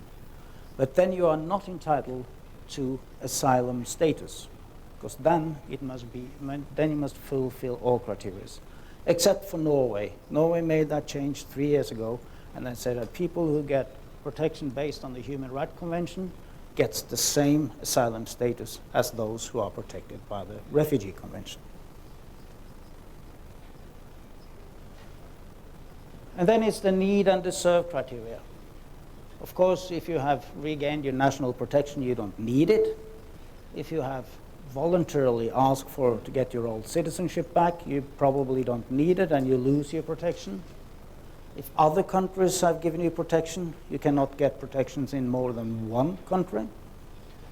And this difficult last criteria, if you have been involved in crimes against peace, war crimes, or crimes against humanity, then you will be struck out of the convention, and not the Human Rights Convention. You might be involved in serious crimes against humanity and still get protection under the Human Rights Convention. So there's a difference there between the human rights system and the refugee system. Who makes the decision? And now we are with a very, very problematic and conflicting parts of this right-based convention systems. Who is it that, in the last hand, gives protection? I always ask, because I teach at the police academy in Oslo, and I always asked, having presented the different categories of protection, the police, who is it who actually gives protection? And it becomes very, very quiet, even more quiet than here. Who is it? Who is giving the protection? Does it? Depends on the politics of the country. It's a political issue. Is it?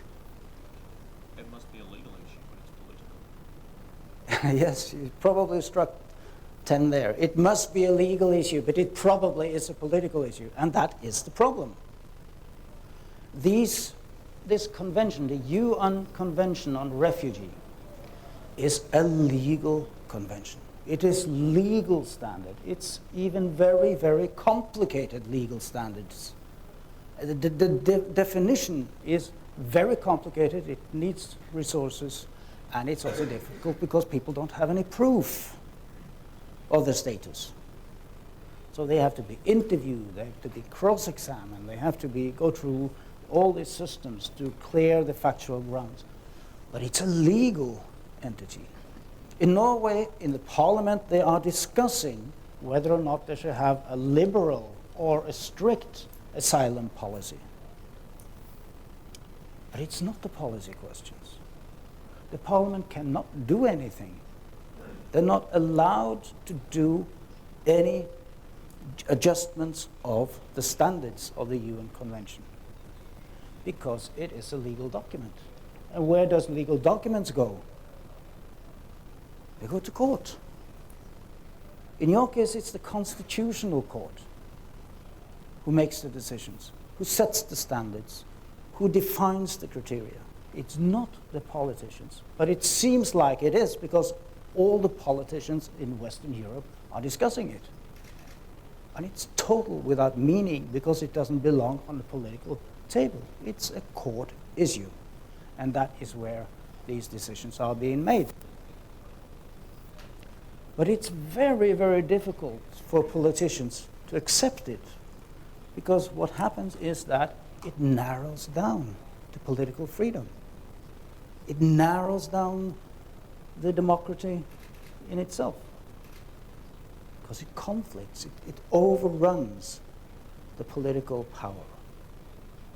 And that is what they are suddenly starting to realize in Europe now that the masses have come up, the resources have gone down, and the unrest have happened among in the different social life in the European countries. It still is a legal question, and the politician cannot adjust it.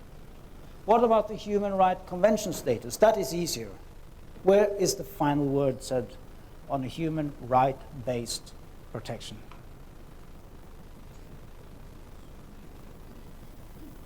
It is in the Court of Human Rights. It's in the court, Strasbourg Court of Human Rights. That is where the standards are being set. And that again causes a huge problem in each country's Supreme Courts.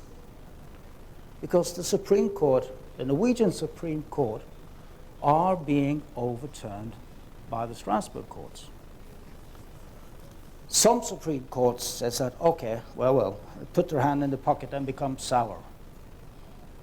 And just try to forget about it, that their decisions have been overruled by the Supreme Court. And others react very aggressively then to the Court of Human Rights because they interfere in the Supreme Court activity, and you get a conflict. And you get tension, as is the situation in the Western European countries at the moment. UK is rebellion. The Dutch don't like the Supreme Court. The Swiss don't like the Supreme Court. No, the Human Rights Court, they lost a month ago when they started to act aggressive towards it. Italy does not like it very much because they lost the very famous Sardi case and the crucifix case. So there are tensions building now between the different court systems. What about the humanitarian leave to stay? That is in its heart a national issue. This is actually traditionally where the parliaments can set the standards. But not anymore. They have signed up with more conventions during the last 3 years, which means that a lot of these conventions also interferes on humanitarian leave to stay. So also there is a conflict of maneuverability for the political freedom. And the indirect protection is now causing huge problems because of the Child Convention. The best interests of the child interferes in the political freedom to decide who is going to stay in this country on humanitarian grounds and who is not. And most European countries have now very, very big problems harmonizing their own humanitarian legal framework, which they want to decide themselves, and to harmonize that with the obligatory legal obligations of the Child Convention.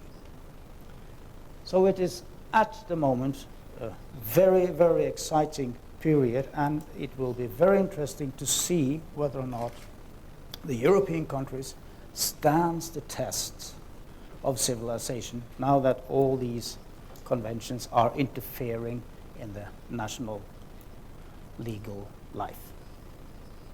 I think I will stop there, and then we can come back to other issues if you have any questions.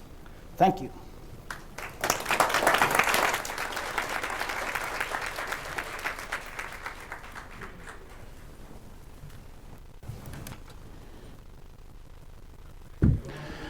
Thank you very much, colleagues. The procedures that have been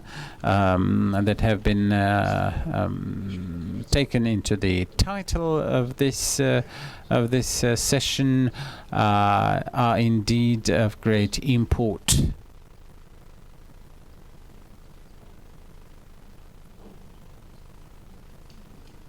Can you hear me? Yeah. I hope you can hear me. All right, let's take the questions as they go. My colleague from the wall. Yeah. Good afternoon, Artur Rudakov from Rostov-on-Don, in the southern Russia. Is there an understanding in the European community, in the European societies, that providing the asylum, the whole system often stalls because the system is often abused and there. I apologize. There may be something wrong with the receiver, and the interpretation may not go in, depending on the channel.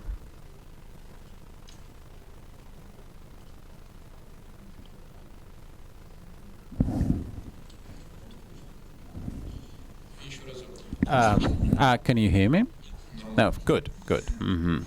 So the question is, if there is understanding in the European societies and communities that the system of political asylums is often abused as people who might have even committed war crimes, such as citizens of Somalia or even Chechnya might have gotten political asylum. And on the other hand, it may be that people are deported from Norway to Korea, where persons who have asked for political asylum would be executed, like in North Korea, or else would face a long prison term in Turkmenistan. Who has been deported from Norway to North Korea? Do you have any data on this, or is this something that you've read? All right. So that we do see North Korea as a high-risk country. I don't know, but we have very, very few asylum seekers from North Korea. I know that they have been returned to South Korea because they have been in South Korea, and then they come to Norway afterwards. And they have internal safety in South Korea, and therefore you cannot have protection in several countries under the International Refugee Conventions. But if a person would come directly from North Korea to Norway, he would most certainly get protection. Return of people, if it is proven that people have committed war crimes, we've had several cases with that in Oslo courts.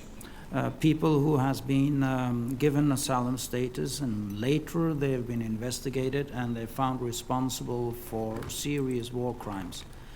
They have then been stripped of their asylum status after the conviction of such war crimes, because war crimes you can be convicted in any European countries for war crimes conducted in other countries. But they are still protected under the Human Rights Convention if there is a risk of breach of Article 3 of the Human Rights Convention.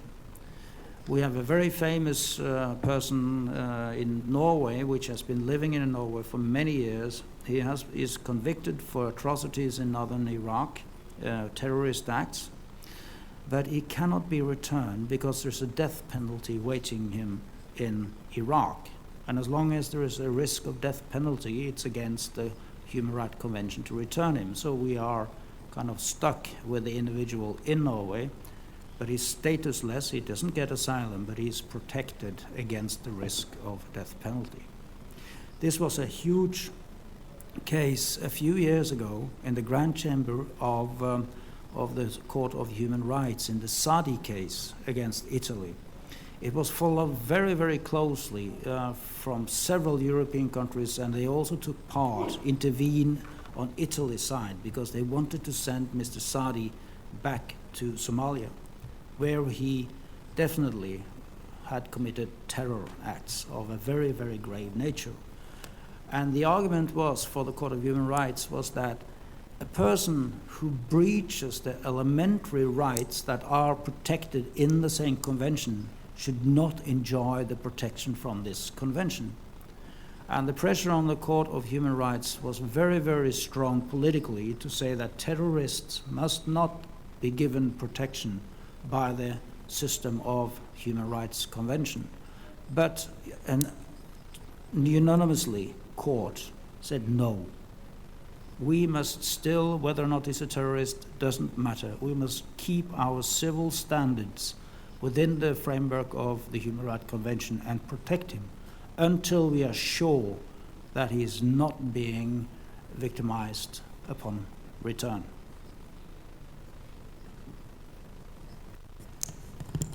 Так, госпожа Ушкова, пожалуйста. Елена Ушкова, Санкт-Петербург. Я несколько в продолжении. Елена Ushkova from St. Petersburg.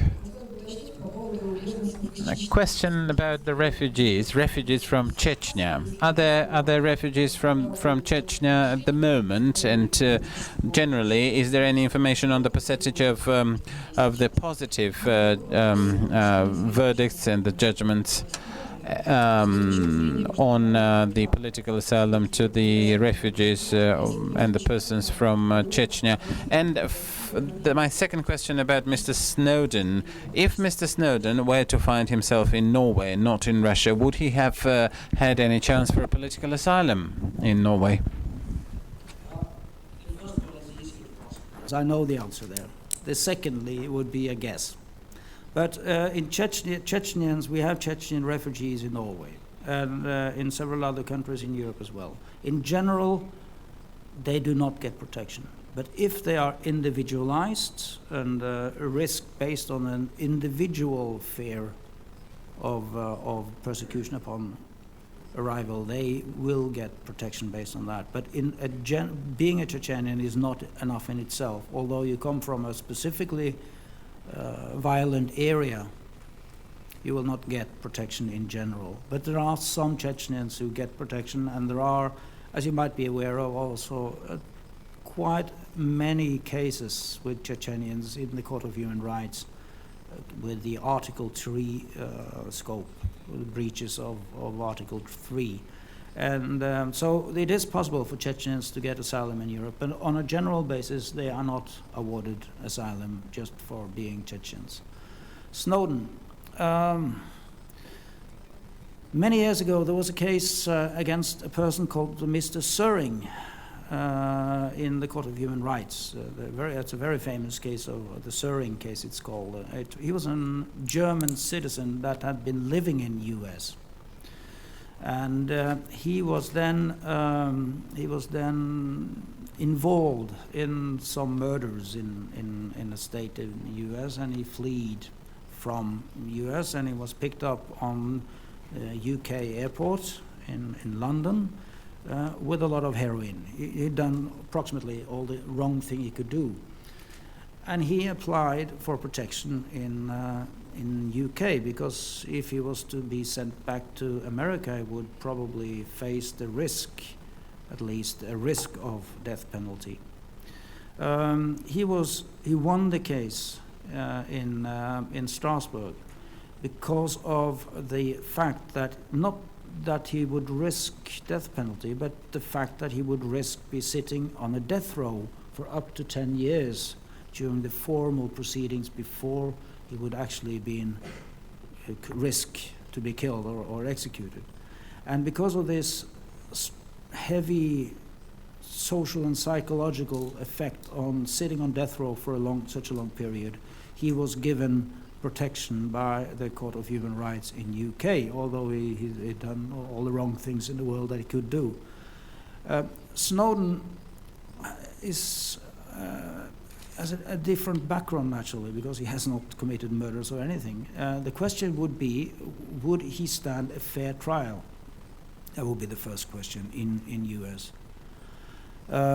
Did he have a legitimate aim for what he was doing?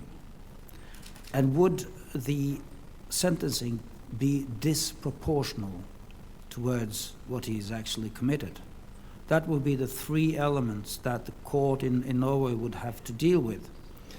And I think maybe based on the last question, the proportional of the sentencing would probably, in combined with a legitimate aim for releasing this information, would stand a rather good case, at least for the courts. Whether you would win or not, that's impossible to say, but there are very good legal arguments in the Snowden case.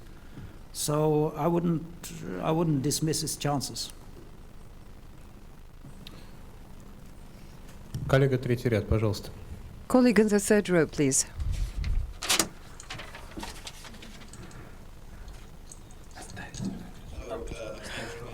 Ms. Umar, my question to you is, are there any considerations for asylum seekers in case they settle down in the country of asylum and start intermarrying in the country of asylum. As in, for example, you have the Bangladeshi immigrant population that is, it was basically given asylum by India during the 1971 war between India and Pakistan, which actually created Bangladesh.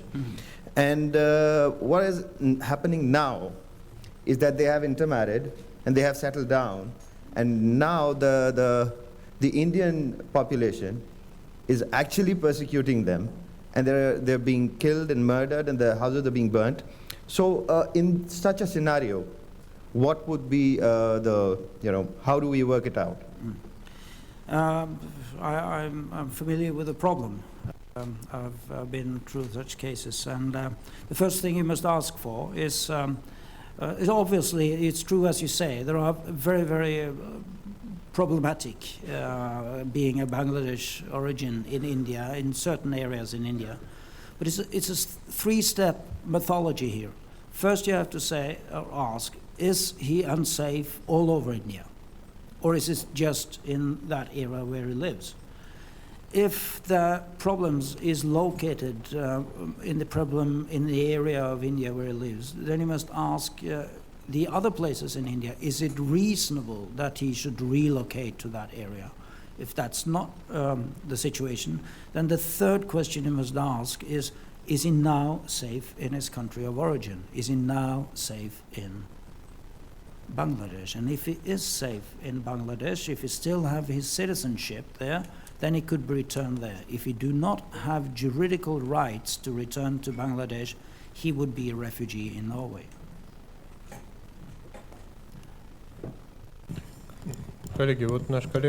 Dear colleagues, our colleague who suffered on the on civic enlightenment field, thank you, Tbilisi School of Political Studies, Vakhtang Tsatsanava.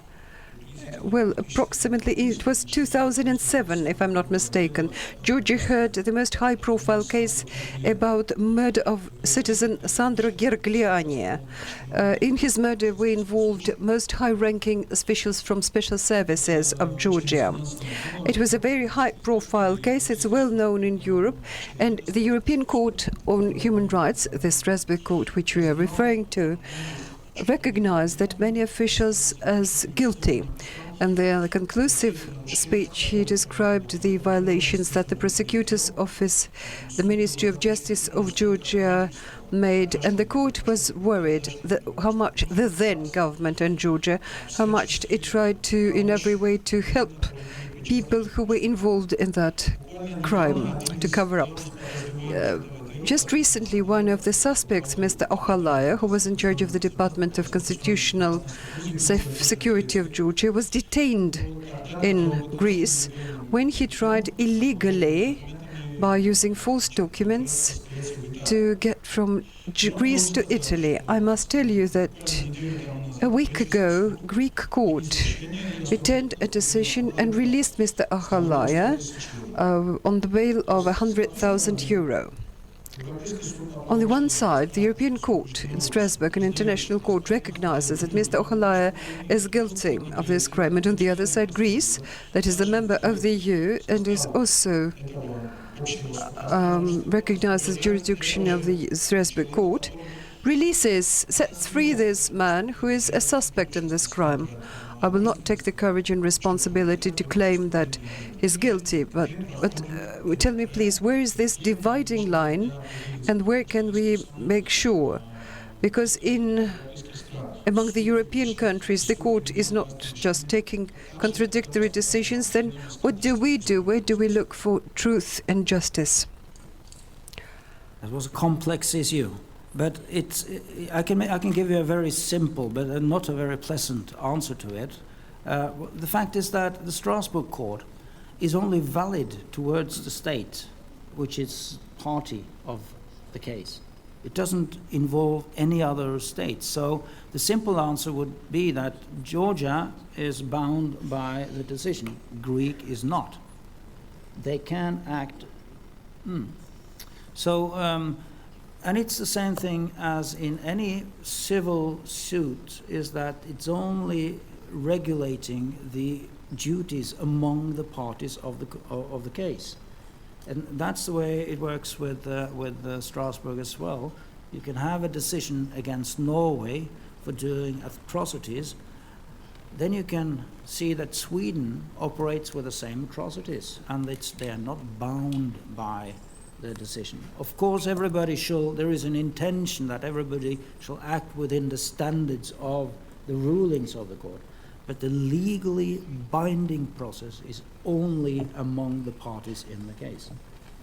So whether or not Georgia has been convicted, or it's a collective conviction, it's not an individual criminal conviction in the Court of Human Rights, it's a state responsibility.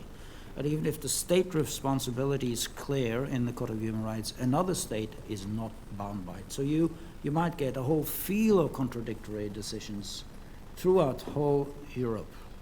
And this is the problem now with moral cases and religious cases, that you have different practicing all over Europe, although Italy has had a very strong conviction against them that say that you're not allowed to have any religious symbols in school. We know that most countries do still have it, and they still continue it, although the court has said that it's not acceptable. It's discriminatory towards other religions. So it is not a unanimous country. Each individual has to bring his own case against his own state or the responsible state.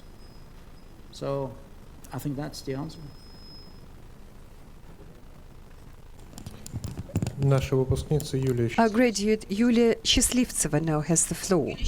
Yulia Счастливцева, graduate of Moscow School.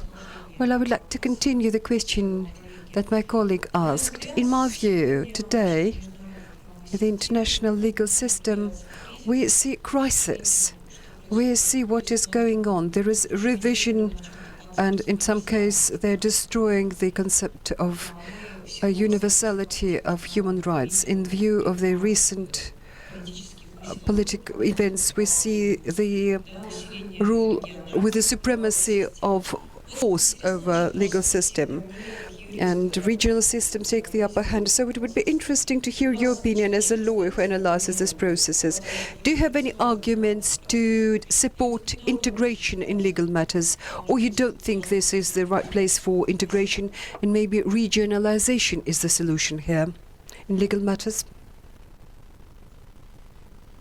I'm not really sure that I really understood what issue you addressed. I wonder if you could try to exemplify your question.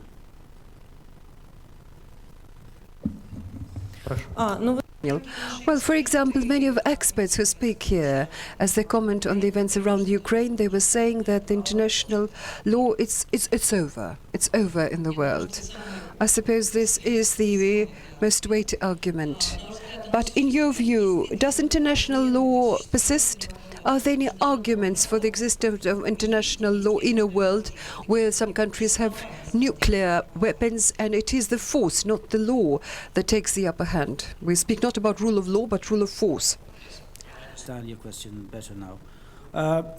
International law is divided into two categories. You have international law based on treatments, on treaties, based on conventions and treaties. Then you have the unwritten international law, which is the old international law, which has consisted for 1,000 years. That is a very, very weak body of international law, because there are only guiding standards, only those laws which are committed through conventions is laws which are possible to pursue in the international community. And of course there are breaches. There are breaches all over, not only in probably Ukraine. You got breaches of this international concept all over the world, and it continues. But I will not say that international law is dead. Through the last 20 years, as I've been working with the Court of Human Rights, it has been a tremendous change in international legal body. The legal entities have strengthened themselves.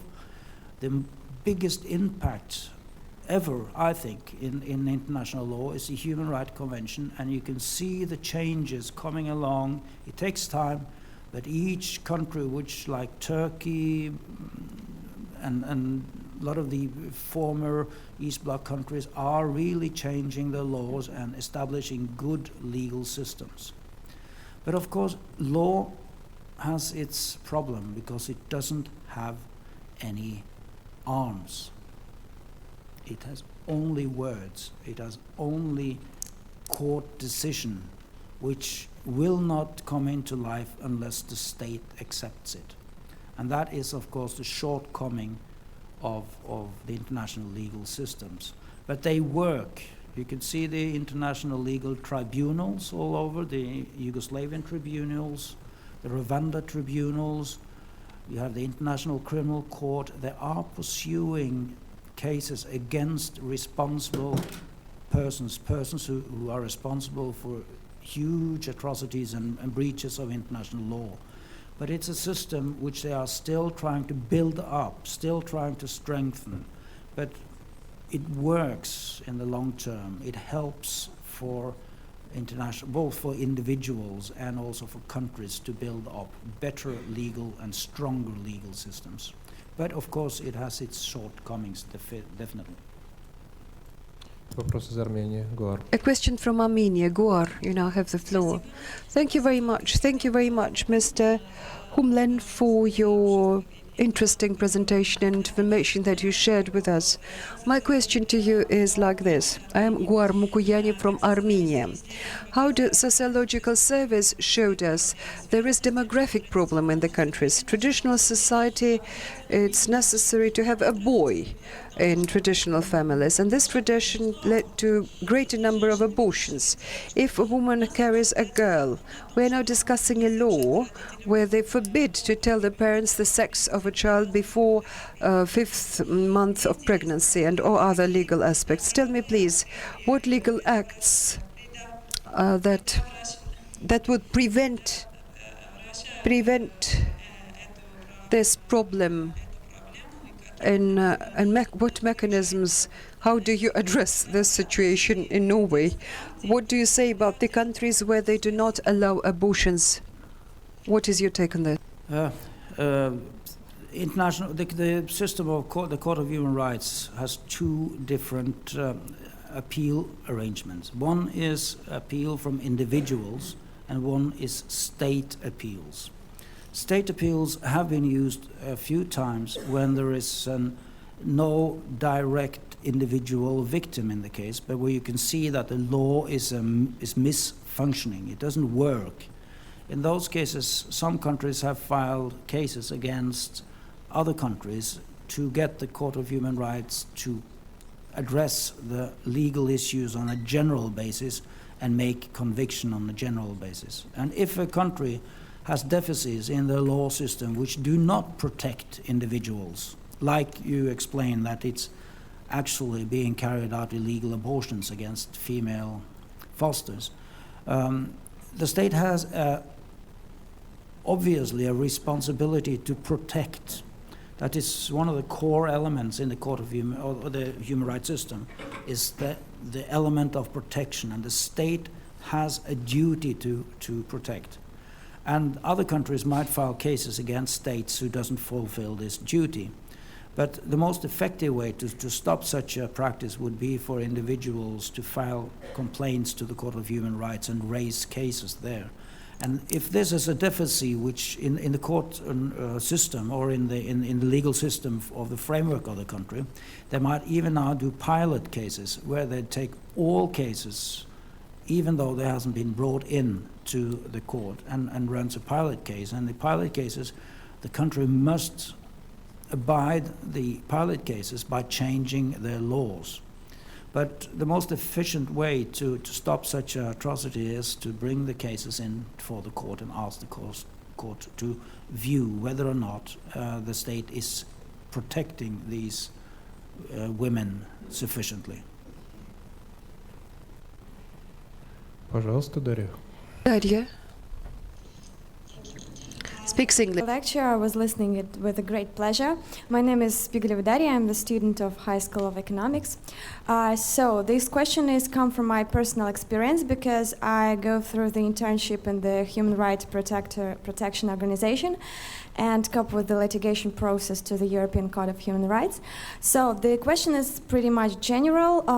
About a month ago, I had to write the letter to the Norwegian authorities because we received the letter from them, and they asked us about the information of a person who lives in the North Caucasus, whether he is whether we have the information whether he is tortured or not, and whether he is the victim of pressure or not. So the question is, does the NGOs play the crucial role in the process of getting the status of refugee, or is there another mechanisms to do it without the helping of NGOs? Thank you.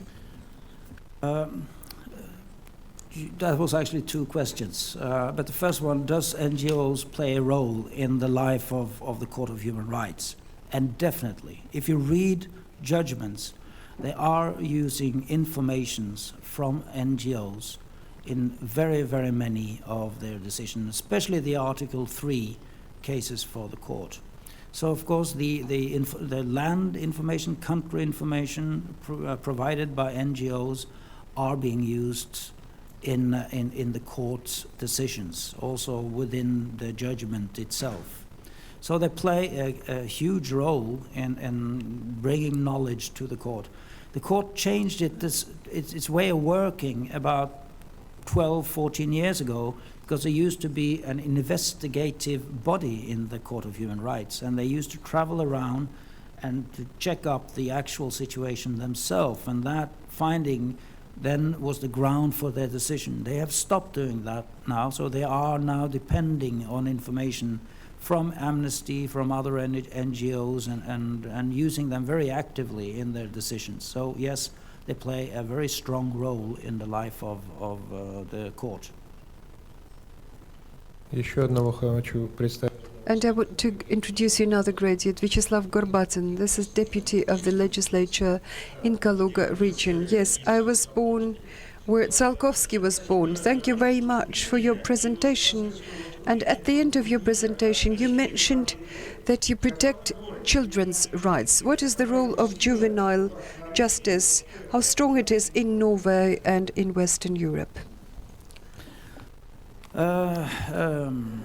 Within the framework of asylum, it has the general rule all over the Western Europe now. Is that the threshold of harm is much lower for children, and that is generally accepted.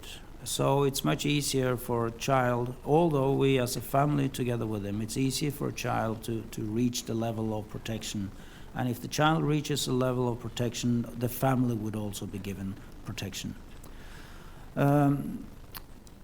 The big problem in the Western Europe countries and in Norway at the moment is how to integrate the Child Convention. Everybody has signed up with it, but as you might know, that quite many are refusing to accept the appeal system that has been established within the Child Convention, because they're trying to make a mechanism as the European Conventions on Human Rights that you can make complaints if you mean that your rights haven't been well taken care of by the authorities in the country where you live. Many of the countries are afraid of the consequences of accepting an appeal arrangement with the Child Convention, because an appeal arrangement would then be a forceful international body. As long as it's not, they can still handle the Child Convention within the national framework. And as I say, if you are a family asylum seeker, you've been living in the country for 10 years, 8 years, because the parents refuses to give the authorities their right identification, so you don't know where you're going to send the family, to which country. After 10 years, they finds out the identity, nationality of the parents. Then the child has formed links to the Norwegian society. They've been to school, they have friends, they might not speak the mother tongue, they don't have any knowledge of the culture in the home country of the parents. Shall the whole family then stay because of the links the child has achieved? Or shall the well-being, which is obviously the well-being of the child, that the child should stay within his known environment with his friends.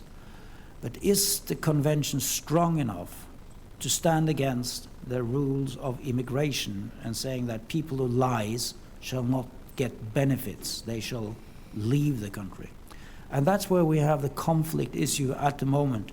What is the strongest, the immigration argument or the well-being of the child?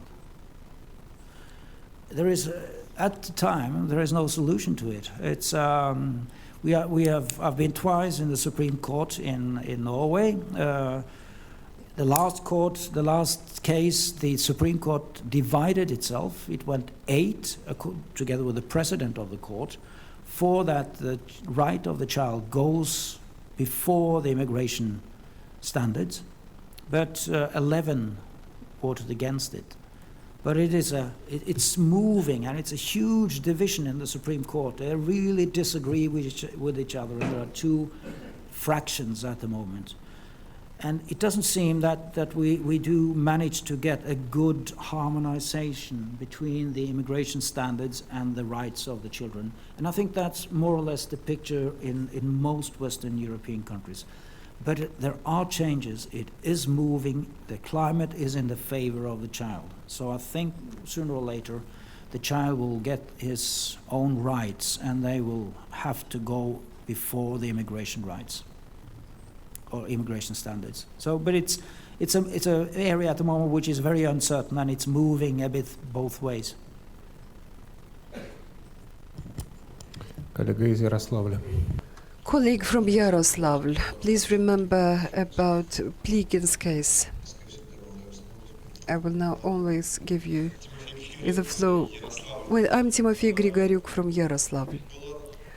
Well, we had a case of Russians who, after the demonstration in Bolotnaya Square in 2012, they began to search the flats of some people who took part in that demonstration.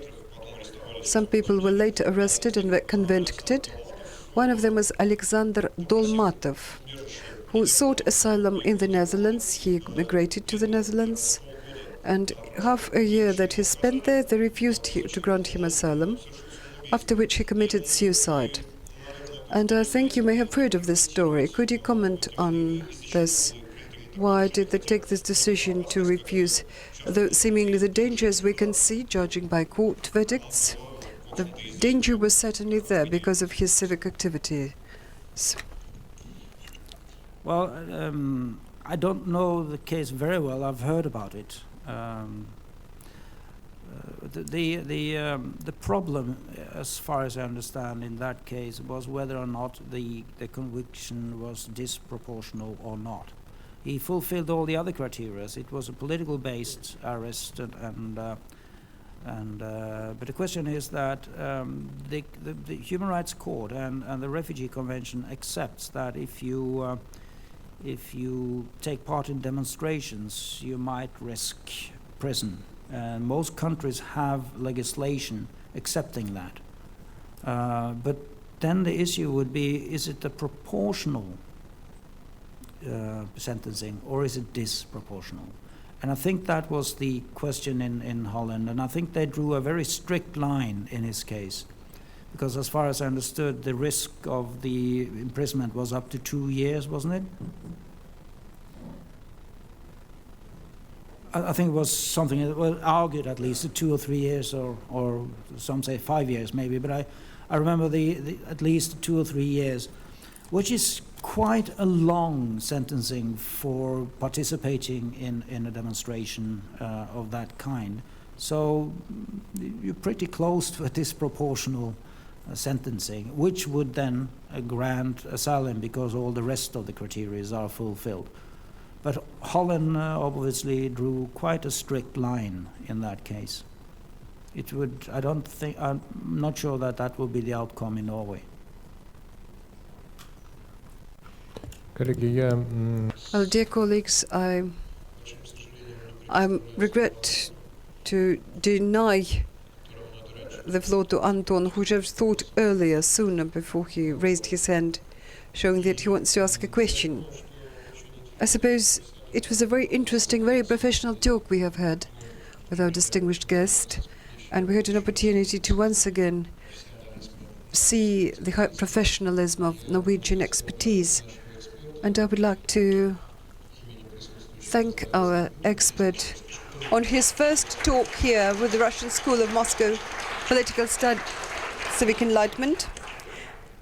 It was the debut, so we adjourn for half an hour for coffee break. Thank you. It was very good. Thank you, sir, very much for the lecture. Thank you. I just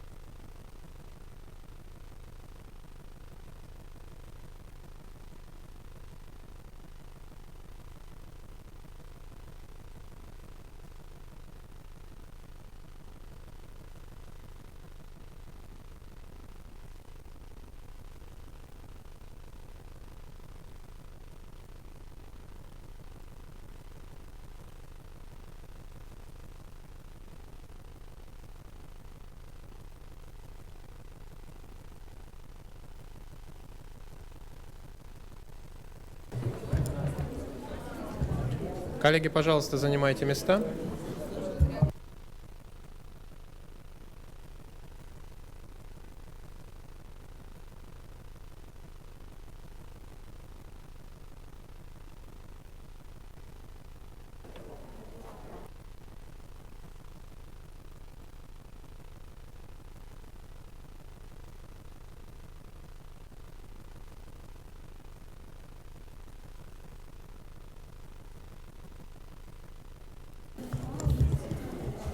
Коллеги, пожалуйста, садитесь. Take seats, colleagues, please.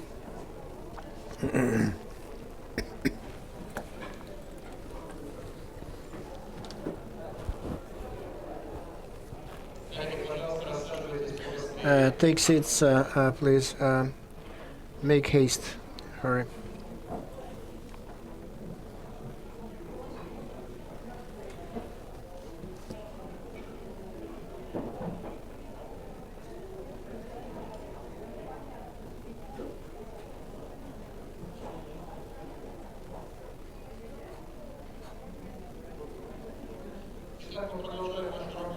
So we continue our deliberations. Please pay attention to me. So we continue our work.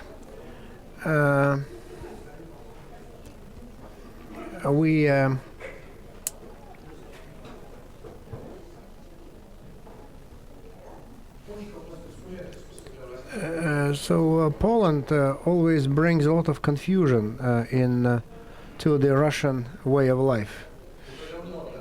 Yes, it's for a long time. We have observed that. Dear Armenians, please.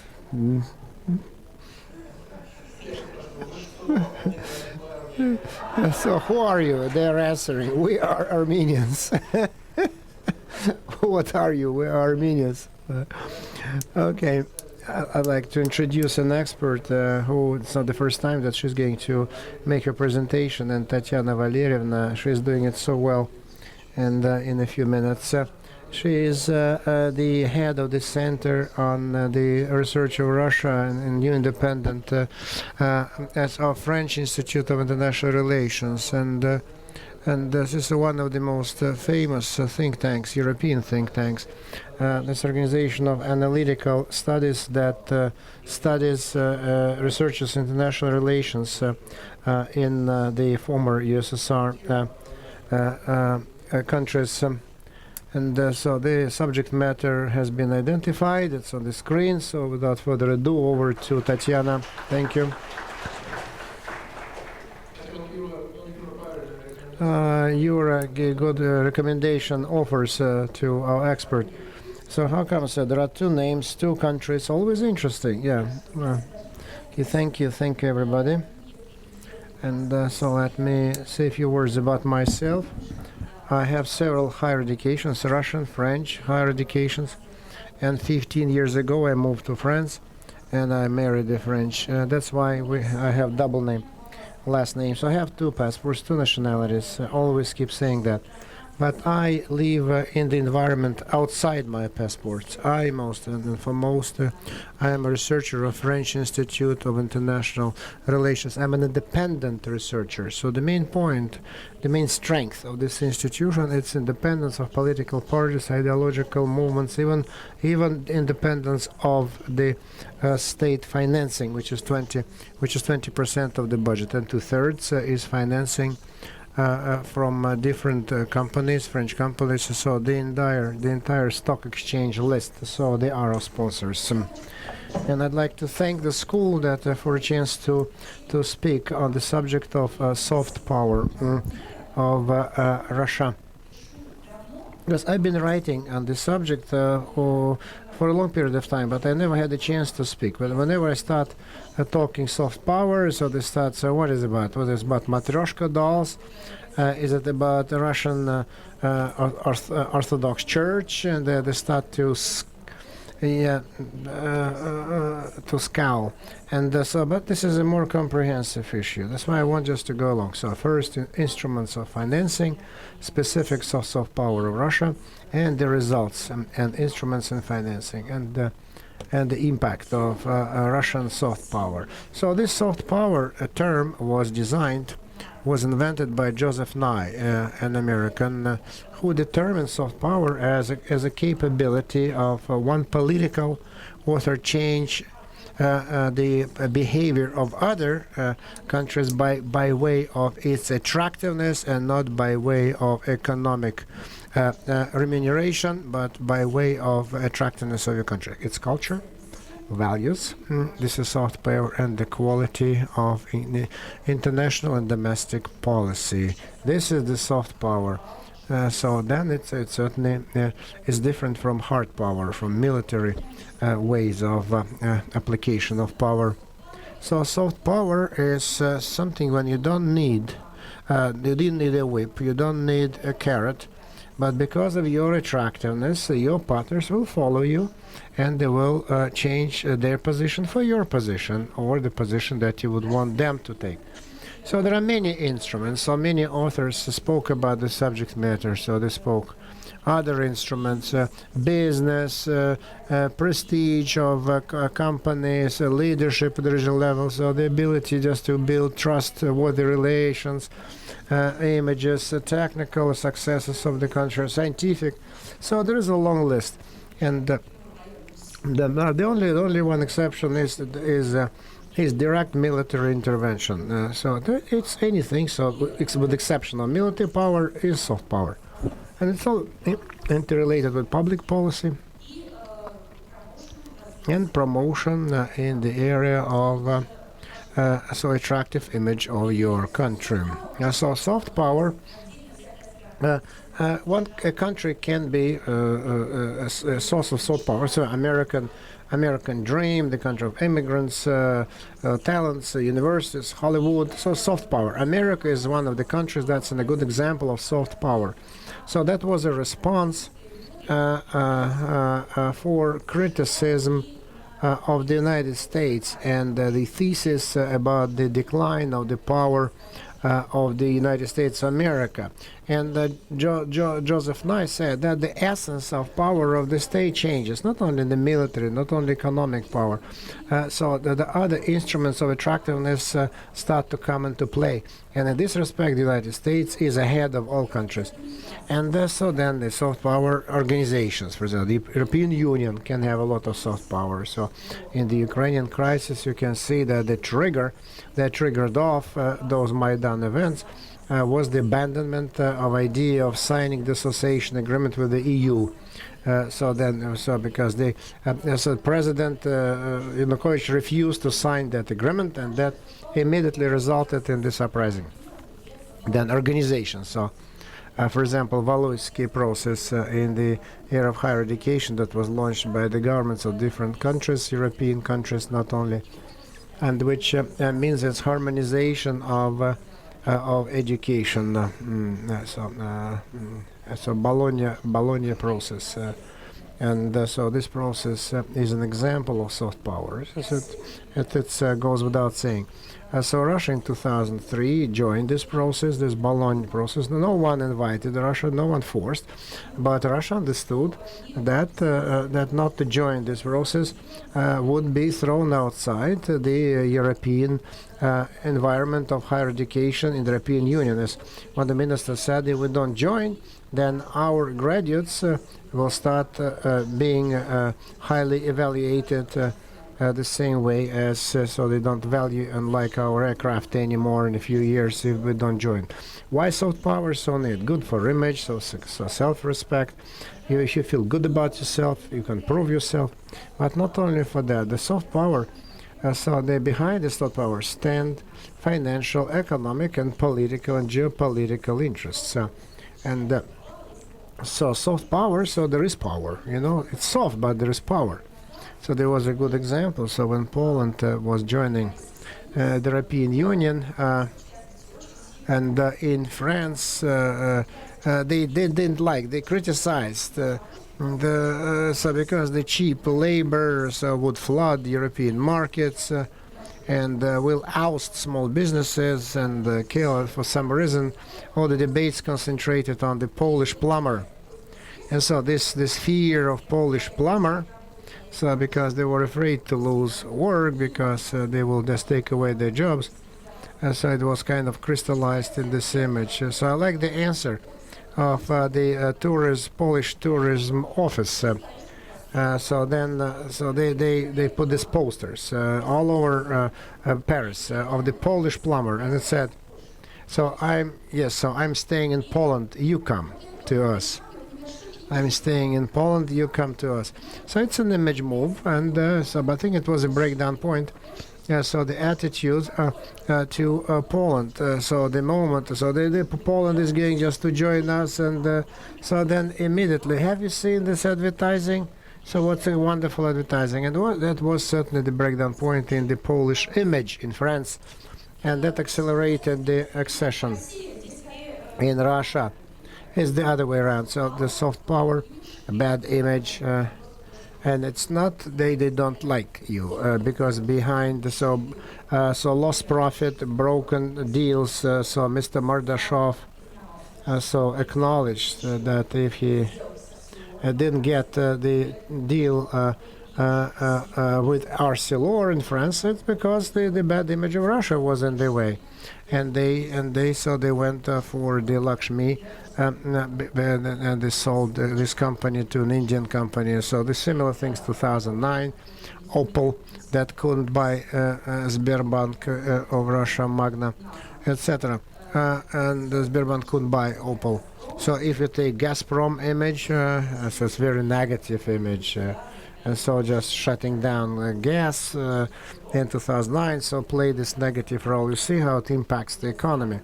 So these are the companies, the countries that import natural gas from Russia. So Russia in 2002, 45% of all the gas deliveries to European Union. 2010, it's only 31%.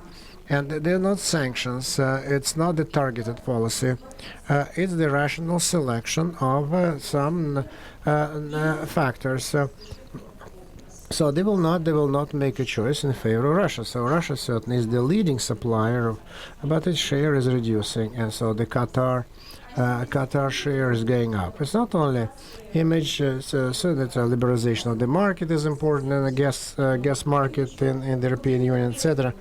But still, so this lost 14%. So some of this percent is the image of unreliable supplier who, any moment for political reasons, can stop the gas. It can shut down the valves.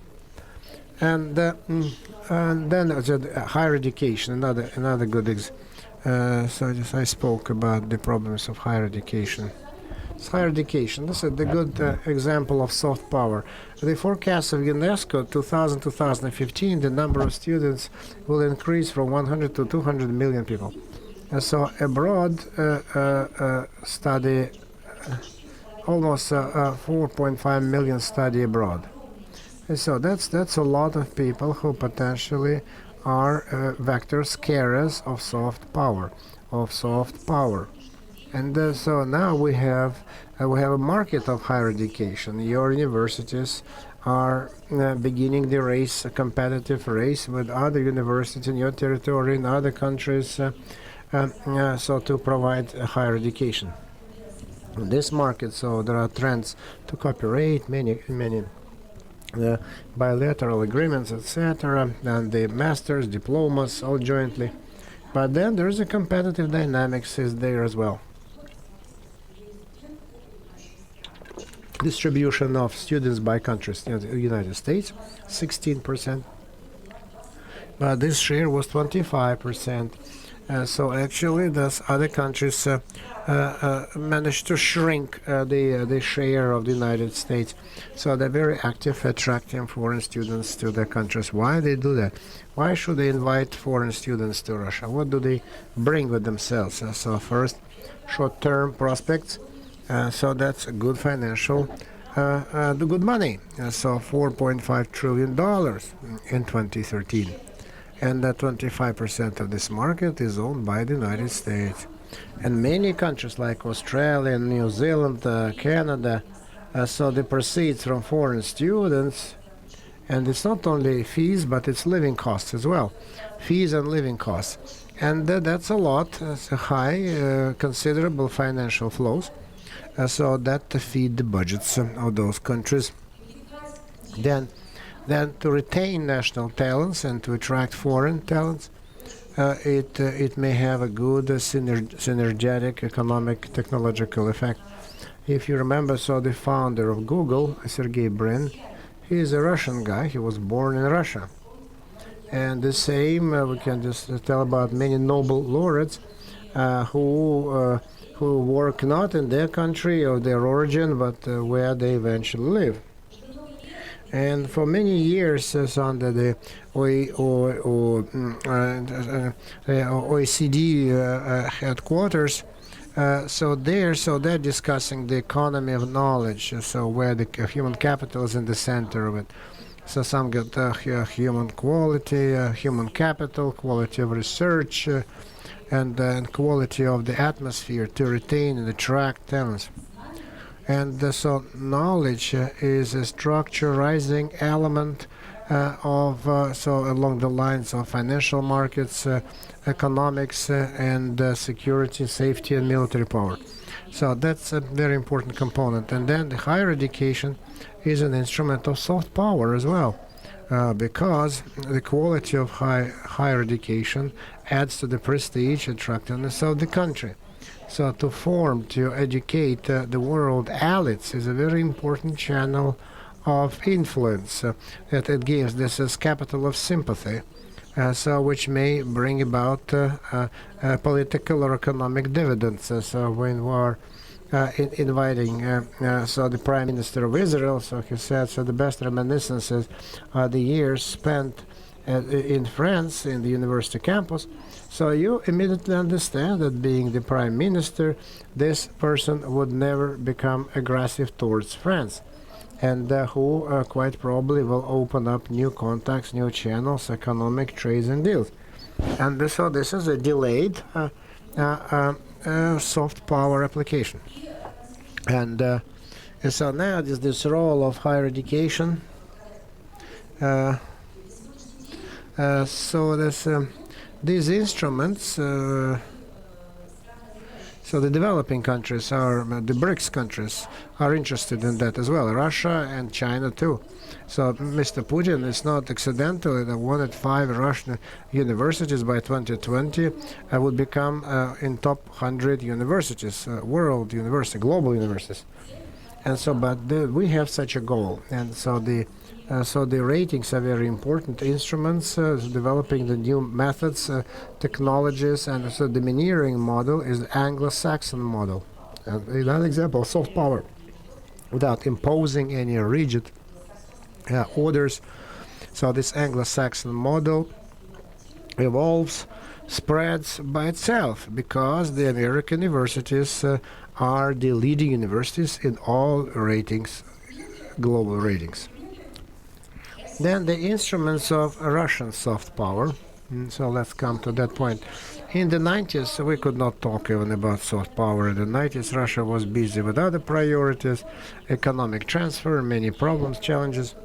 And at that time, I saw the war in Chechnya that did not contribute to soft power too.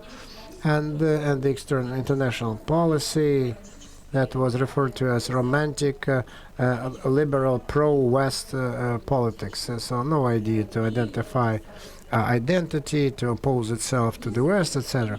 So there was no question about that. So, but then the changes during the first mandate of the first term of Mr. Putin, 2003, 2004. So they are just trying to return the power and the prestige of the superpower that was lost in the 90s. And so this policy, so the reform of the military, so the first, because Serdyukov contributed, that was a priority so the revival of the army and the military. So the second buttress is the renationalization of the energy sector. So the Russian economic model is the element that could guarantee so the social foundation of stability. And the third is the prestige and image, and this is where the soft power inscribes. Because the Russian elites understood the importance of soft power in the during the Orange Revolutions. In 2004, when we understood that we could lose Ukraine, and then 2007, 2008, so the first big package of instruments of soft power was set up. So along three lines. The first line is the stepping up the traditional methods of influence. So usually the former republics. So what we talk about here is the support of the Russian language through different organizations, the Russian World. I think you know this organization was set up 2007, headed by Mr. Nikonov.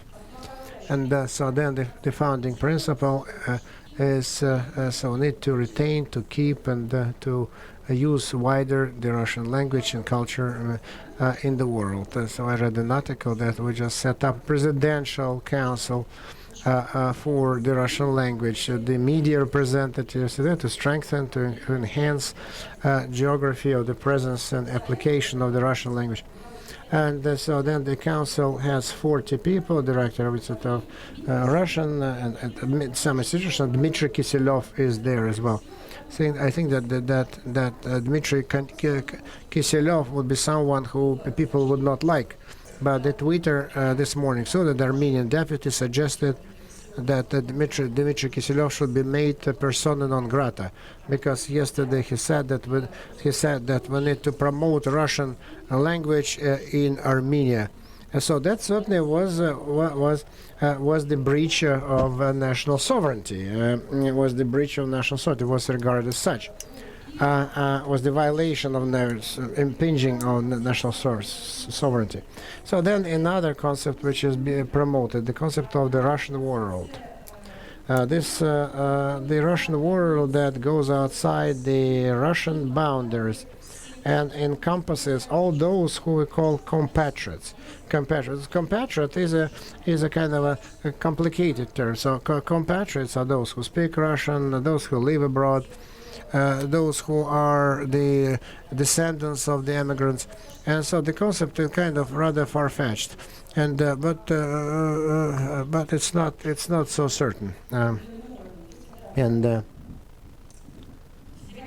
so then the federal law interprets it in a very doubtful way, confused way, and so anyway, so then the Russian Orthodox Church participates in this process. Professor Zubov spoke about that, and then the Russians would like to live in the country with different boundaries. So this concept participates in this concept. So the Russian world that goes outside its physical boundaries, and the concept actually it's not so innocuous.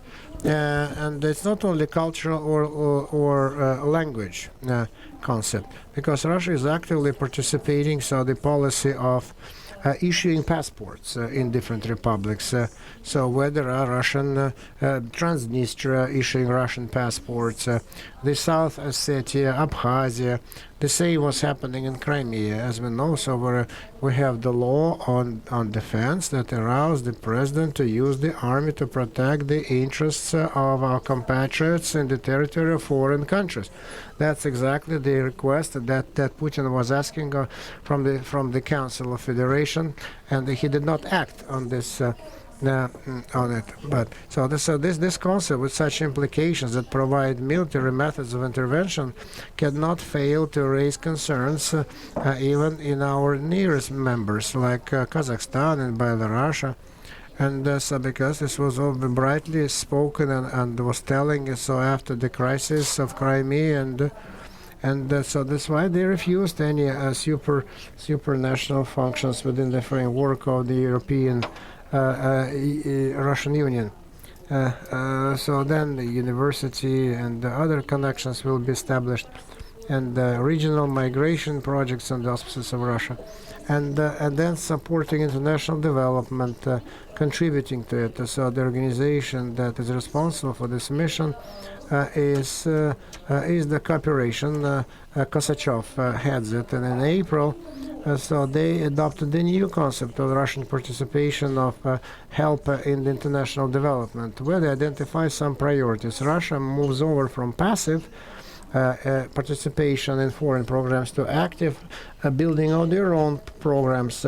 So the budget has been allocated, the money has been provided, and so now the priority should be made on the countries allies of Russia and the countries that could guarantee and help create good environment for Russian businesses. So then in the background, so this is helping the international relationship, but in practice it's promoting Russian business relationships because and so both. So what the Russians want to do, this is a logo with Matryoshka on every bag, so with humanitarian aid. So I think that it should be channeled differently and not the channels of international organizations where this money just puts in one big pot and support is provided under the auspices of different organizations. Second big component of instruments, block of instruments, that's naturally everything that has to do with the information and media channels and instruments. Starting from 2004, we have set up a whole toolkit that operates. Works with international countries, with foreign countries, they're working for the West and for international Russia Today. It's one TV channel that was set up 2005. It broadcasts in Arabian, Spanish, and And we should say that the channel wins more and more audience because it offers some alternative points of view on some events. In Western, there are some also inclination in ideological fields, so those channels that offer different points of view win support. And according to the statistics, it's 30% more, has 30% more share than the Deutsche Welle or USC TV. Starting from the beginning of 2014, Russia Today agency combined both Russia Today and the Voice of Russia and RIA Novosti news agency. So it's a powerful media instrument that Russia is using actively in the West. An entire tool set of other instruments was also established. The Valdai Forum, for instance, that gives Western experts access to top officials of Russia and make it possible for them to participate. A lot of expert magazines were initiated targeting specific audience, for instance, Russian global affairs. Applications in foreign languages were also launched in alliance with major Western weeklies. Russia Today is published once a month as an application to Figaro newspaper. Two antennas were set up. One is headed by Natalia Narashnitzky in Paris, and the other is in New York, headed by Antonik Migronyan, who are the very strong mouthpieces of the Kremlin policy, and which has quite a share in the media environment. Also today, on the part of the Russian authorities, they have some supervision over the internet because we have paid commentators, pro-Russia blog posts, and some other things that tell us that the internet environment is also accessible to Russian leaders. So that influence always suggests some resistance or counter influence, and if we promote our positions, then we would not miss a chance to condemn or criticize Western positions. Some very capable experts came to that business, which generates stories that arouse sympathy around the world. And as the French say, that Napoleon said that he was afraid of 3 newspapers more than 100,000 troops. And those newspapers are read today by radio, television, and the internet. In France alone, the number of various instruments of soft power, soft influence, include the French-Russian Chamber of Trade and Commerce. About 3 weeks ago, That chamber met with the Prime Minister, Laurent Fabius, with a great message calling for not imposing sanctions on Russia because it would reciprocate and hit French business. It's also the dealing with the targeted audiences. On the picture below, you can see the ambassador of Russia who speaks at the youth forum in Strasbourg, France. It includes also such media sources as Russian Thought, Russia Courier, Russian Orthodox Church newspaper, and the construction of the Orthodox and Cultural Center on one of the embankments in Paris, close to the Eiffel Tower. It's also one of the elements of the Russian soft power. The year of French-Russian culture took place 2 years ago. And again, pro-Russian televisions, which is Russian TV, and this all put together. Those instruments have, sorry, I missed one thing, third block, to create image abroad. That's major prestigious projects. Among them, certainly the games in Sochi. It's a World Cup in Russia in 2018, and other projects aiming at enhancing and improving the image of Russia, so that the country could be viewed and perceived as an open and developed country. Starting from 2008, Russia has been paying for the services of a number of PR agencies such as K-Chimp that cooperates with the Russian government since Russia had presidency in the G8. And K-Chimp continues that effort in the US territory and is paid quite well. Soft power was planned to be developed through various areas. Tourism was one of them. The idea was to attract tourists because, according to the Russian Tourist Agency, we had some 30 visitors in Russia in 2013, but only 2.5 million of them said that tourism was their main objective. Otherwise, Asians come to Russia as a country of transit, so that to get to the European countries. And about a month ago, the federal government of Russia adopted the strategy of the development of tourism until 2020. Plans are made to increase tourist throughput by 30%, but the main idea is to build more rooms and build more hotels. Although the average occupancy of Russian hotels, existing hotels now is just 60-65%, not more. So the size of tourists today in Russia is 5 times less than in comparable countries. Another image campaign the Russian government tried to launch was the improvement of climate for foreign investors. And you might have heard about that idea to be ranked well, to be on the top 20 in doing business ranking. And Goldman Sachs is paid a lot of money so that they would contribute to enhance Russia's image as the country attractive for investments. And the Goldman Sachs is the very bank which in 2001 launched the BRICS acronym, which Russia liked and included it into its political components. So that acronym is positioned quite high because it helps to perceive the image of Russia as the leader among non-Western countries.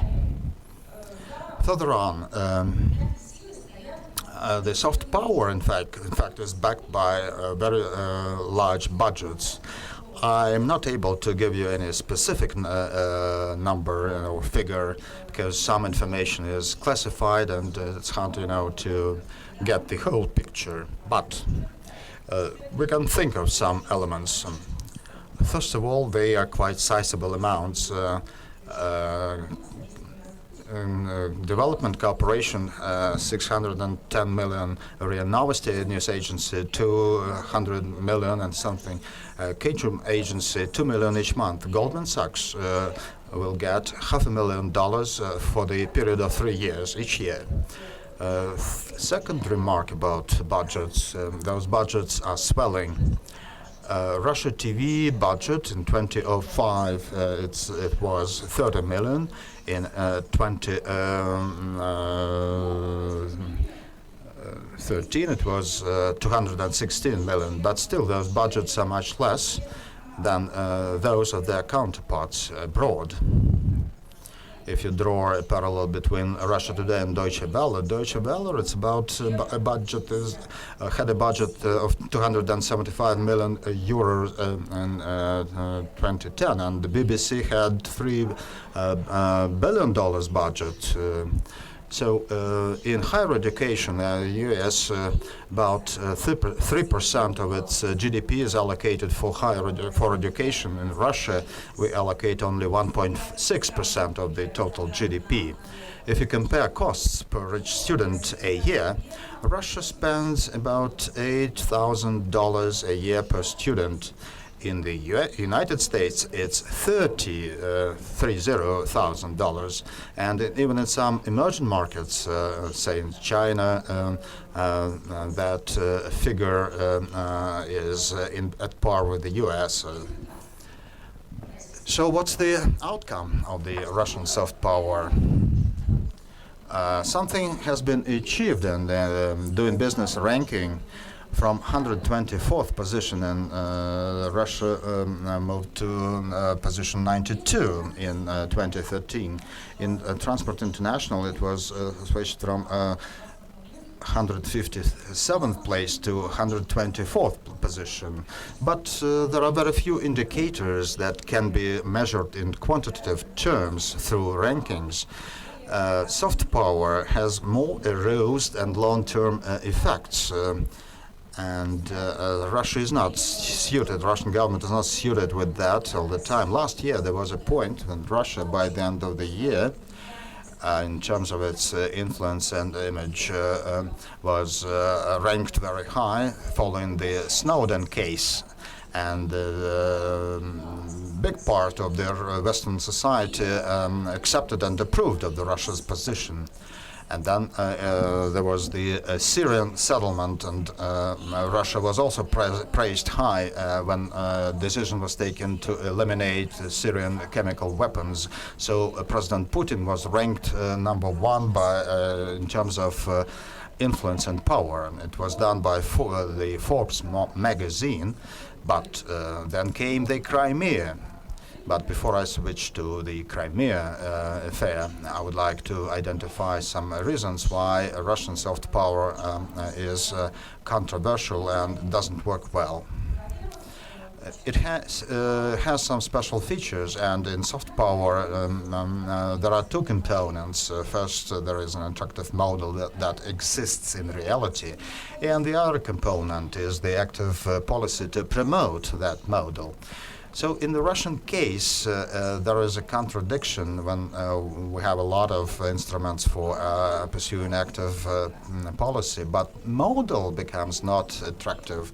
And to prove that, you can visit various indices to see if Russia's position was approved because of soft power or not.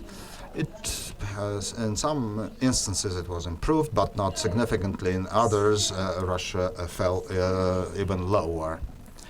Secondly, Russia tries to safeguard its position not only through soft power, because the authorities don't trust soft power much, but soft power is always backed by either military force or some other methods of influence. which you will not always admit, but still.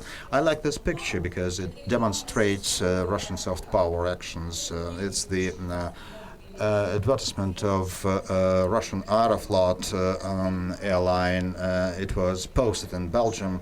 That picture was small, and that picture calls upon the Belgians to discover Russia and come to Moscow. But the size was 3 by 4 meters, and it so happened that the vehicle that rides upon the road is not a car or a vehicle, but an armored personnel carrier. So it triggered a number of responses in the media, in the press, trying to figure out what Aeroflot meant by that picture. But for me, that kind of soft power is an equivalent of that picture. It's tourism, it's so on and so forth, and somewhere in the background there is always an element of the military force, the instrument of enforcement. There is another interesting example, very recent example, and it concerns Russian military budget. Russia is the country which has been increasing the military budget, unlike other countries, but it depends how you present it. And last week, when the president came to celebrate the operation in Normandy last week, he was interviewed by the French radio and television. And it was really the top of the news. And when I was asked if Russia felt isolated in the world, it was really funny to talk about isolation, because all the channels had a coverage of those interviews for 3 days in a row. And President Putin said a very interesting phrase about the military budget. For your reference, the military budget of the U.S. is in excess of all the military budgets of other countries put together. In our case, it has not increased. Its share is not increased towards the GDP, just a fraction of percentage points. And I really looked at that table 3 days before this meeting, and it's true, the military budget increased several fractions of the percentage points. But in absolute figures, the picture is absolutely different. And Alexei Kudrin, when he left the government, he had to leave because he criticized the swelling military budget. And this is the evolutions of military budgets of other countries, except the United States. All other military budgets are decreasing. But following the Crimean affair, this is something that is being debated very heatedly, and the French government recently announced further cuts on the military budget, and some French generals declared a strike in protests of those further cuts. So those are the divergent trends, and perhaps it explains the reason for the crisis in the Crimea. You can achieve something through military force. If you recall the war in Georgia, military victory helps us to prove your supremacy and achieve some political concessions. So following the war in Georgia, all the speculations about Georgia's accession to NATO stopped. But there are some other ends you cannot reach through military forces. If you want to attract foreign investors, then those methods would not do. There is another aspect where Russian soft power either cannot work or just brings opposite effects. And the soft power cannot operate in only one area. It's heaps of problems. And returning to my favorite, higher education. In all the universities and national research or federal universities, in their curriculum, or in their programs and their plans, they want to attract more and more foreign international students and international professors. And still, when you look at the internal problems of higher education, and if you study the academic culture, copying, informal ties, employment of graduates, you can understand that under the circumstances, no international professors can really work, and it applies also to international students.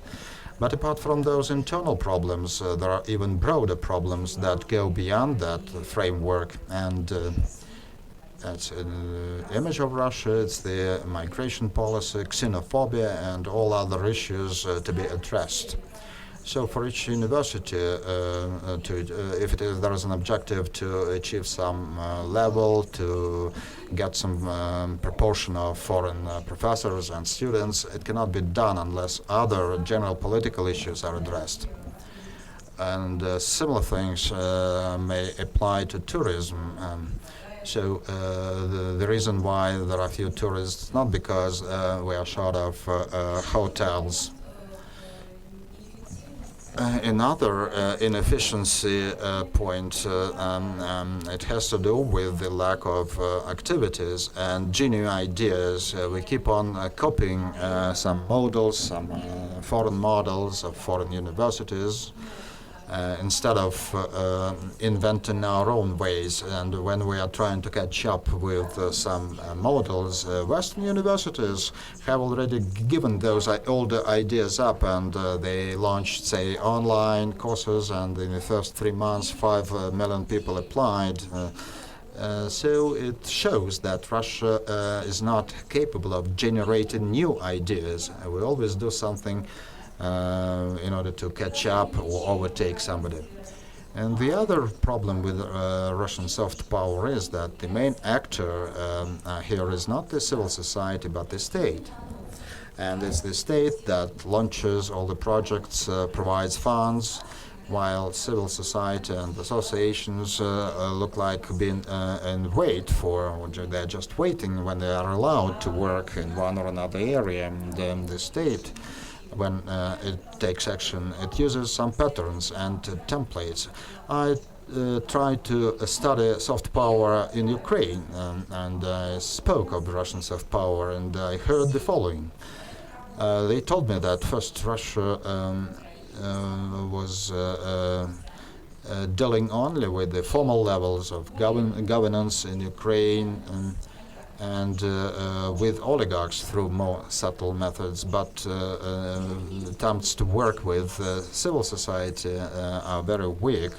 There are some attempts to finance projects, but it's done through the Academy of Sciences. There's a joint project, and that's about it.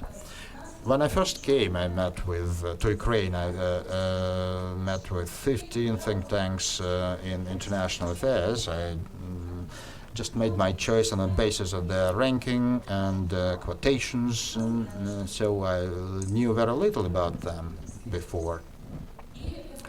I was very much surprised that at every meeting I asked, who financed your projects? None of the 15 think tanks were financed from the Ukrainian budget, and none of the 15 had any grants or some subsidies from the Russian budget. They all worked on bilateral level, and mostly they received funds from Denmark and Norway, and they finance those projects which perhaps they cannot benefit directly. It's projects to take care of gypsies or mothers' mortality, and still they finance those projects. So you don't have to be surprised when Ukrainians voice their support in favor of moving to Europe. And there was one expert who was close to the Party of the Regions, and he used to be the aide to the foreign minister of Ukraine. But even for that expert and his think tank, finances came from abroad. So again, it's a weakness of the Russian soft power in Ukraine, and perhaps even in some other countries, and perhaps somebody from those present here, from Armenia, for instance, will tell us if there are any projects that Russia finances on the level of civil society. Let's take the Crimean affair. Crimea fitted into the image losses of the Russian Federation abroad very well. It's starting from Khodorkovsky, Magnitsky List, Pussy Riots, and the Crimea. Those are the very negative aspects for the Russian image. Russia is the permanent member of the Security Council, and all out of a sudden it acquired the territory of the country which sovereignty it guaranteed in a number of international treaties. It was taken as a total contradiction to the previous Russia's policy, when Russia always stood always in favor of the integrity of sovereignty and not in favor of the right of nations for self-determination. So it was a U-turn in Russian foreign policy. And in the Security Council, Russia was isolated when the resolution on the territorial integrity of Ukraine was put to vote. And 10 countries in the security vote voted against that, and that's the list. And so all the countries on the Security Council voted against it. Which country recognized Abkhazia and South Ossetia following the war? Very few countries. And those are the points when the Russian soft power is to be most proactive, so that your partners would follow you because of your attractiveness. And the Security Council voting on the resolution showed that it was not the case. So the Crimean crisis undermined the European orientation of Russia significantly. The European orientation was proclaimed by Mr. Putin himself in 2001, and then all out of a sudden a U-turn is made and Russia is moving towards China. And there is a very high interdependency between Russia and the EU. European Union's share of foreign trade is 50% with Russia. Investments in Russia of the EU, billions of dollars. Banks and enterprises were granted cheap loans in the European countries, in the European banks, to the amount of about $500 billion. And now Russia is moving east, and some fundamental things are being destroyed, to my regret. Russia can suffer even financial and economic losses because of the sanctions imposed. Well, sanctions themselves just the fly's bite, and unpleasant but not mortal. But those sanctions have some indirect impact, since for investors it's a single, because investors are unaware of probable next round of sanctions. And they do not invest in Russia, being afraid of further sanctions, and it only reinforces the trend of stagnation or even a recession, obvious since 2013. That's the indicator of perception of Russia abroad. In the USA, November 2013, 18% of the Americans believe that Russia is adversary. In March 26. In November, just 26% believe that Russia is a serious problem. In March, 46%. In France, even worse. In March 2014, 78% of the French population think negatively about Russia. In a nutshell, all those tool sets, all those funds that were spent, they were just wasted, and it would take a long time to change the situation. But at the same time, Russian soft power can be seen in a different shape. For instance, the referendum in the Crimea, perhaps it's not it was not 96%. The majority of the citizens of the Crimea put their votes in favor of the accession to Russia. When you compare the wages and pensions in Russia and other CIS countries, that's quite telling. And Russia is the second of the United States country in terms of the size of migrants that come to Russia.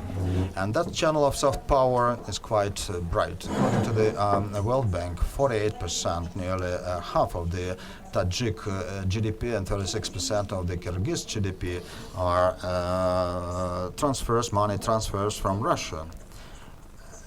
But outside post-Soviet space, Russia enjoys also some favorite aspects or instances of soft power impact. I would emphasize three aspects. It's traditional culture, literature, poetry, music. So no matter what political situation is even on the peak of the Crimean crisis in the world, there are admirers of the Russian culture, and that's the capital that Russia will preserve under any circumstances. Secondly, for a long time, Russian soft power suffered from the content of its framework, what ideas, what thoughts had to be presented. Now we have that content, and that's traditional conservative values that Russia defend and protect, in opposing the morally degrading Europe, where people depart from traditional values. I'm quoting various official speeches by Russian officials. So the protection and defense of the traditional values is well received in some parts of the Western populations. As for the Marine Le Pen, for instance, that the leader of the French rightist party is supportive of the Putin's action in the Crimea, and she paid a visit to Russia twice, and she was received with dignity, and it's true that recent elections to the European Parliament in last March showed that Marine Le Pen polled some 25%. That's we're seeing some rapprochement alongside the conservative lines with some of these right-wing parties and groups, and there are quite a few supporters of the Russian policies in France on both sides of the spectrum. One on the left, deriving from the from the socialist or Soviet times in the Soviet Union. So this was indeed the traditional leftist sympathies, and also we're seeing this general liking and people growing fond of Russia's policies on the right side of the spectrum, and I can quote several right-wing politicians to this effect. So there are quite a few champions of the Russian policies in France, and one may say that this is a result of this soft power, which may not be working the way we might have wanted it, but it still does work. The fact that part of the Russian, of the French population are in generally in support of Mr. Putin is his personality. There's a lot and growing antipathy of the so-called weak democratic leaders, and here is a leader who perceives himself to be a part of history, and an heir to the great tradition, which evokes quite a bit of liking with some social groups or persons in France. against the weak President Obama and the weak President and even weaker President Hollande. A strong president like Mr. Putin is in an advantageous position. So indeed, the Russian soft power may not be developing and propagating in the way one would have wanted, but this can be seen in the general venue. But the Russian soft power, I think, has now reached its peak.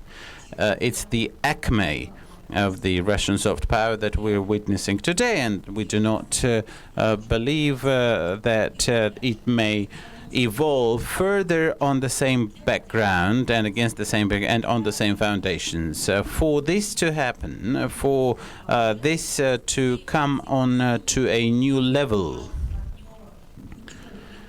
and to increase the influence, there is no other thing but to change. And I think that Russia may be facing strategic isolation, which is what was indeed seen in the Security Council during the Ukraine vote. Colleagues, we have half an hour for the discussion. Our colleague from Moscow Institute of International Relations, Nikita Molchakov from Moscow Diplomatic Academy. I have a comment to make. I think that the political labels are indeed important in terms of the soft power, but I think that one of the most terrible labels is that of a failure state. And I don't see that Russia is consciously using the terms, whereas the United States have always been very good at terminology. Remember the Empire of Evil or the failed state. Well, indeed, this was indeed ignored, the political labels. After the Crimean crisis, I think that these labels were quite widespread. Think about the Bandera and the fascists and the junta in Kiev. So the propaganda machine does work. Sometimes it leads to counter-effective promotion. For instance, at the Institute, there was a very difficult event which was attended by the Russians and the Ukrainians. The Russians were from the Russia Today, the level of Mr. Kiselyov, and I could not pick up the Russian participants because this was a partnership-based story, but I tried to have other persons from the Ukrainian side. The dialogue was very, very difficult indeed. The people at the seminar were not anti-Russian. No, they were former ambassadors, persons who lived in Russia and worked in Russia, who had a generally quite positive Russian image. They came with either neutral or even a positive attitude. They went out of the seminar totally shocked. Did you know that this would be the case? So these political labeling about the fascists, about the Bandera supporters, the inability to listen to the opponents, when the Ukrainians was said that even the pro-Russians would not get more 2%.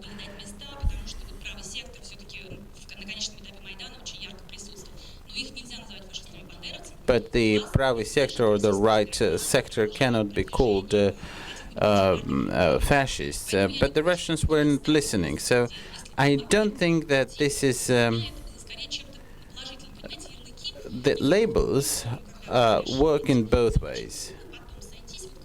But it is very difficult to stop at some midpoint to be able to lead a constructive discussion. The seminar I was trying to organize was not in a position to proceed, and there was no dialogue. The dialogue was certainly not in any way constructive. So I do not readily believe that political labeling is in any way efficient in terms of your strategy, and it can well become counterproductive.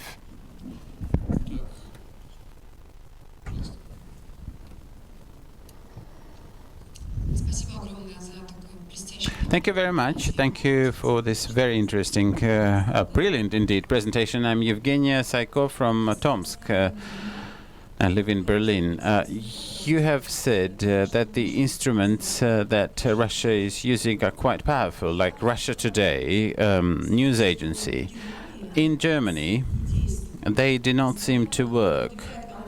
I am somewhat surprised that it is this channel is being watched in the US, but in Germany, even though at the Brandenburg gates there is the office of the Voice of Russia, and I do not quite see the reason. Süddeutsche Zeitung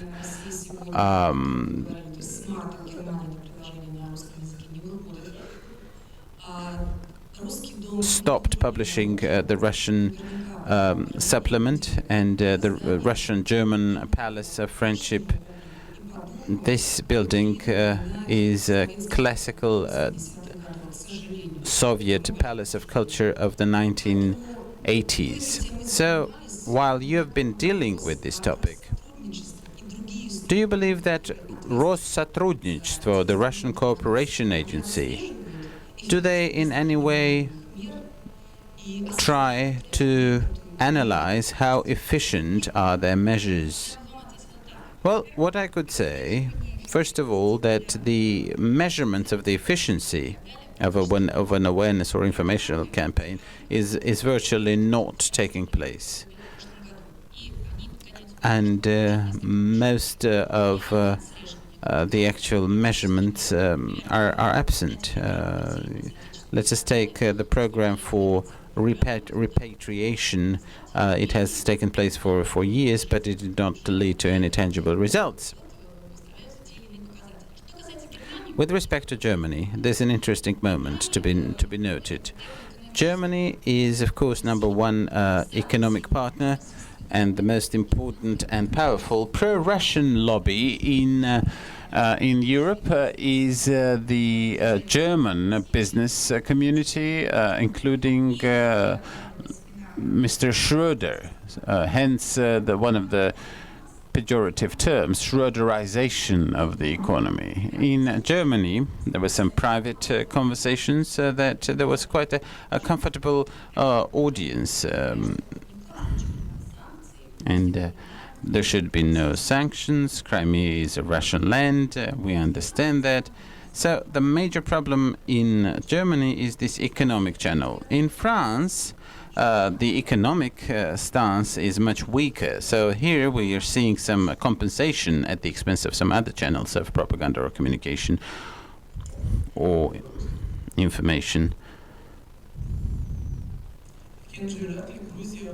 Iraklia Kinji from Georgia. Thank you very much. I have two short questions. Could you explain the link between product placement and soft power? When we watch some, we see that Gazprom is one of the official sponsors of the World Cup. And a comment I have to make about I studied in France and I lived there for several years, and I saw that the soft power, the message that comes from Russia, the message which is propagated to try and explain why we're doing this or that, doesn't seem to work. And the American message does get conveyed. It appears that when the Americans are trying to explain why they're going to Afghanistan and Iraq, it is better understood by the public than when Russia tries to explain why it goes into Crimea. Well, I'm not sure I could comment on the product placement, because we should take a look at some studies. But one thing I could say is that soft power is not just a matter of the state machine, but also some specific companies and agencies and business. There are different ratings. Sometimes there's a definite awareness campaign.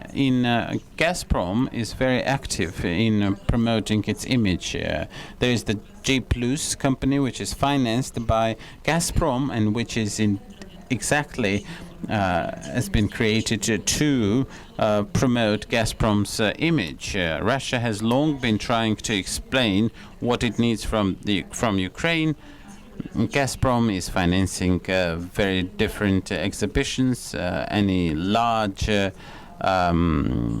exhibition, for instance, in 2010 during the Russian-France Friendship Year, Gazprom was very high profile in sponsoring and being named among the donors of very different artistic events and such like events. With respect to your comment about the success of the American message, I think that there are two tendencies which can be and need to be taken into account in today's Europe. Number one being the Eurosceptics, and Russia is indeed always trying to support the Eurosceptics, and Russia has always found it easier to work on a bilateral scale and plane rather than working with Brussels. I can't and would not want to go as far as to say that Russia wants to lead the European Union to its doom.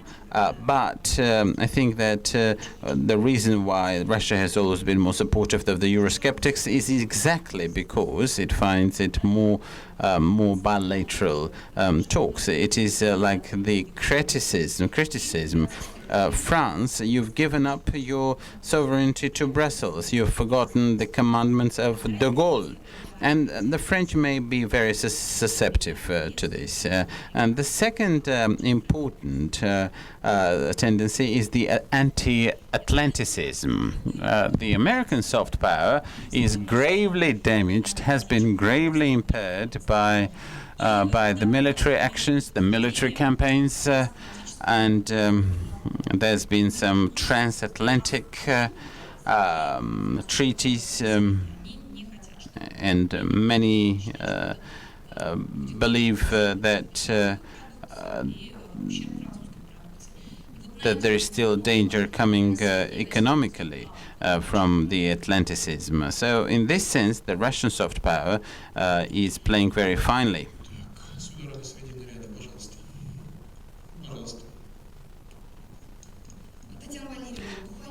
Tatiana Valeryevna.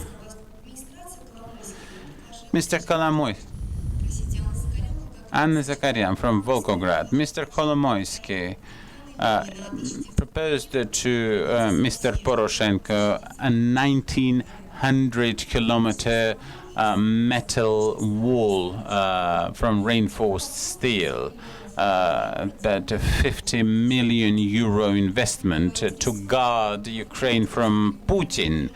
Do you think that Ukraine is indeed trying to build a wall against Russia, or is this just an attempt to compromise Russia? One thing is, talks don't mean much. Words don't mean much, and what I have seen is a radical degradation of Russia's image in the so-called brotherly nations. I'm talking about Ukraine. And I would not be particularly surprised to see such a wall coming up, but I don't think that practically this will be implemented. Because in any event, Russia and Ukraine and Russia will have to negotiate and will have to come to an agreement. some ways out will have to be sought. So I think let us, for the moment, think that this is an anecdote. Natalia Melichova from Yaroslavl. I would like to give two examples of soft power. When the Crimean story erupted, I was in the United States. I was in Minnesota, and the one thing I came up with is that the American mass media on the national level and the state level were all channeling one strictly anti-Russian position, and people were so well used to it that many people, once they saw see a person coming from abroad, like me, they prefer to ask the opinion from the actual witnesses, and the official mass media don't seem to be so authoritative. As far as I know, it is not just in Russia where we see the level of confidence in the mass media is going down. So one of my first conclusions is that people in many countries, not just in Russia, stopped or lost their faith in the official mass media. So soft power is in many ways an ability to try and convey your message across. So you have to import as many native speakers as you can. I see.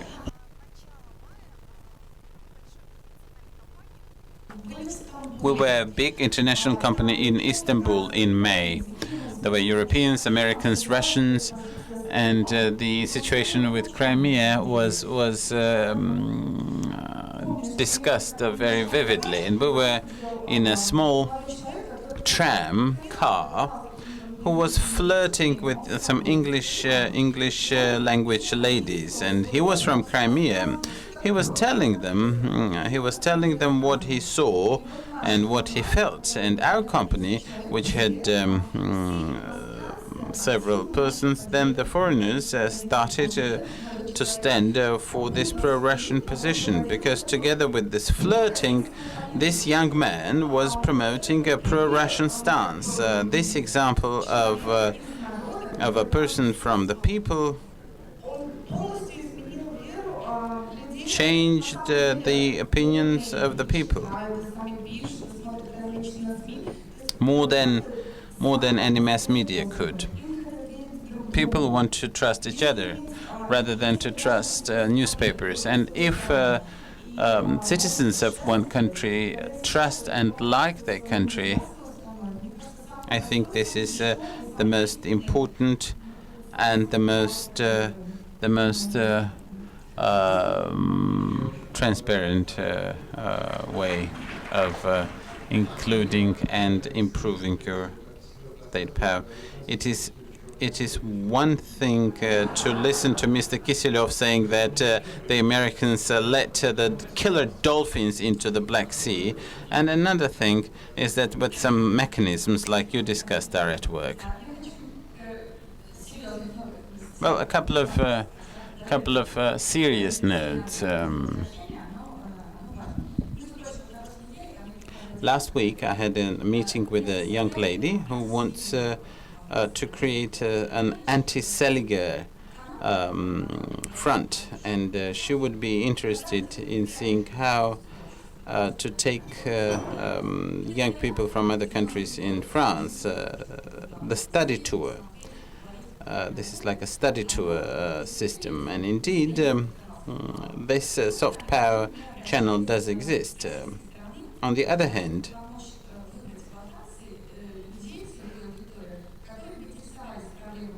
there's an attempt to show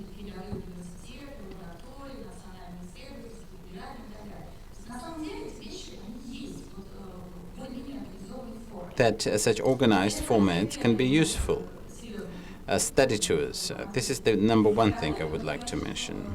Secondly, you have said that the trust towards official mass media or large mass media is decreasing in the West. Well, it is true, and this is one of the reasons why Russia today is growing in popularity. The Western mass media are not lying outrightly, but there's a certain angle of how the material is conveyed, which formulates a certain opinion.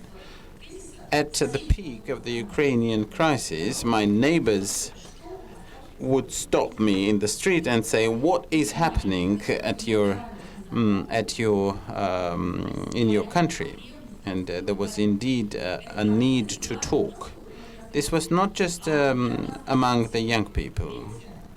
There's some factories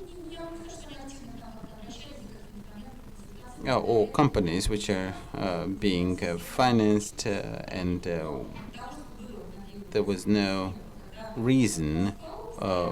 And with the conference calls, we were getting more and more conference calls, the need to get information from first hand, the need to try and to talk to those who can analyze the information. The third element I would like to mention in this sense is that today's every person is a newspaper. Every person has a smartphone. Everybody is uploading on the web whatever he or she wants, and it is not a fact that the eyewitness may interpret the events properly. And secondly, it is not to be excluded that the person may have been paid to produce a certain message on the web. When there is not much information, it is bad, and when there is an abundance or even a redundancy of information, it is as bad. Because when you see a picture with an explosion or an explosion taking place, then the caption under this little footage would depend on the particular views and the particular standing of that person who has uploaded this, and it would not be sufficient to watch the footage to make the correct conclusion.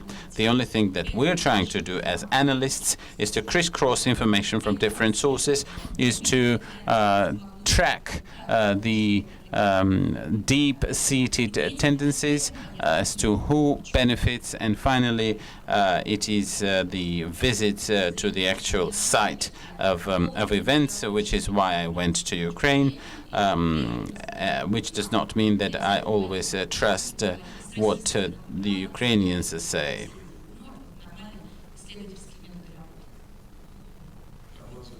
Armen Zakharyan.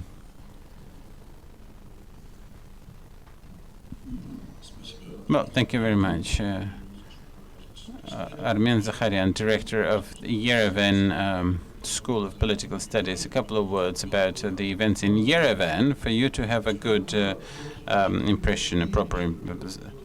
About 4 years ago, Deputy Minister of the Foreign Minister spoke here, and I told him, Mr. Grushko, I told him that we are losing Russian language in Armenia. There are less and less people speaking Russian, and there are more and more people learning English. And he told me, "Why are you telling me this?" And I say that Russian language it was the only foreign language which was at the same time a language of exchange. Russian language is a treasure in the post-Soviet space. I'm in no way against English. My sons are speaking English better than they speak Russian.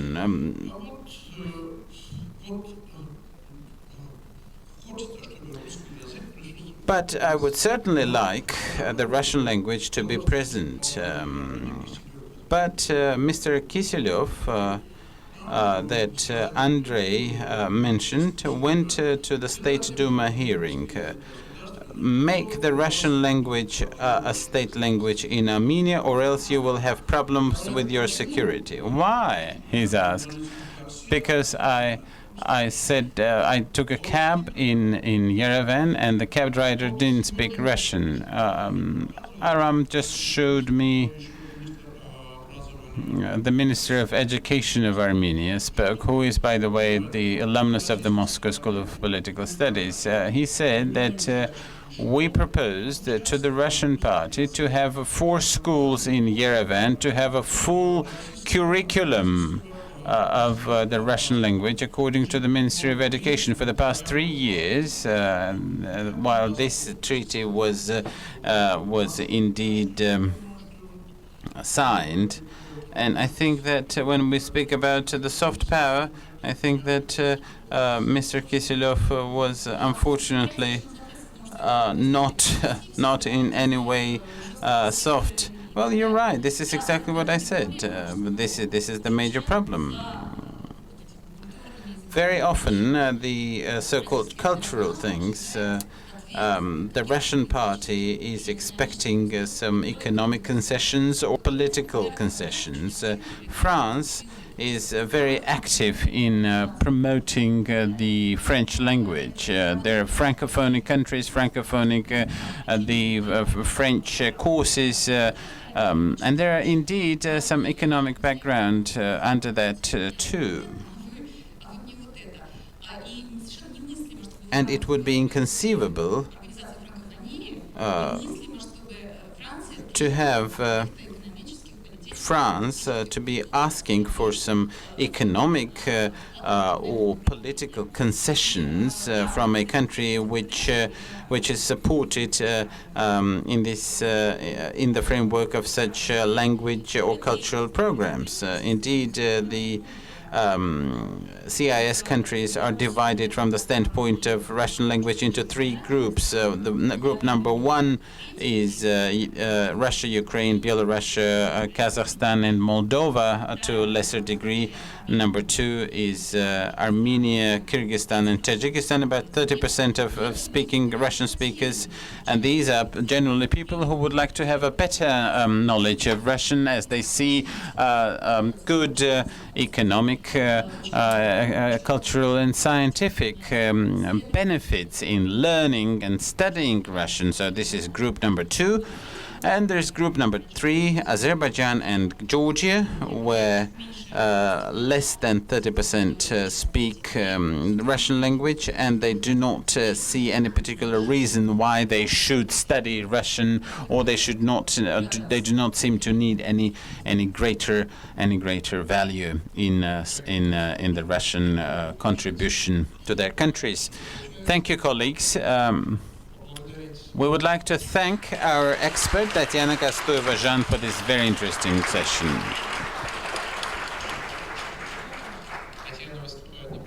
Tatiana has been here before, and each subsequent lecture is more interesting than the preceding one. Thank you. We will resume in 30 minutes.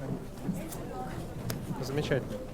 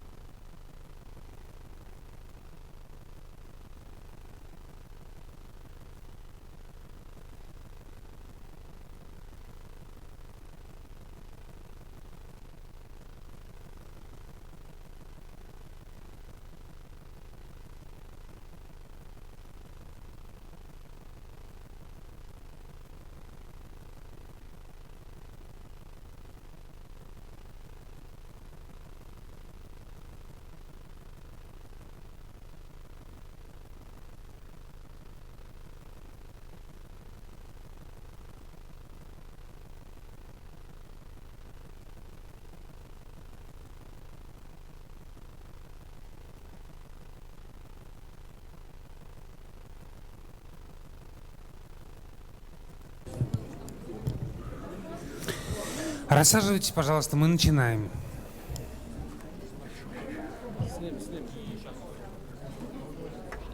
Please take your seats.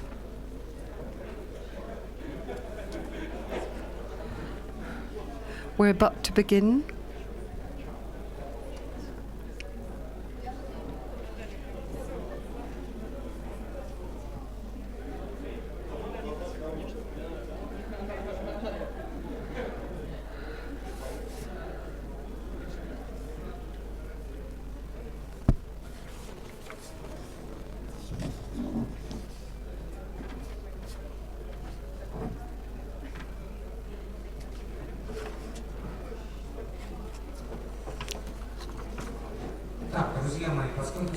Dear friends, since today Irina Prokhorova fell ill and we had to move our sessions, so we have little time left. Let's just... My class will be till dinner, and after dinner Lev Gordon will continue his talk about civic activity in municipal projects. Well, the topic of our roundtable today has to do with the language of bylaws, and in a proper sense of the word, with legislation level. Oh, language, sorry.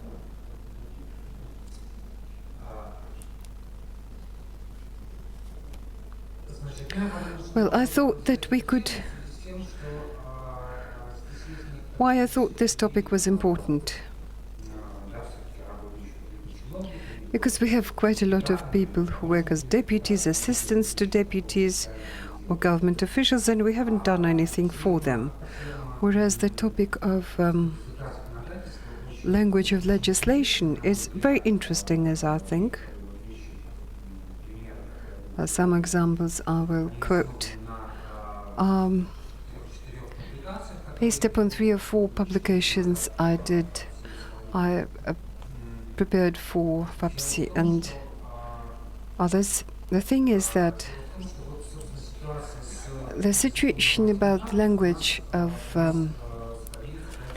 bylaws in this country, this situation is, as I see it, unacceptable, especially for a state that seems to be speaking for and trying to protect not only in Russia but also abroad, to protect a language. The thing is that our legislation might be redundant in some way.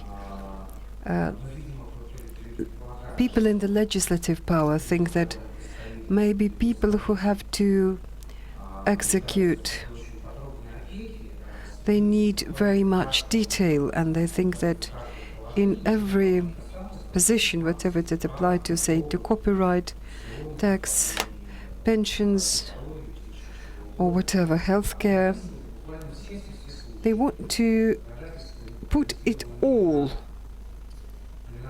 So our legislation is not about providing general principles, which would further might be used by judges who have their own interpretation and opinion. Instead, it should seek to give very detailed procedures for and very small details. For this reason, the language of statutory enactments or standard regulations or normative acts, whatever English would be trying to render Russian normativny act. For this reason, the language they use for in these acts is hardly ever human Russian. So I thought that in ancient Greece or ancient Rome, it was thought that slaves were not supposed to know or understand laws. It is something that only free citizens were entitled for, and they should be able to make some intellectual effort to understand it. But the situation is somewhat different. We have no slaves here, but lawyers and officials disagree with this, although quite recently a discussion I organized this excursion under the auspices of Open Government. They seem to be concerned about it, so we could see all kinds of response. But nevertheless, on behalf of lawyers and on behalf of government officials, we could hear that, look, colleagues, what is it that you want? It's legal language. It's unlike anything else. It should be precise. We should take away all kinds of approximations. It should be exact. And it's not really like the Russian standard Russian today. Actually, this argument does not seem serious to me. There are attempts at both translate taxation code into modern standard Russian and other pieces of legislation. And if any author of statutory enactment felt like writing in plain, proper Russian and instead of having like several pages, no, if they were keen to write in a more comprehensible manner using simple language and simple sentences, there is nothing that stands in their way in this case. Let me give you several examples here. They're pretty hard to read because, look, this is horrible, absolutely awful language that you could hardly ever even pronounce, tongue twisters, but again for you to feel just like the taste or the gusto. A quote from the taxation code.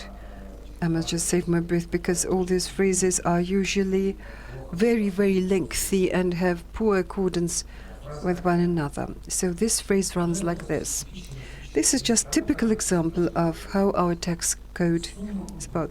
The sum of a loss on operations with financial instruments of deals that are turned over in the market, organized market, whose basis are securities of stock exchange indices or other instruments whose base are either, again, securities or indexes that were received as a result of the said operations during the taxation period after we deduct the base of the transactions that take place in the market, and tax operations with securities that again are listed in the organized market of securities are taken into consideration in accordance with item 16 of article such and such.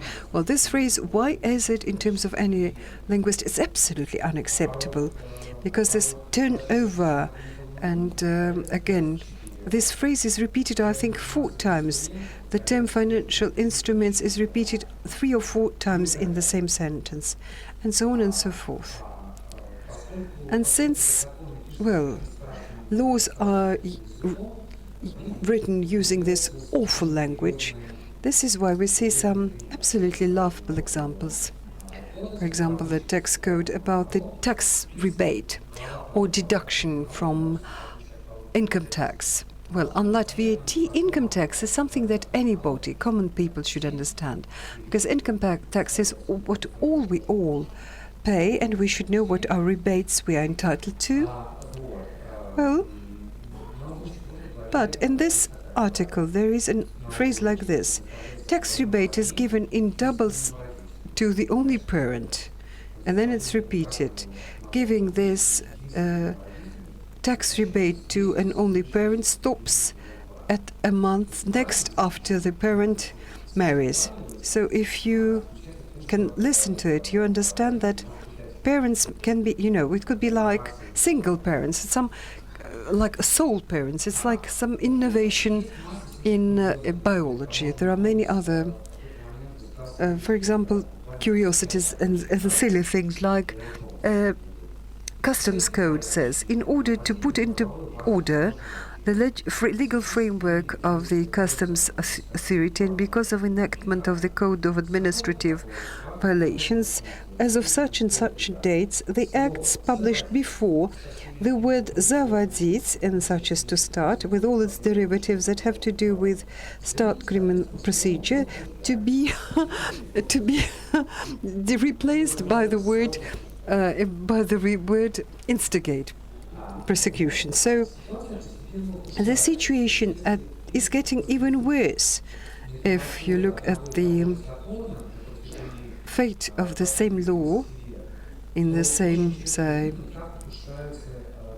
we could see how the language really gets worse.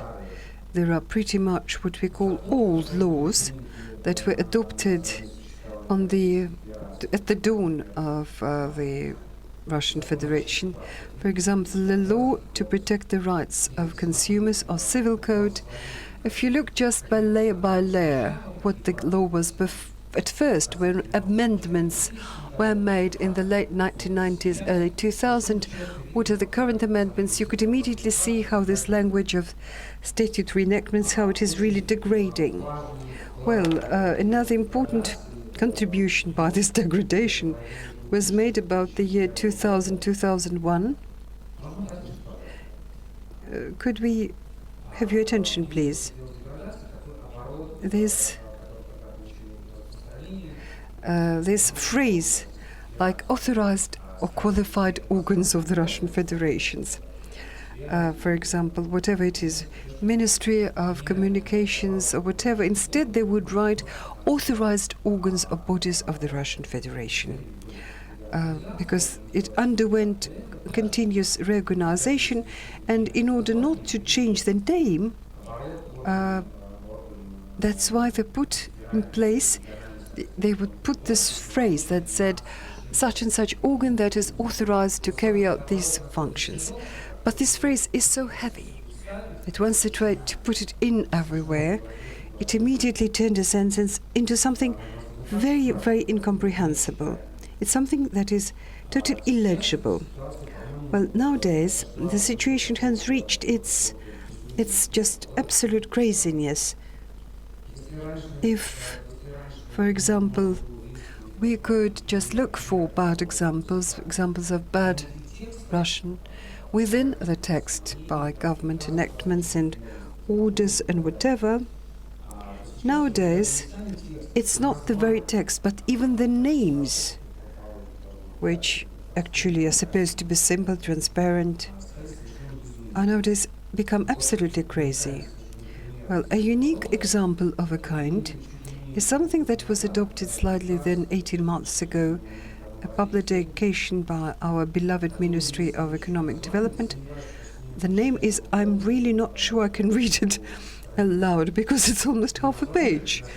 But the name of this prikaz or order is like this: about approving the order and ways to refer to organs that provide government registration of titles and deed to the owner of the title, to the owners of the title, realty of sending them notification about registered encumbrances, limitations that are attached to the application for title when they provide accept from the registry of property. Well, I'm not reading, could not even read the full name. It's just 1/4 of the name of the document, mind you, of the document that they published. Again, a wealth of examples. Well, for example, a law that is supposed to be understood by just people in the street. And they often say, look, all these orders, all this is just professional matter. Why are you looking for bad language, for bad Russian in text that are supposed to be going to people in government procurement or... Okay, that might be the case. Let us suppose this is the way, but let's look at the bill, which, for example, like a law to consumers, is supposed to be easy to understand for people in the street. This is about investing your pensions, about the savings portion of your pensions. The very name of this, it's actually almost correct. If it was supposed to be properly named, then it would be something like about pension savings, and that would be it. Well, in point of fact, the name is about investing money to be finance the savings part of the wages pension in the Russian Federation, the earned pension of the Russian Federation. So, as you know, the name of the law predetermines its character, and had it been about pension investment or about savings, then the name would not be corresponding to the sense. Well, another passage from the law, I will just read aloud 1/3, for example. If an insured person has made use of its right to choose an investment portfolio by the managing company, the savings made in his benefit were transferred to the respective managing company, or the newly paid contributions to the savings part of the insurance pension, as well as additional contributions to the pension, as well as contributions by the employer paid for the benefit of the employee, as well as financed contributions that are happening because of the federal law, and so on and so forth. And the point of all this, the gist of all this, is that if you once made a choice, all further contributions will be sent to the same party where you choose. Once my friends Louis and myself tried to translate it into human Russian, and we got something like the foundation, because or fund. You cannot even, if you in the preamble you mentioned that pensions fund, further hereinafter referred to as the fund. The preamble is about to just clarify these notions and give definitions. So if we've done it in a preamble, we could really rewrite it in this way. The fund sends all the contributions by the person into the company that he has selected. And this is where mother's capital, or if the employer makes some contribution, they're also sent to the same organization and party. That's it. There's nothing more about it.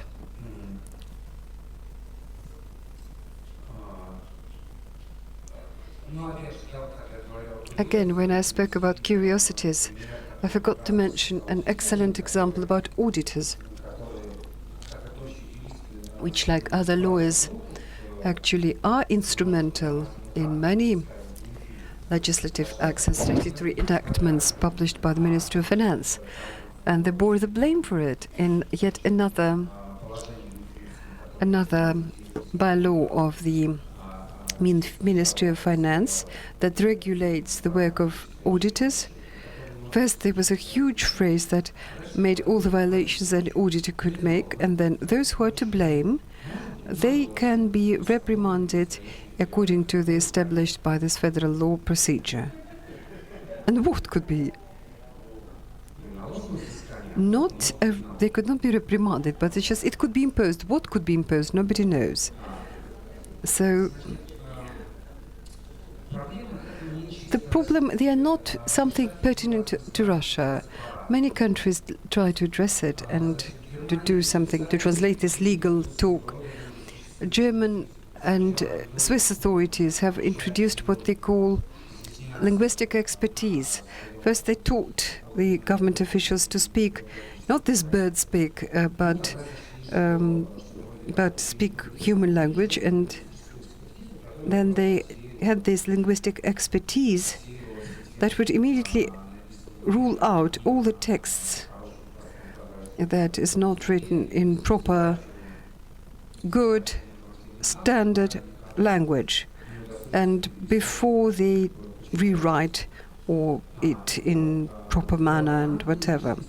In English-speaking country, the situation is somewhat simpler because they have case-based law, and laws are not supposed to.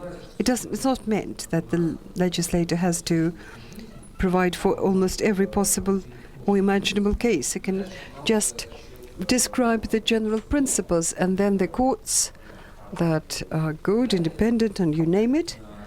And later on, since it is case-based law, You don't have to put every possible detail, try to squeeze it into the new law. But nevertheless, even they can come up with absolute outstanding pieces.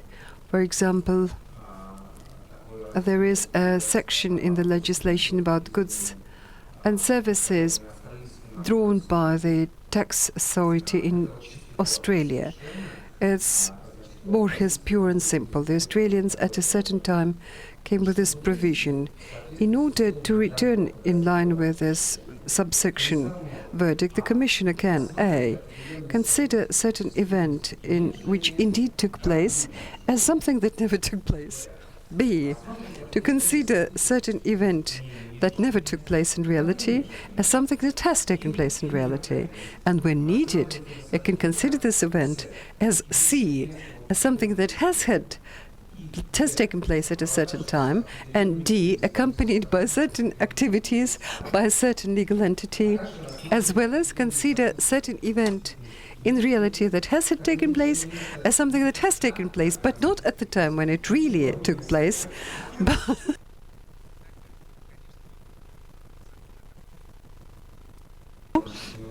that our officials could even dream of, and so on and so forth. Don't let us posit pluralities. Instead, we have an hour before dinner, which we cannot be late for. Let us run a small exercise. Well, now you're free to split into several groups very much.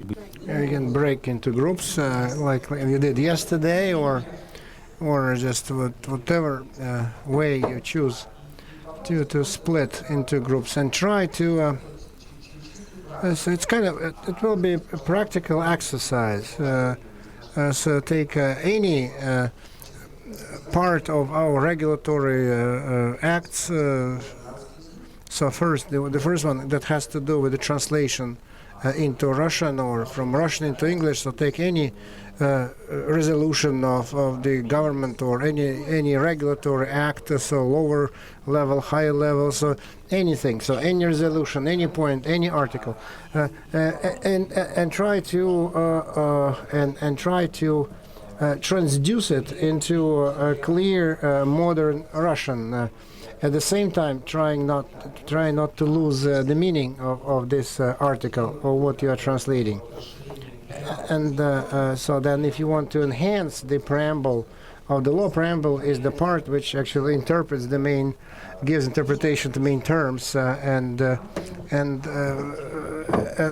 then translate it into so the selected component into lucid Russian language, and then take a certain fragment, part, so a verse written in Russian from anything, novel, and translate it into the bureaucratic language, and in the ossified bureaucratic language. So Russian phrase into English. So then one way and the other way. So first from Russian into English, and then from and vice versa. And let's see what's going to happen.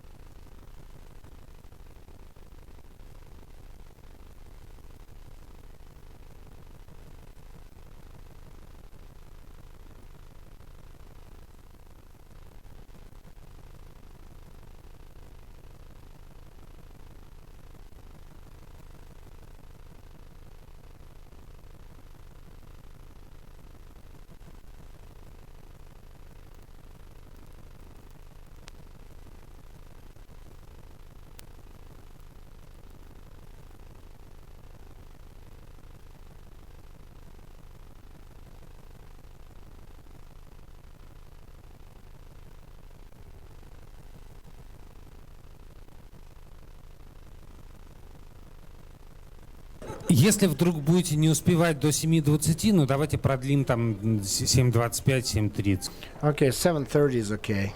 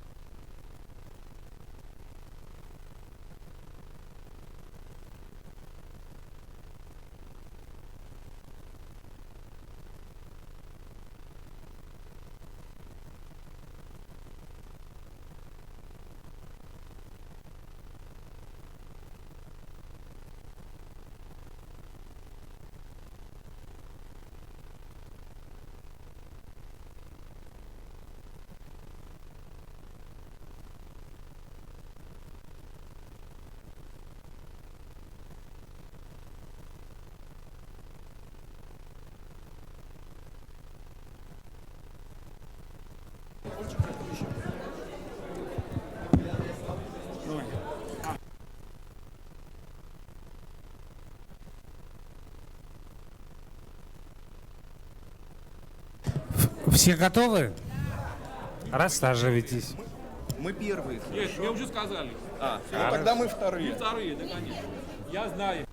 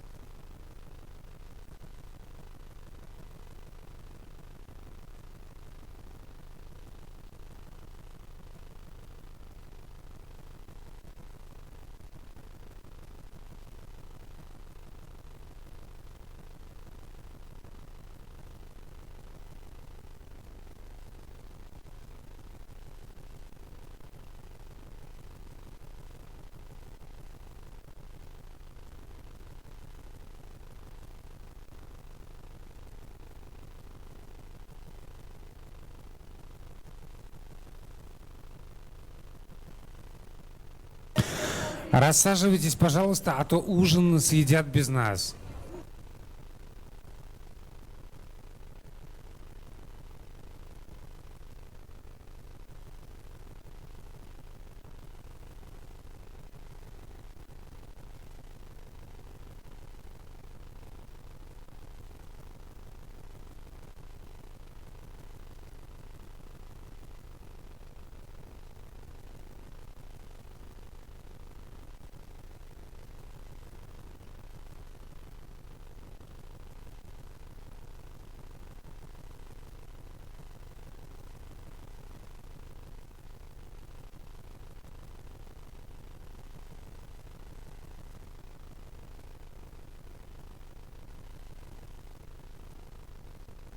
Рассаживайтесь, пожалуйста, дорогие друзья, а то ужин съедят. Colleagues, please get seated and start working, otherwise we will miss dinner.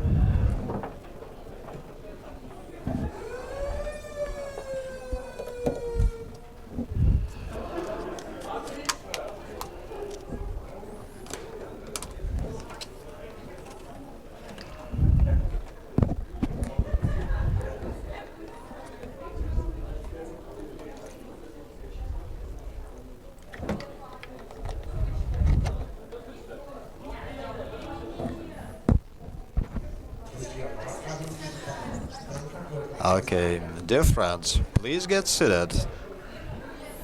Why does it take you so long?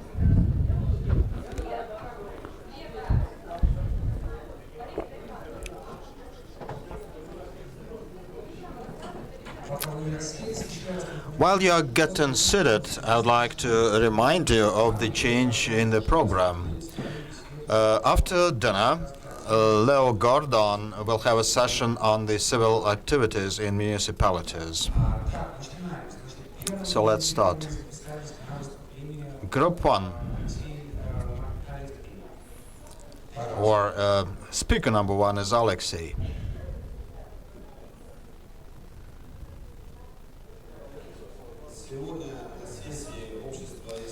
Today we have the session on the role of the civil society in making history of Central and Eastern Europe. Thomas Zaritsky made a very important point about the development of the Polish society, which was the concentration on the part of Polish intelligentsia on self-governance aspects.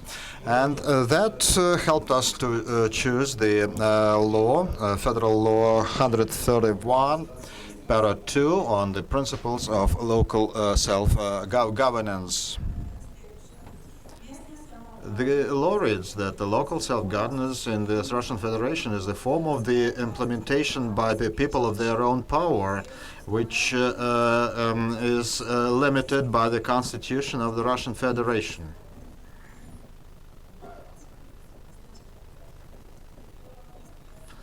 I'm nervous, sorry. federal laws. In cases of the federal law, and in other cases by the laws of the subjects of the federal subjects of the federation, and or the subject to the local self-governance on the issues of local importance based on the interests of the population in regard to historical and other traditions. So we produced two variants, two versions. Here is mine, based on Article 1, Para 2, that you've just heard. Local self-governance in the Russian Federation is the form of the implementation by the people of their own power adhering to the principles established in the Constitution, and it enables them to take their responsible decisions in the interests of the local people. Local self-governance bodies operate in the framework of the legislations and are also guided by the laws of the subjects of the Federation. Option 2. Self-governance, local self-governance is a form of power that is exercised by the people in accordance with the Constitution and according to the laws of Federation and subjects of the Federation. It's done independently under their own responsibility, or can be done through the bodies of local self-governance who are in charge of resolving questions of local importance with due regard to the interests of the population, with due regard to the historical and other traditions. Assignment 2. Translation of a piece of lyrics into the formal language. Physical person without personal ID with abbreviated name is calling for the urgency of agricultural works. The notion of the activity is not determined, since a legislator didn't have it as a purpose. Your Justice, members of the court.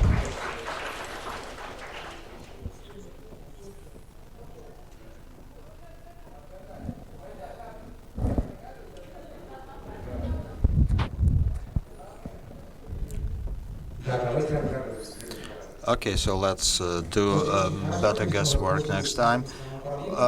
You did good work with local self-governance, and the self-governance that you speak of in your translation. In fact, it's a different kind of local self-governance than the one that the original reads. Although there are same words, but the format means a lot here. Format is not just something that is a frame. It depends a lot on the format. Thank you very much.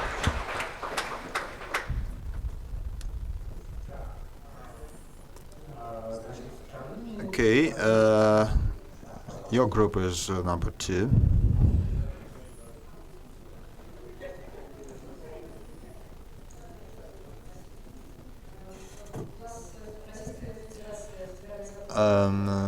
We have the federal law on the contract system in procurement to provide state and municipal needs. Article 18, it reads like this.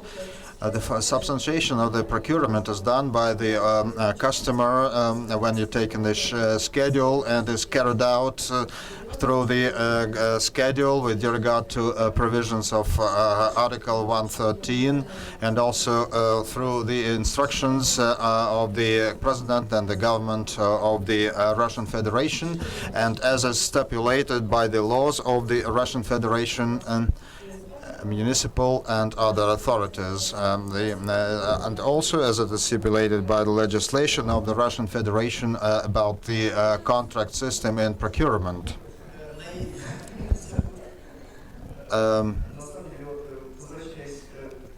Coming back to that subject, I would like to make a point to defend lawyers. You should differentiate between the formal or bureaucratic language and juridical language. They are not the same. The problem of laws such that it's not the juridical element that passes them, it only initials them. So language is drafted by respective units and bodies, So from the legal standpoint, there is a translation into legal language. Same article, substantiation of procurement is done by the customer when you make the plan of the procurement and the schedule of procurement. Part 2, substantiation of procurement is done in accordance with the objectives of procurement. Part 3, the purpose of procurement is identified by Article 113 and further stipulated by the regulations of the federal authority from the subjects of the federation and local authorities. Full stop.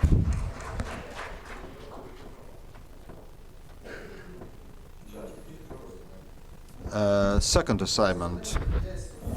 The second assignment is an excerpt of the verdict towards the accused, whose crime is qualified under the Article 242 of the Criminal Code. In relation to the individual who is the officer, who is the employee of the NGO of the religious type, suffered from a criminal act as qualified by the criminal law as stealing. The stolen was the piece of nutrition which was meat of unknown origin. It's not the whole story. During the investigation, the suffered side said that that act was carried out by an animal that belonged to the defendant, and during the investigation it was established that physical violence was exercised towards that animal of unknown origin, which led to the death of that animal. According to the forensic, the animal is recognized as a dog. As the suffered explained, he performed that action towards that animal in the state of affect, and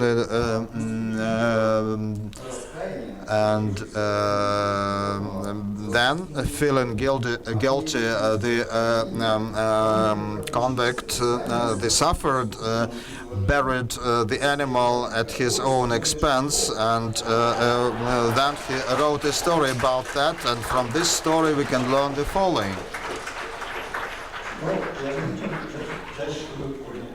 And I think you got the point.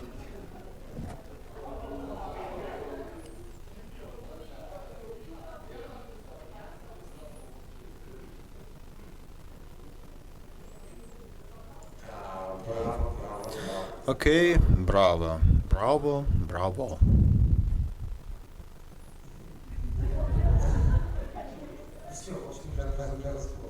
No comment.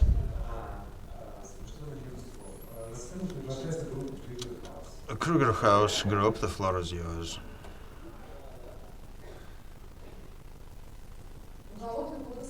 The Criminal Code of the Russian Federation, Article 10, Para 1. It reads about the reverse force of the criminal law. The criminal law that removes the cause of the crime has a reversal force. That is, it can apply to those people who committed that crime before the law came into force. The criminal law establishes some circumstances that reinforces the guilt is not reversible. So we try to translate into Russian the criminal law that rehabilitates or smooths the crime for those who committed has the reverse force before the crime was committed, but it has no reversal force if the crime was committed after coming the law into force. Could you read it out again? The criminal law that rehabilitates or softens the punishment has reversal force both before and prior and after the coming of the law into force.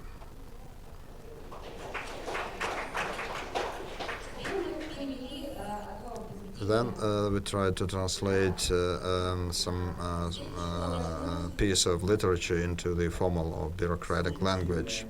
The subjective and objective notion of learning and may not be in line with global norms and standards and international rules of logic, and cannot be measured in the contemporary measures of length, since the previous or archaic measures of length were not translated or were not approved by regulation, but it does not abolish or diminishes its role and makes it possible to perform religious rites in the country of stay.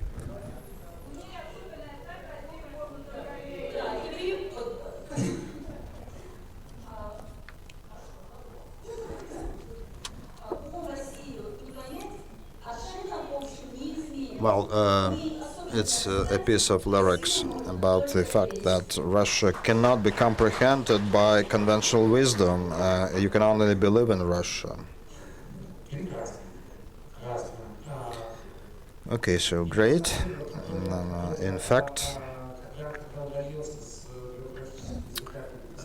when you manage to translate from bureaucratic language into Russian, and when you manage to see that same things can be presented in a more transparent and quite clear way, it really gives us a joy. Ozero Cooperative is welcome to this in. Good evening, and for our purposes, we picked federal law of the Russian Federation, number 15, on the safeguard of health of citizens against tobacco and environmental smoking. For the user to understand, some definitions are given. So Article 2, Para 1, Subpara A, B stipulates what tobacco organizations are. First, we say in the way we see the regulation. Okay, then let me first read the original. Tobacco organizations are corporate bodies, despite their format, who provide the movement through the border of the Russian Federation or through the borders of the Eurasian Union, tobacco articles or articles that are recognized by the federal organizations as tobacco articles. For the purposes of this federal law, tobacco organizations apply also to individual entrepreneurs who move tobacco articles through the Russian border or through the border of the Eurasian countries, tobacco articles. Our interpretation: tobacco organizations, legal entities or individual entrepreneurs or affiliated organizations or their associations and their branches which transport tobacco articles through the Russian border or the borders of the Eurasian Union's countries.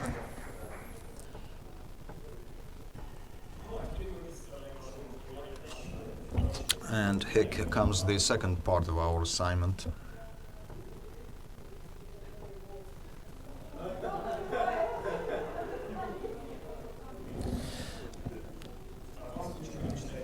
Это бесполезно, законы не переводятся.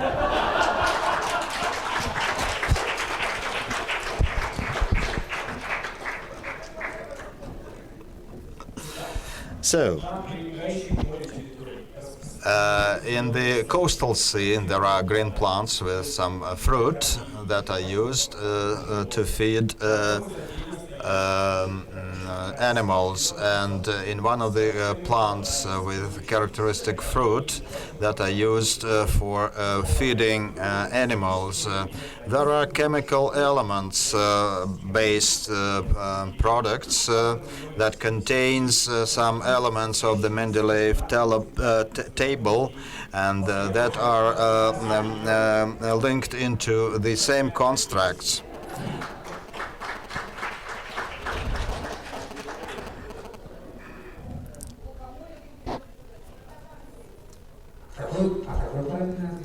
What's the right answer?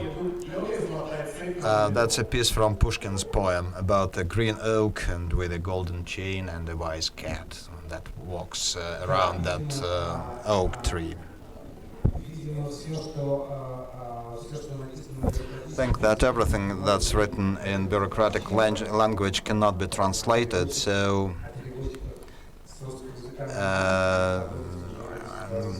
it's useless to take care of the translator who does translation from Russian into English. So next group, the fifth column. Unanimously, we decided that we will translate into Russian the law on foreign agents. I think I will read out one paragraph and Anne will read what we got. I'll read out only something. NGO performs a function of foreign agent, is recognized as a Russian NGO which receives funds and property from foreign bodies and from international institutions, from foreigners and citizens without statehood or authorized persons by them, or and from Russian legal entities receiving property from the same sources, except for open joint stock company with state stake and their branches and subsidiaries, and which also participate for the interest of foreign interests in the political activities performed in the territory of the Russian Federation. Here is our option. When an NGO operating in the territory of the Russian Federation is engaged in political activities and is received foreign investments, it is recognized as foreign agent if it's not a political party, but at the same time it takes part in the actions aiming at changing state policy and public opinion. Its activities falls under the definition of political. If it is engaged in social, cultural, or scientific or health care areas, they are not recognized as foreign agents. It's the Ministry of Justice that keeps the register of foreign agents. Second assignment. Excuse me, perhaps it's good that the first para is written not very clearly. Otherwise, it could be applied too often. In the territory of a municipality of District L, there is the subject of planting. It is surrounded by a metal construct made of gold. It's a chain. It is safeguarded and protected around the clock by an animal that moves in two directions. When the animal moves right, the musical piece is played, which is the anthem of the Russian Federation. When the animal moves left, it sounds like the announcement of the victory of the Russian soccer team in the World Cup. Except of that plant, in L district, some other events had taken place that fall under the legislation of the Russian Federation, and an aimless movement around that plant is done by marginal element, and the animal is made up 50% by a female and by 50% by a fish.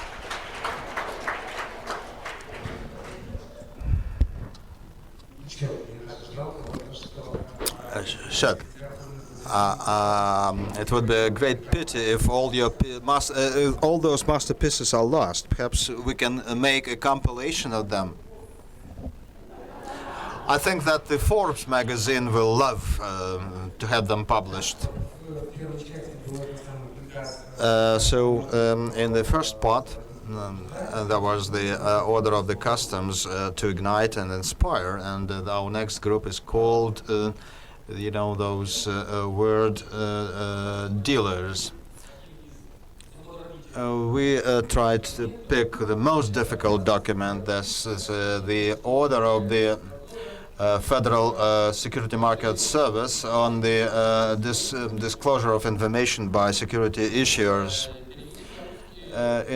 We translate into Russian two paras, 1.1, 1.2. I'll read them in the original. The current provision regulates the composition, procedure, and duration for the obligatory disclosure of information by stockholding company in the process of issuing of securities. disclosure of information in the form of prospectus of securities, in consolidated accounting reports of issues, in a quarterly report of the issues of securities, and the report of some important facts, and those establishing the procedure for the disclosure information by the issuers and the execution of rights according as they apply to the placed and been placed securities. Next paragraph. In cases when, in accordance with this provision, issuers are obliged to publish information in an information source which is updated in real time and which is provided by an information agency such as Lenta.ru, such a publication is to be done in Lenta.ru at least in one information agency which is an established order is authorized to disclose information in the securities market in the duration up to 10 p.m. Of the last day of the disclosure, and this publication is to be carried out in accordance with laws, and the time zone is established in accordance with the location of the issuer. So at 10 p.m. in the location of the issuer.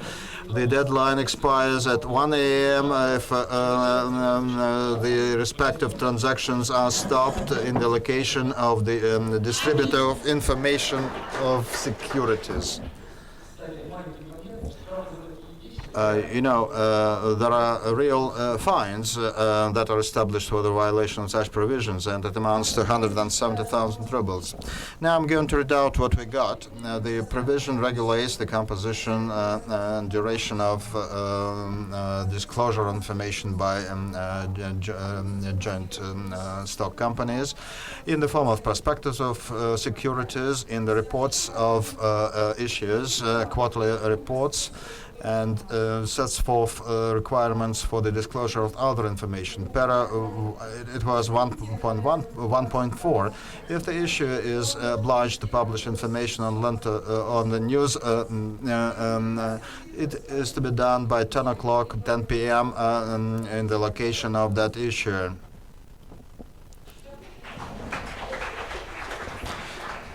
Yeah.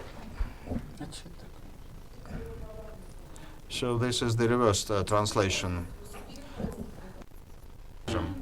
If the subject of the relative has no sister, then the above subject has no exclusive right to lose the sister in his mother's kin or his father's kin, and he's obliged if there is a force majeure circumstances or any other circumstances that entail similar implications, and the subject has no similar balanced biochemical processes that endure and sustain living processes, that subject is not obliged to have a right on exclusive losing their rights and because of the force majeure.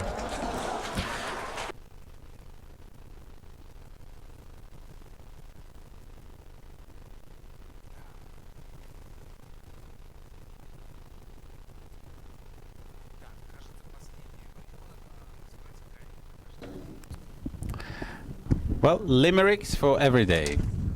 Not quite the limerick, not quite for an everyday, but you've done a job.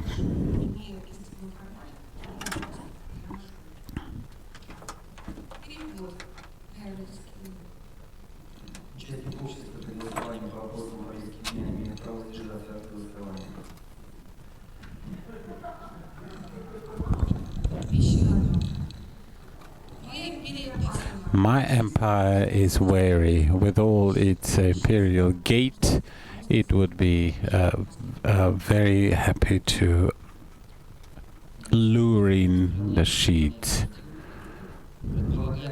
The citizenship of a country presupposes the participation of a citizen in the actual preservation of the national interests. With respect to the norm, the rights of the consumer, I first put this civil code of Ukraine, and then I adapted this to the Russian language. we considered as an agenda the consumers protection law. A consumer who has found a shortage or a drawback in the particular article, he may demand either to be replaced or else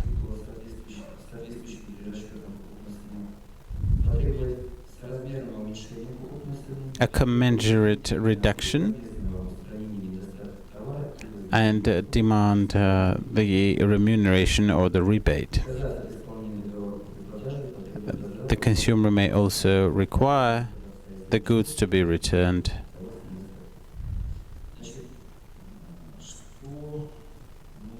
What have we done here? The consumer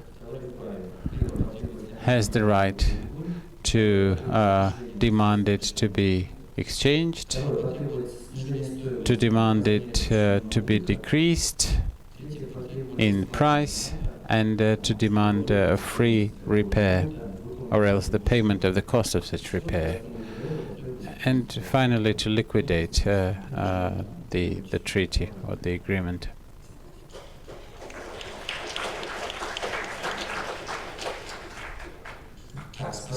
Thank you so very much. Have we not missed anybody? Very good. Because we have shifted and we have had hour and a half instead of 2, so we don't have 30 minutes that we would have required to discuss as to why the normative acts in this country and the laws are written in such an idiotic language and what could have been done to augment the situation. We really don't have enough time. But what I would like to say, however, is that the form has a great importance. And the language of the laws is not just a shell and not just a shell, but the form is also very important. And in the end of this evening session, I would like to ask Olga, who came to see me, I ask her to read 2 clauses from the law on beekeeping.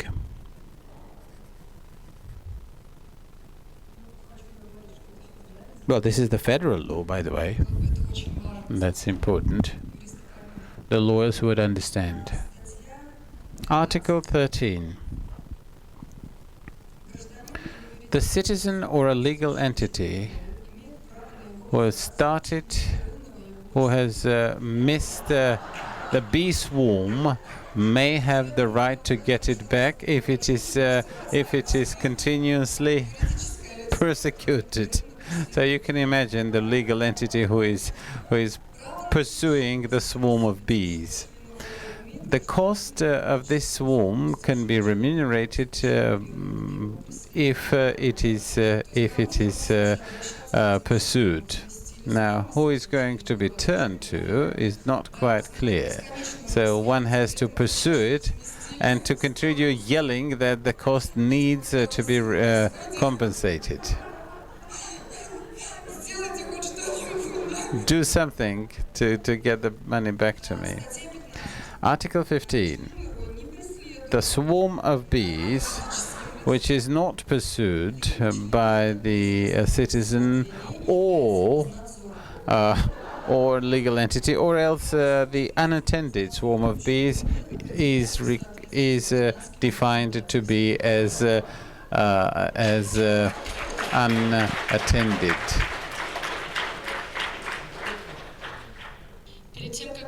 Before we conclude, let us all thank the interpreters who have how it has sounded in English.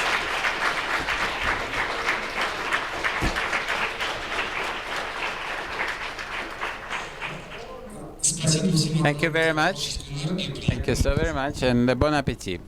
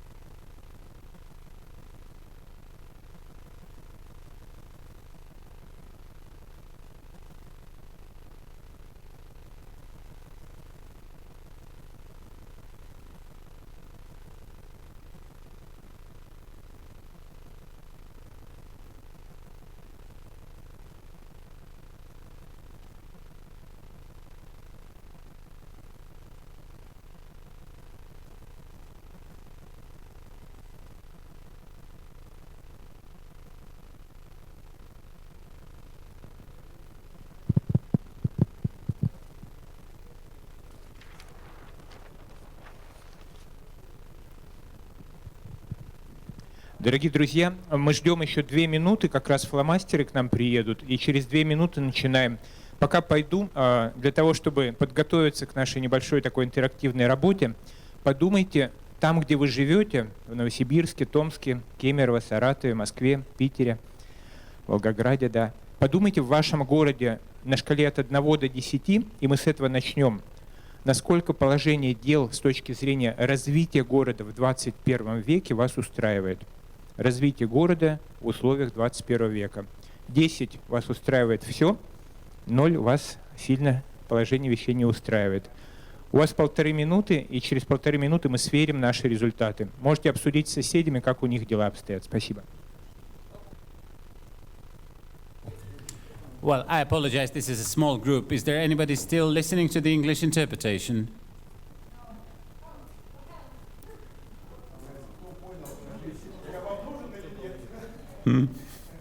Ну, похоже, что никто. Ну, во всяком случае, дадите знать.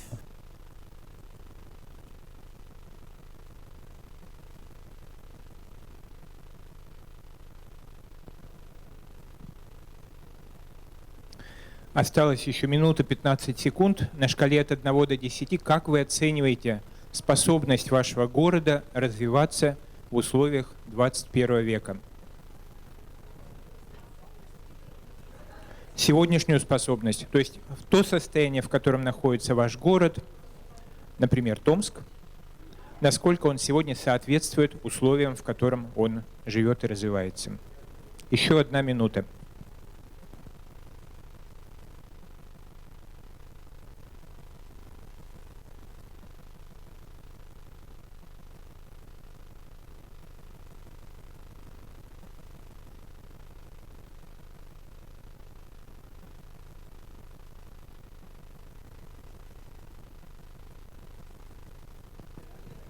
И я думаю, что вы для себя уже определили этот уровень, поэтому поделитесь с соседом справа, с соседом слева, как обстоят дела в их городе. У нас 30 секунд, поэтому быстро это сделайте, и мы начинаем. Спасибо.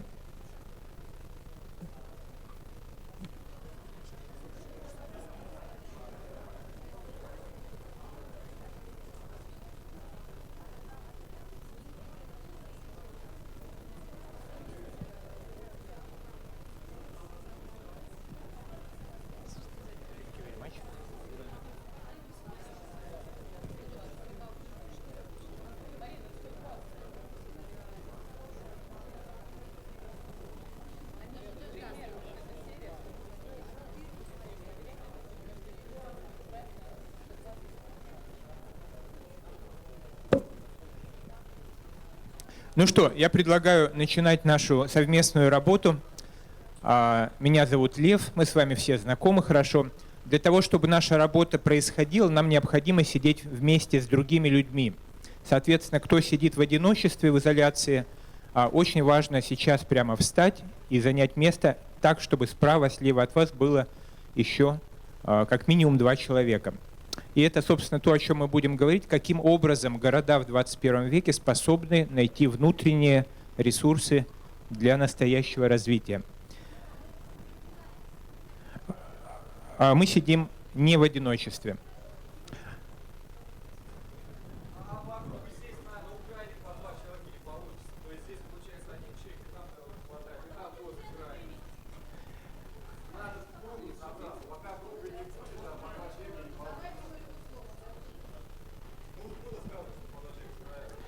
Мы уже видим проявление пассионарной энергии, это очень хорошо. Дорогие друзья, еще раз я повторю, что на этой сессии в одиночку сидеть не получится. Соответственно, кто сидит один, осталось 5 секунд поменять ваше положение.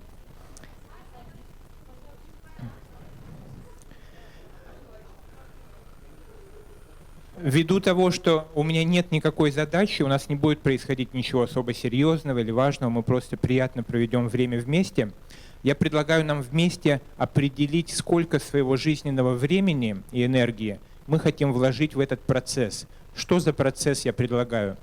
Я предлагаю посмотреть на то, как, возвратившись домой в наши города, мы можем в любом городе запустить очень серьезные процессы трансформации, которые превратят наши города из спящих в настоящие живые. Вот. Мы посмотрим быстро, например, одного из городов России, где мы проводили этот эксперимент и продолжаем. Посмотрим на технологии, если будет интерес так глубоко идти, как конкретно это можно делать, возвратившись к себе в Томск, Новосибирск, Москву, в Питер и так далее. Вот. И главное, для меня главное, это то, что у нас будет возможность кардинально изменить точку зрения на происходящее и изменить фокус, из которого мы живем в каждом дне. Соответственно, я готов все это сделать за 5 минут, за 15, за 50, за 5 часов. Сегодня чудесный вечер, поэтому я предлагаю сейчас выбрать этот формат. Ну и мы тут работаем над форматом демократии. Соответственно, давайте поднимем руки. Кто за то, чтобы... Кстати, в демократии как работает? Большинство принимает решения за всех или как? А как? Счетная палата — это я. Автократия, да. Вот. Ну что, давайте. Кто за то, чтобы все сделать за 5 минут и счастливо разойтись и заняться другими делами? 5 минут. 8 человек. Кто за 15 минут? За 15 минут. Если будет неинтересно, можно голосовать ногами. У меня никаких возражений нет. И кто за 50 минут? Поднимите руку. 45. Поправка принимается. С поправкой от партии учителей наше законодательство прошло. Итак, у нас 45 минут, и нам нужен человек, который будет следить за временем, хранитель времени. Как вас зовут? Ольга. Я вас попрошу через 20 минут дать нам всем сигнал, чтобы мы увидели, услышали, и за 10 минут до завершения еще раз, хорошо? Ольга, наш хранитель времени. Какие еще функции нам нужны? Аналитики, у нас есть хорошие аналитики? Нужно критически оценивать происходящее, то, что я говорю. Отлично. Вас зовут Анна, да? Анна, а вас? Тимур. Анна и Тимур, они будут давать обратную связь, если я где-то вру или говорю вещи неподтвержденные, они, соответственно, нам будут указывать на это. Да. Вот. Кто у нас готов выступать модератором в разрешении любых возникающих конфликтов? В обществе, вы знаете, конфликты всегда возникают. Так, Анна, да? Хорошо, у нас Анна выступает модератором. Какие еще роли в обществе нужны? Кто из нас считает себя настоящим лидером, человеком, который видит, куда нужно идти, и способен увлечь за собой других? Анна. Ну, я предполагаю, что каждый из нас обладает этим потенциалом, про это мы тоже поговорим. Итак, присоединяемся, кто опоздал. Ольга, сколько времени осталось? 15? 19? До середины, да? Угу. Отлично. Кто не получил еще вот такие штуки, они здесь лежат, свободно подходите и принимайте. Ну что, дорогие друзья, я предлагаю, мы сейчас прямо начнем. И, как говорил Цицерон, для того, чтобы эффективно общаться с людьми, необходимо всего 3 вещи. Что это за вещи? Анна. Первая вещь – это способность увлечь аудиторию за собой. Какая вторая? Нет, в данном случае он говорил о другом. Итак, Цицерон, 3 секрета для любого ведущего, оратора: увлечь аудиторию, убедить, да, то есть увлечь — это эмоции, это душа, убедить — это факты, и 3 — это усладить. Мы начнем с 3. Мы все сегодня сидели, гуляли, кушали, сейчас мы все встанем, вот, и у нас будет 2 минуты для того, чтобы усладить, да. Вот. А те из нас, кто занимались по утрам йогой, цигуной и другие замечательные штуки, уже знают, как мы это делаем. Давайте встанем в одну такую линию. Давайте встанем в одну линию, чтобы быть рядом друг с другом. То есть нам нужно сомкнуться. Давайте поможем. Нужно подвинуться сюда. Нет, в одну линию. Гениальное решение, чтобы сократить время. Линия там, линия здесь. Вот. И теперь, встав в одну линию, коллеги, в одну линию, быстро, очень. Сейчас мы поворачиваемся лицом к Московской школе гражданского просвещения. Поворачиваемся лицом, кладем руки на, как это называется, на плечи человека, который стоит перед вами. Вот, и начинаем ему слегка, с достоинством и с доблестью, слегка массажировать его плечевой, так сказать, как это называется, суставы. С уважением к ограничениям другого человека. Вот. Если вы не хотите, чтобы вам никто массажировал, вставайте в самый, так сказать, последним человеком. Вот. Просто почувствуйте, что это значит быть в контакте с другим человеком. Это не так страшно на самом деле, как нам кажется. Как вас зовут? Не страшно? Не, нормально. Нормально. Ну что, а теперь давайте развернемся в другую сторону и возвратим вот эту, так сказать, благодарность тому, кто только что нам помогал. Это и есть взаимодействие, это и есть контакт между людьми. Вот. А как вам кажется, когда возникает любого рода контакт, через слова, через какие-то прикосновения, через действия, доверие поднимается или опускается? Понимание другого человека поднимается или опускается? Да. Ну, я вижу, что здесь собрались взрослые люди. Спасибо. Спасибо. Все, можем возвращаться к себе на места. Если идти по программе, которую нам завещал Цицерон, мы уже завершили стадию усладить. Вот, и переходим теперь к двум другим. Убедить и увлечь.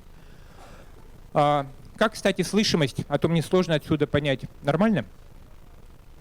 Если будут какие-то проблемы, пожалуйста, поднимайте руку. Вообще любые вопросы по ходу дела тоже приветствуются. 30 секунд, кто я такой, почему я здесь, собственно, с микрофоном стою. Я точно знаю меньше, чем каждый из вас во многих областях. Это просто гарантированно. Соответственно, я ничего такого особенного вам не расскажу, но я предложу некую базу для диалога и для того, чтобы вы сами задумались, как, возвратившись в свой город, это может быть даже Берлин, кто в Берлине живет, запустить необратимые процессы трансформации и обновления городов для жизни в условиях 21 века. Мы здесь очень много говорим о гражданском обществе, о том, о сём.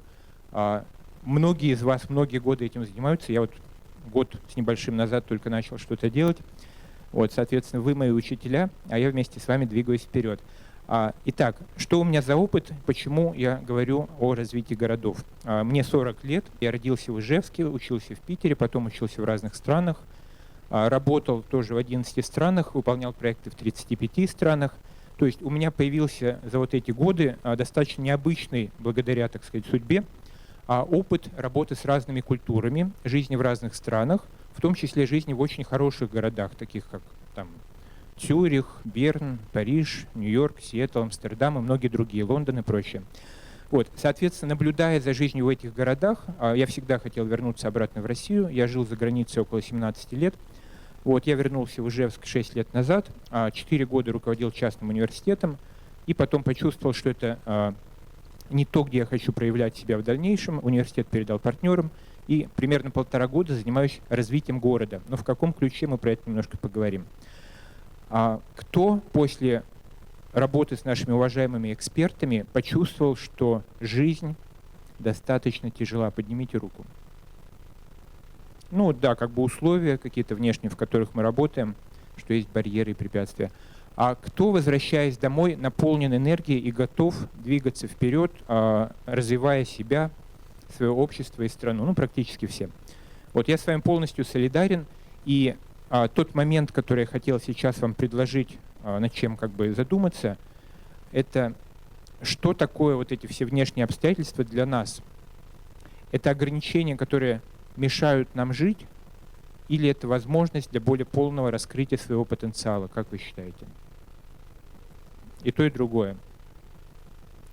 Вот. Я вам предлагаю встать хотя бы ненадолго, вот на оставшиеся 35 минут, на позицию, что все, что происходит вокруг вас, это ваш собственный театр, в котором вы режиссер и выполняете, так сказать, играете главную роль.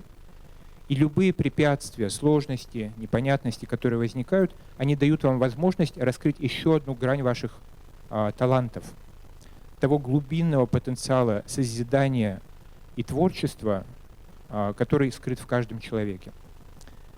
Исходя из всего, что я знаю, привношу в нашу аудиторию сегодня, в наше общее пространство, это действительно так. Соответственно, каждый из нас не только способен делать то, что он делает сегодня, он способен на гораздо большее. И обстоятельства, например, вот мы с вами беседовали о том, что не все просто в каждом из наших городов. Почему мы, кстати, говорим про города? Вы знаете, почему мы не говорим, я вообще ни слова не скажу про Россию почти, или про мир даже. Города — это то пространство, где мы живем, работаем, проявляем себя наиболее полно. Вы в каком городе, Ольга? Ярославле. Сложно вам, наверное, сказать, что вы живете в Ярославской области. Вы, кроме редких людей, мало кто из нас живет в области или в крае, там, или в республике. Но город — это то пространство, где мы перемещаемся, где у нас много друзей, где сконцентрирован наш жизненный опыт и наша активность. И один из тезисов, который я предлагаю нам сегодня обсудить, это то, что именно через развитие городов в 21 веке возможно развитие любой страны, вне зависимости, в какой стране мы находимся. И Россия ни в коем случае не исключение. Мы опираемся в этой идее на факты, на исследования, но это просто нам задуматься о том, что сложно менять всю страну, мало у кого есть рычаги. Но менять жизнь в своем городе может каждый из нас. И я утверждаю, что вы можете быть лидером, который способен запустить серьезнейшие процессы трансформации вашего города. Итак, как нам построить? Я думаю, что интерактив лучше, но я немножко слайдов покажу, потому что там есть интересные такие факты. Вы не против? Итак.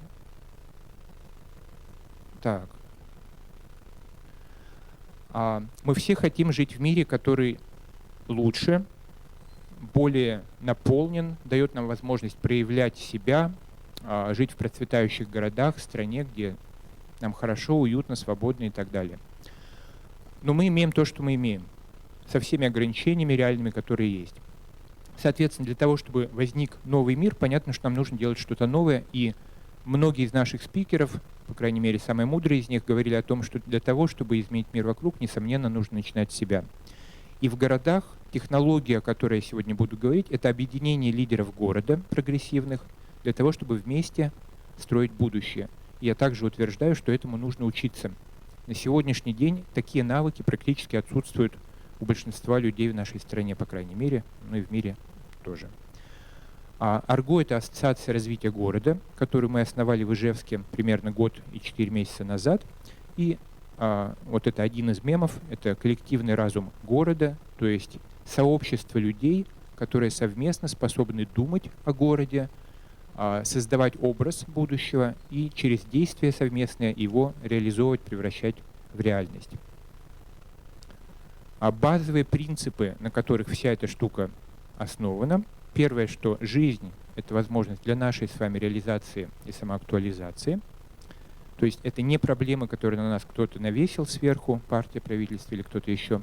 Это наше с вами поле для игры.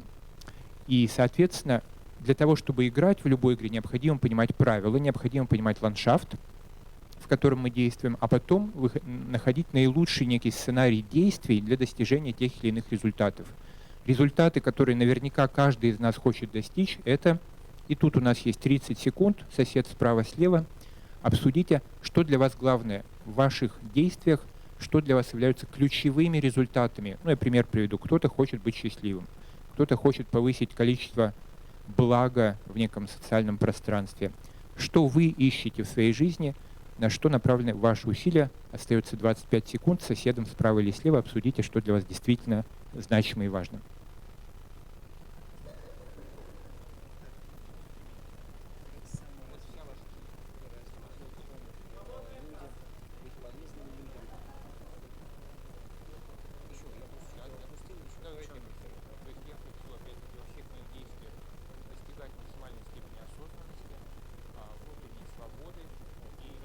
Состояние для себя и других людей, чтобы полностью проявляли свой потенциал.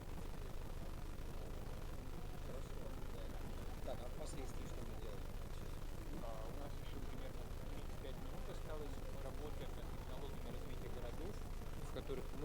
являемся ключевым субъектом, игроком, и у нас нет никаких ограничений. Еще 10 секунд. 10 секунд.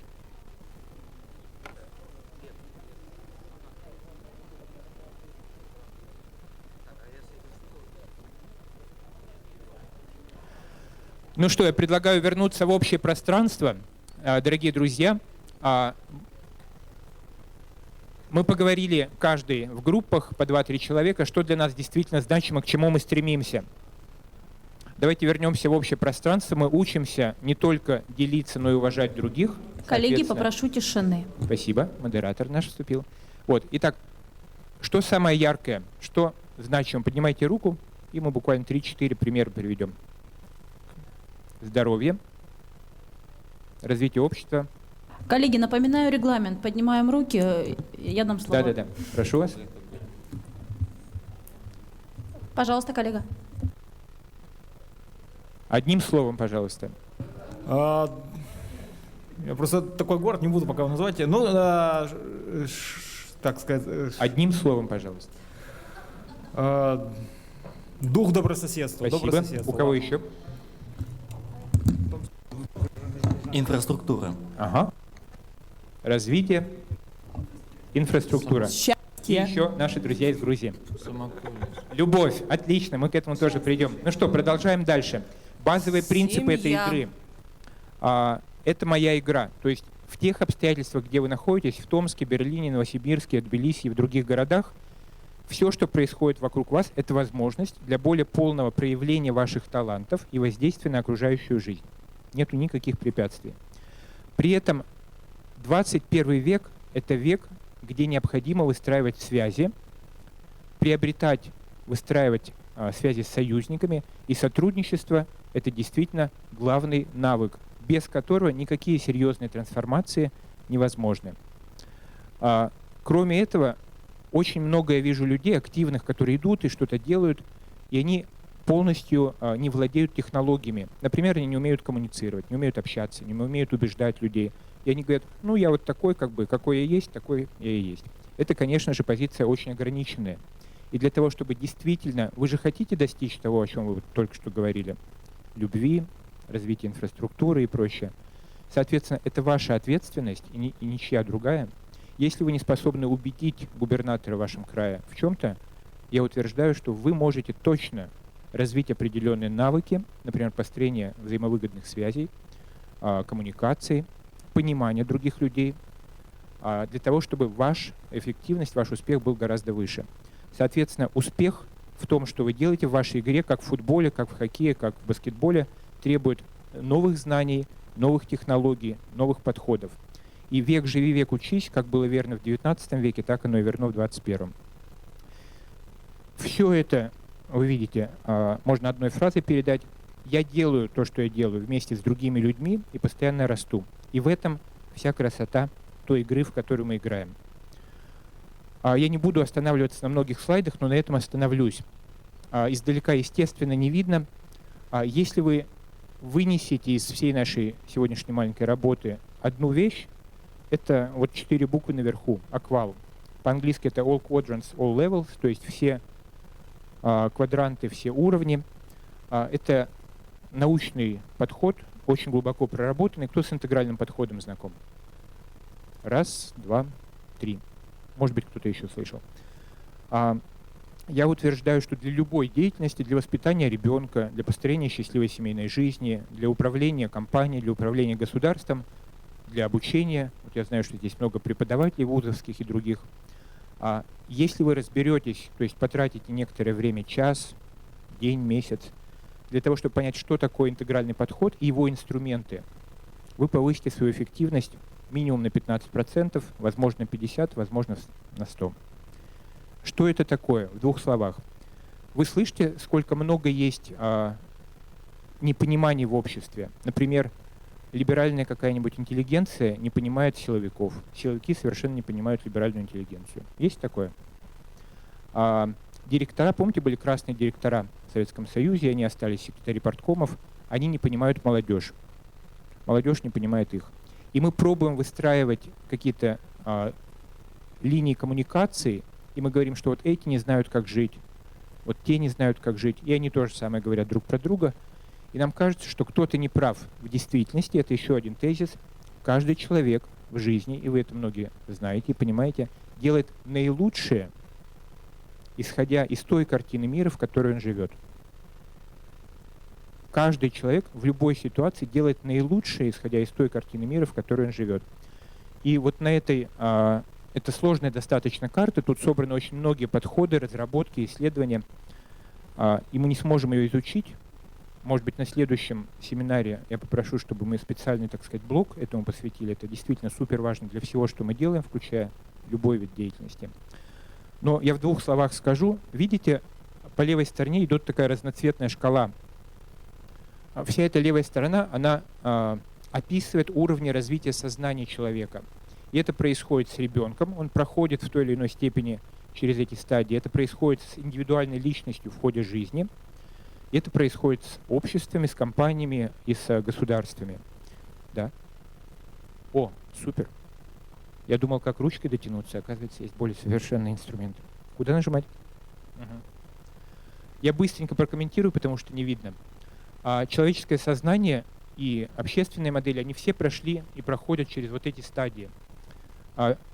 Фиолетовое, я вниз не буду опускаться, и сегодня в обществе все люди распределены и находятся на той или иной стадии развития сознания.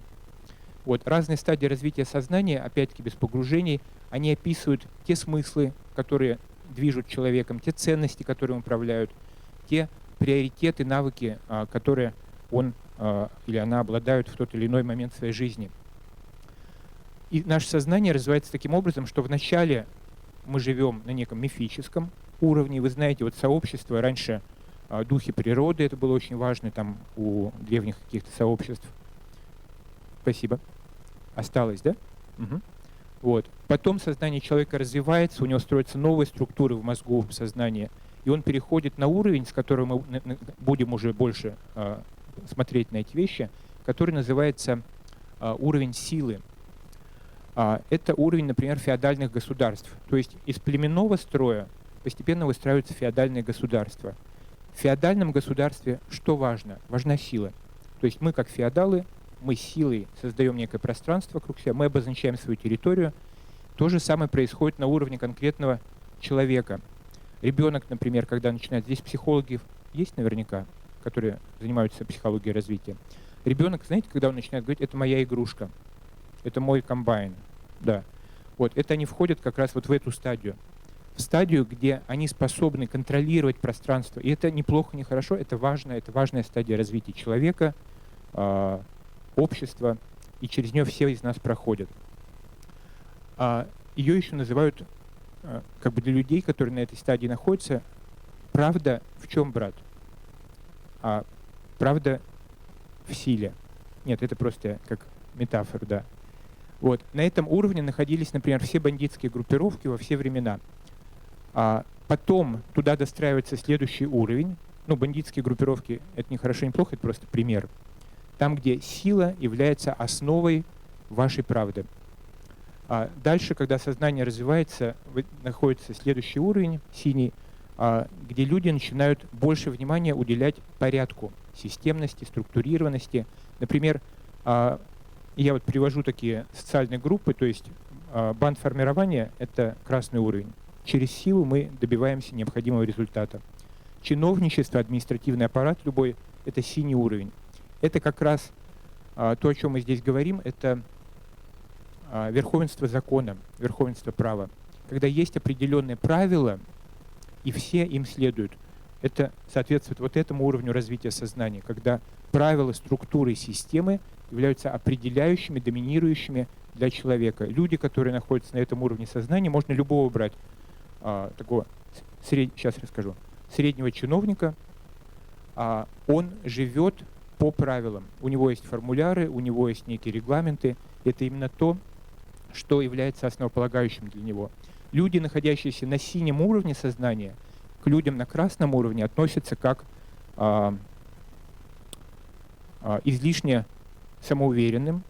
Им неприятна вот эта сила, драйв, с которой люди на красном уровне проявляют себя. Вот. И наоборот, следующий уровень сознания, оранжевый, до него тоже дорастают через жизненный опыт, обстоятельства, он соответствует классическому предпринимателю. Здесь главные ценности — это успех, прежде всего это успех, это достижение, их еще называют достигаторами. Соответственно, красный это сила, синий — это порядок, системность, структурированность, оранжевый — это достижение. Спортсмены все, как правило, предприниматели настоящие, находятся на этом уровне. Ну, вот классическая англосаксонская вся система, она очень сильно, базируясь на синем, то есть на порядке, вот на праве и так далее, она создает условия для настоящего развития оранжевого уровня, где предпринимательство является некой, так сказать, основой жизни. И об этом многие наши экономисты здесь тоже говорили. Дальше сознание, развиваясь, приходит к зеленому уровню, это условные цвета. Зеленый уровень — это уровень чувствительности, толерантности. На этом уровне люди, когда его достигают, они вдруг понимают, что в мире все плюралистично, существует множество точек зрения, ни одна из них не является единственно правильной. Вот конфликт поколений, как правило, бывает, отец условный находится вот на синем, какой-нибудь секретарь обкома раньше был, да, или сейчас, ну, какая-нибудь другая роль, а его сын или дочь, они ездят на фестивале там какой-то музыки, там дети цветов, тролливали, вот, и у них абсолютно нет никакого понимания, почему? Потому что система ценностей, которая внутри в сознании заложена, это очень сложный процесс, я их сейчас не погружаюсь, то есть это все уже на уровне нейронных связей изучено и прочее. Они настолько разные, что люди не способны выстраивать диалог без систем следующего уровня желтого. Желтый уровень называется интегральный. И если человек на любой стадии развития вот здесь не принимает людей, ценности и подходы других уровней, то есть, условно говоря, синий точно так же не принимает оранжевый, чиновники не любят предпринимателей, вы знаете, да? Ну, просто так, внутренне. Не потому, что они плохие или хорошие, это просто так работают системы сознания в человеке. Это абсолютно не связано ни с какой конкретной личностью. Но точно так же предприниматели настоящие считают чиновников занудами, да, там буквоедами и прочее. Любой сильный предприниматель своих детей, которые, например, на зеленом уровне находятся, какие-нибудь музыканты, у меня есть очень много знакомых, которые многого добились, вот, а у них дети вдруг пошли не по их пути, успешный юрист, предприниматель или что-то еще, а они стали музыкантами, и они их считают лузерами. Ну как это? Вместо того, чтобы зарабатывать миллионы, ты играешь в группе там, и носишь дырявые кеды. А наоборот, зеленые вот эти ребята, они все считают, ну, понятно, что вот людей на красном уровне, кстати, все силовые ведомства, они объединяют очень сильно вот эти два уровня. То есть красный — это уровень силы, воздействия силы, синий — это уровень порядка. То есть настоящие силовики, в хорошем смысле, да, они, базируясь на той силе, которая у них есть, они используют ее ради поддержания порядка. Ну и, соответственно, любые отклонения, когда сила есть, а порядок не важен, мы сами создаем порядок, это уже отклонение, это то, что нам всем не нравится. И когда сознание человека доходит до желтого уровня, он способен впервые понять, что необходимы все предыдущие ценности, они все важны для жизни. Нам для того, чтобы быть успешным, нужна сила, нужен порядок, нужны достижения и нужна плюралистичность, так сказать, чувствительность и другие вещи. Теперь как распределяется, какое количество населения в среднем в России относится к каждой из этих групп? Примерная статистика. На красном уровне у нас живет примерно 15-20% населения. Это примерные цифры, они отличаются по городам там, и так далее. На синем уровне у нас живет около 35% населения. На оранжевом около 7%, совсем немного. То есть предпринимателей истинных, ну, таких, которые достигают реальных результатов, им это интересно, не так много в любом обществе. В Европе тоже около 7%. На зеленом уровне около 5% населения, и на желтом меньше 1%. То есть людей, которые способны интегрировать и понимать, что и силовики, и чиновники, и предприниматели, и артисты, музыканты и прочие всевозможные такие богемные товарищи, это все необходимая часть бытия, существования, и важно интегрировать и развивать в себе. В каждом человеке есть все эти уровни, в потенциале заложены, но они, как правило, не проявлены. Почему я про это сейчас много говорю?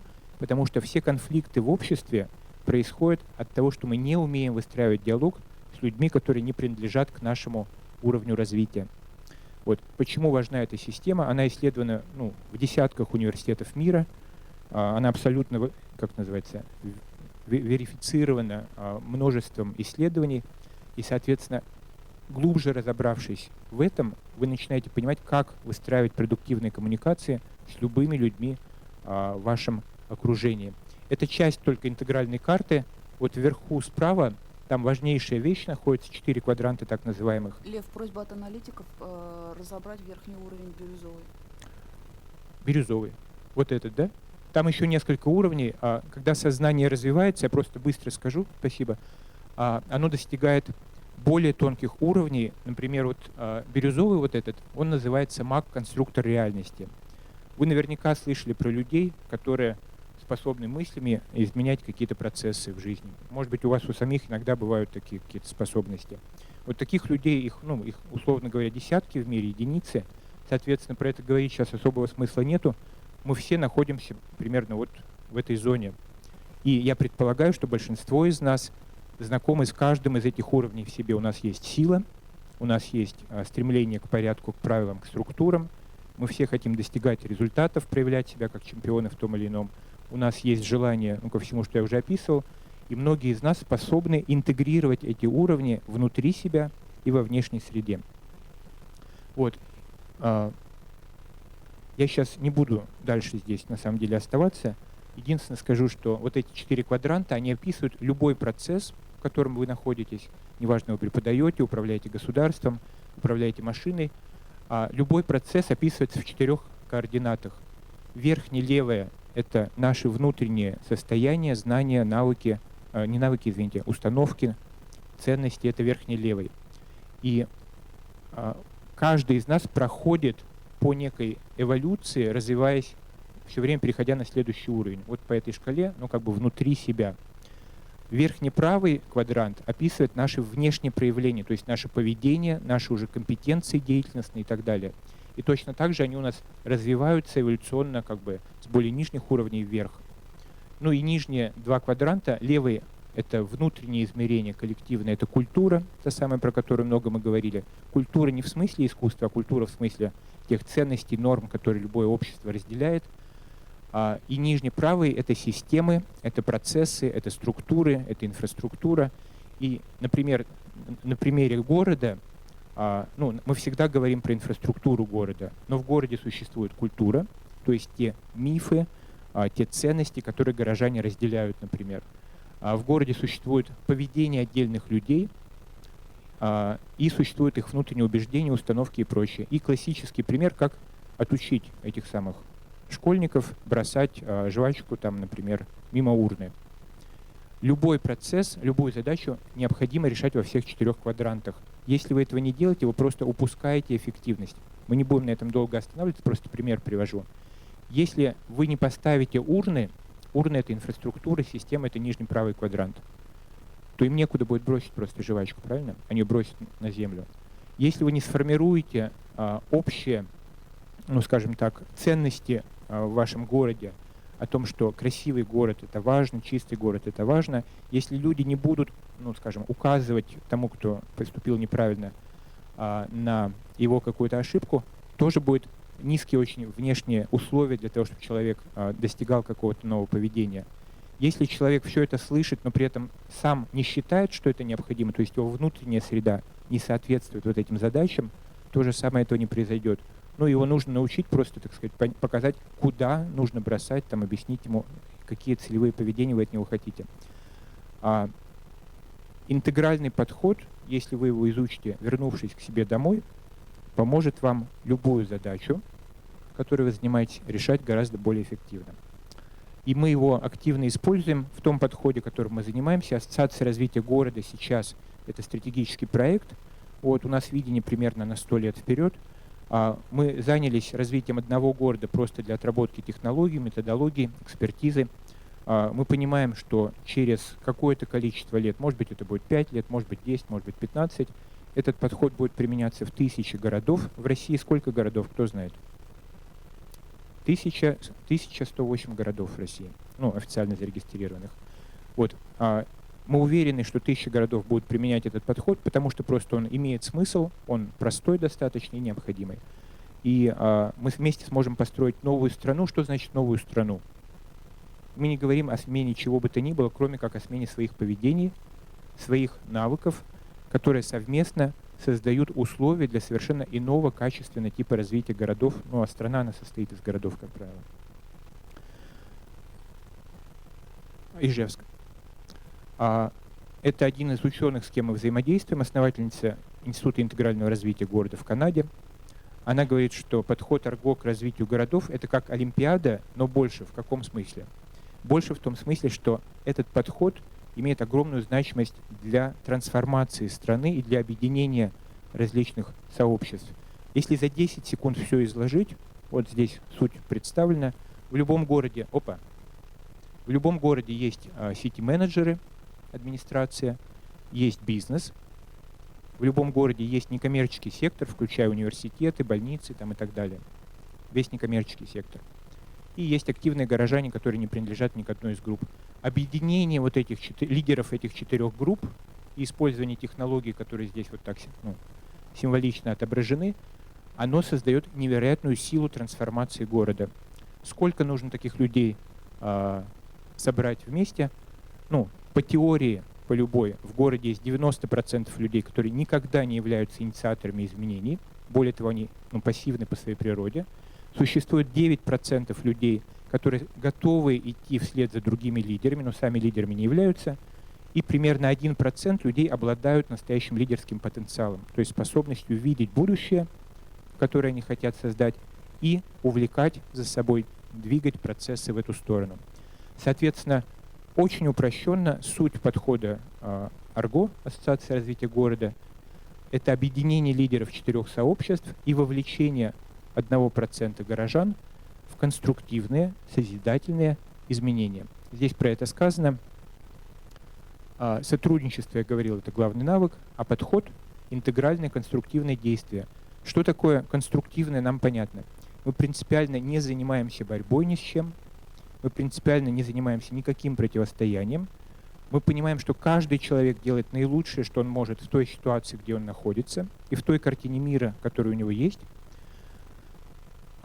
И наша задача, чем мы, так сказать, последний год с небольшим занимаемся, это находить точки улучшений и их улучшать совместно.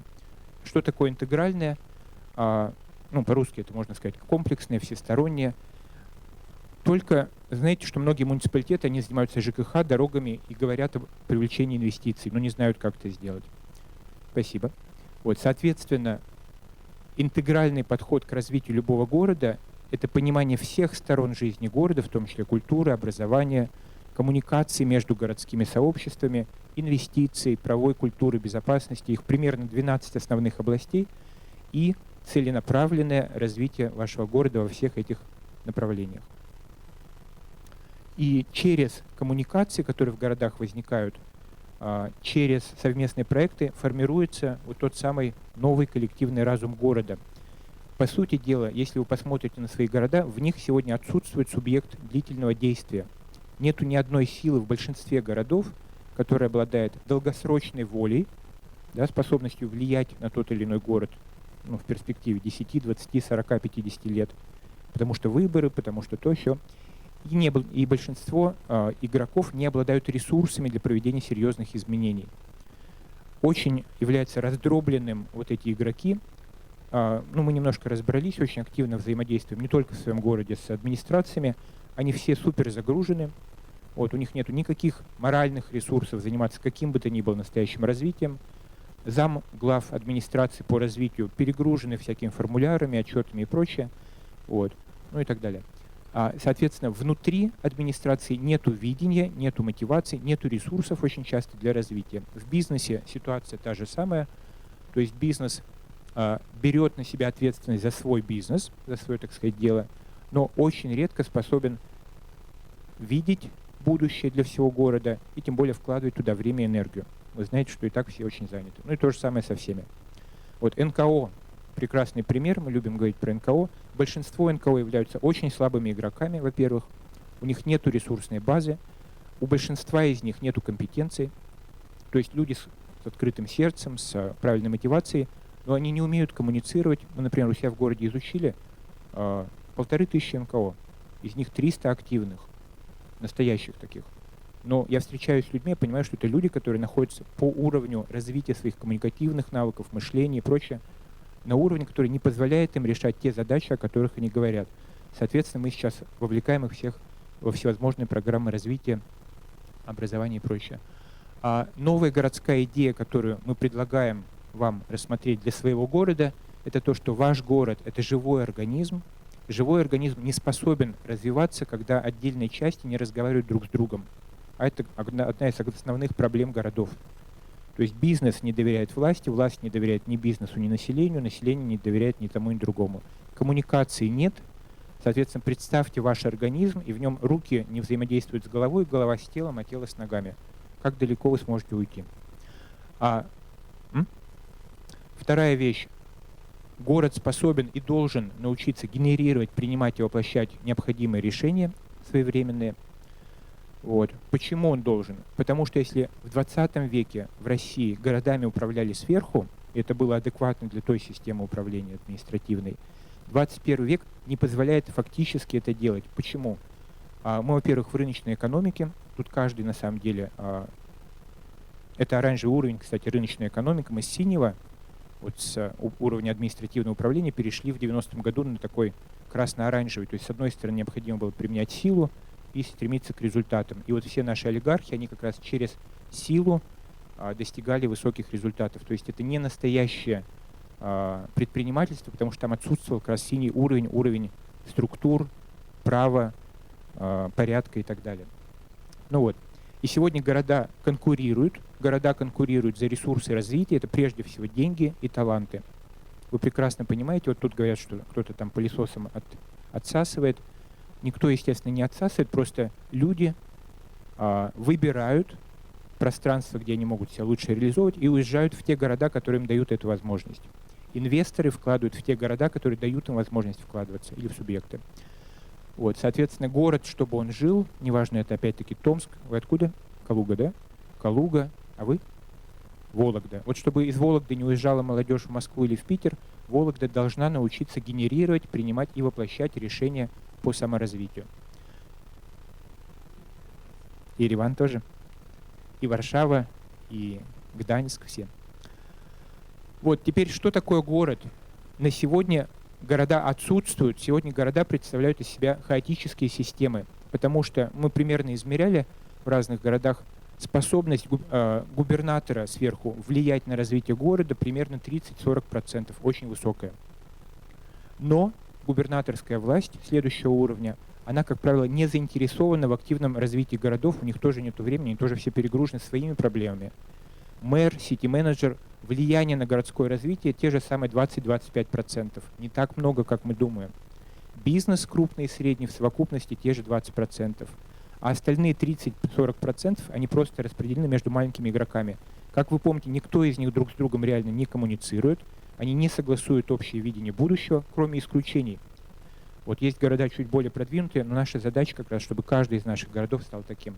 И именно объединение вот этих лидеров города, представляющих все 4 голоса, бизнес, власть, ну я объединяю горожан и НКО в общество, вот бизнес, власть и общество, втроем представители этих 3 категорий совместно способны формировать коллективный разум и активизировать скрытую созидательную энергию.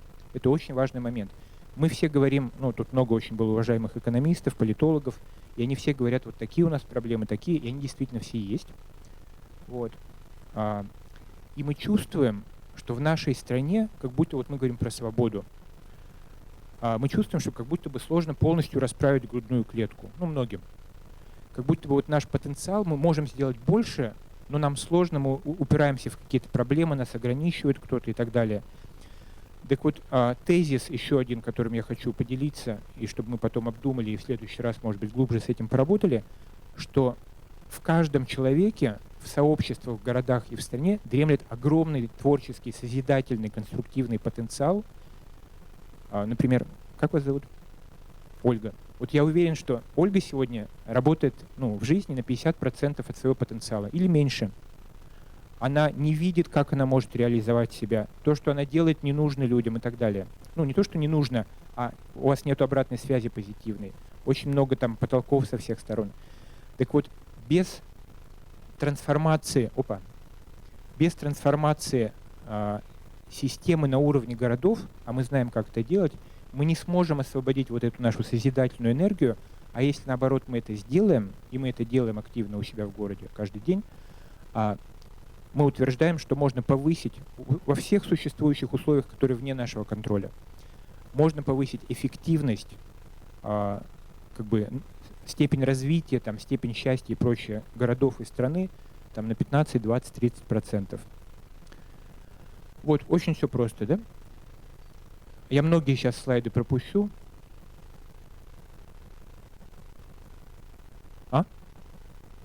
Да, давайте перейдем к итогам. Нет. Ну, подождите.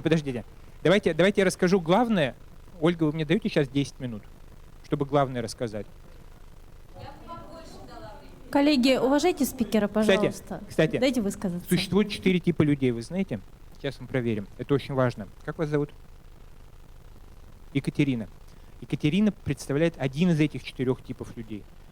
Каждый из нас по некому уровню, а типу своего психотипа больше всего его внимание захватывает один из 4 типов вещей. Есть группа людей, давайте нарисую, это конкретика уже. Есть группа людей, которых больше всего в жизни привлекает их внимание детали и конкретика. Если в том, что происходит, нету конкретики, их внимание расплывается, теряется, потому что все, что тут говорится, это не так важно. Оно не конкретно. Есть другой тип людей. Люди, которые полностью направлены на действия. Большинство бизнесменов таких крупных. Если вы им что-то долго рассказываете, детали, они говорят, слушай, иди, это моему заму там, или моему финансовому директору отнеси. Давай, скажи, что мы делать-то будем. И, по-моему, как вас зовут? Сергей только что продемонстрировал это, он сказал, ладно, а что делать? Вот. Есть третий тип людей. Аналитики здесь. Хорошо. Может быть, они соединяют еще 4-й, сейчас увидите. Третий тип людей, он реагирует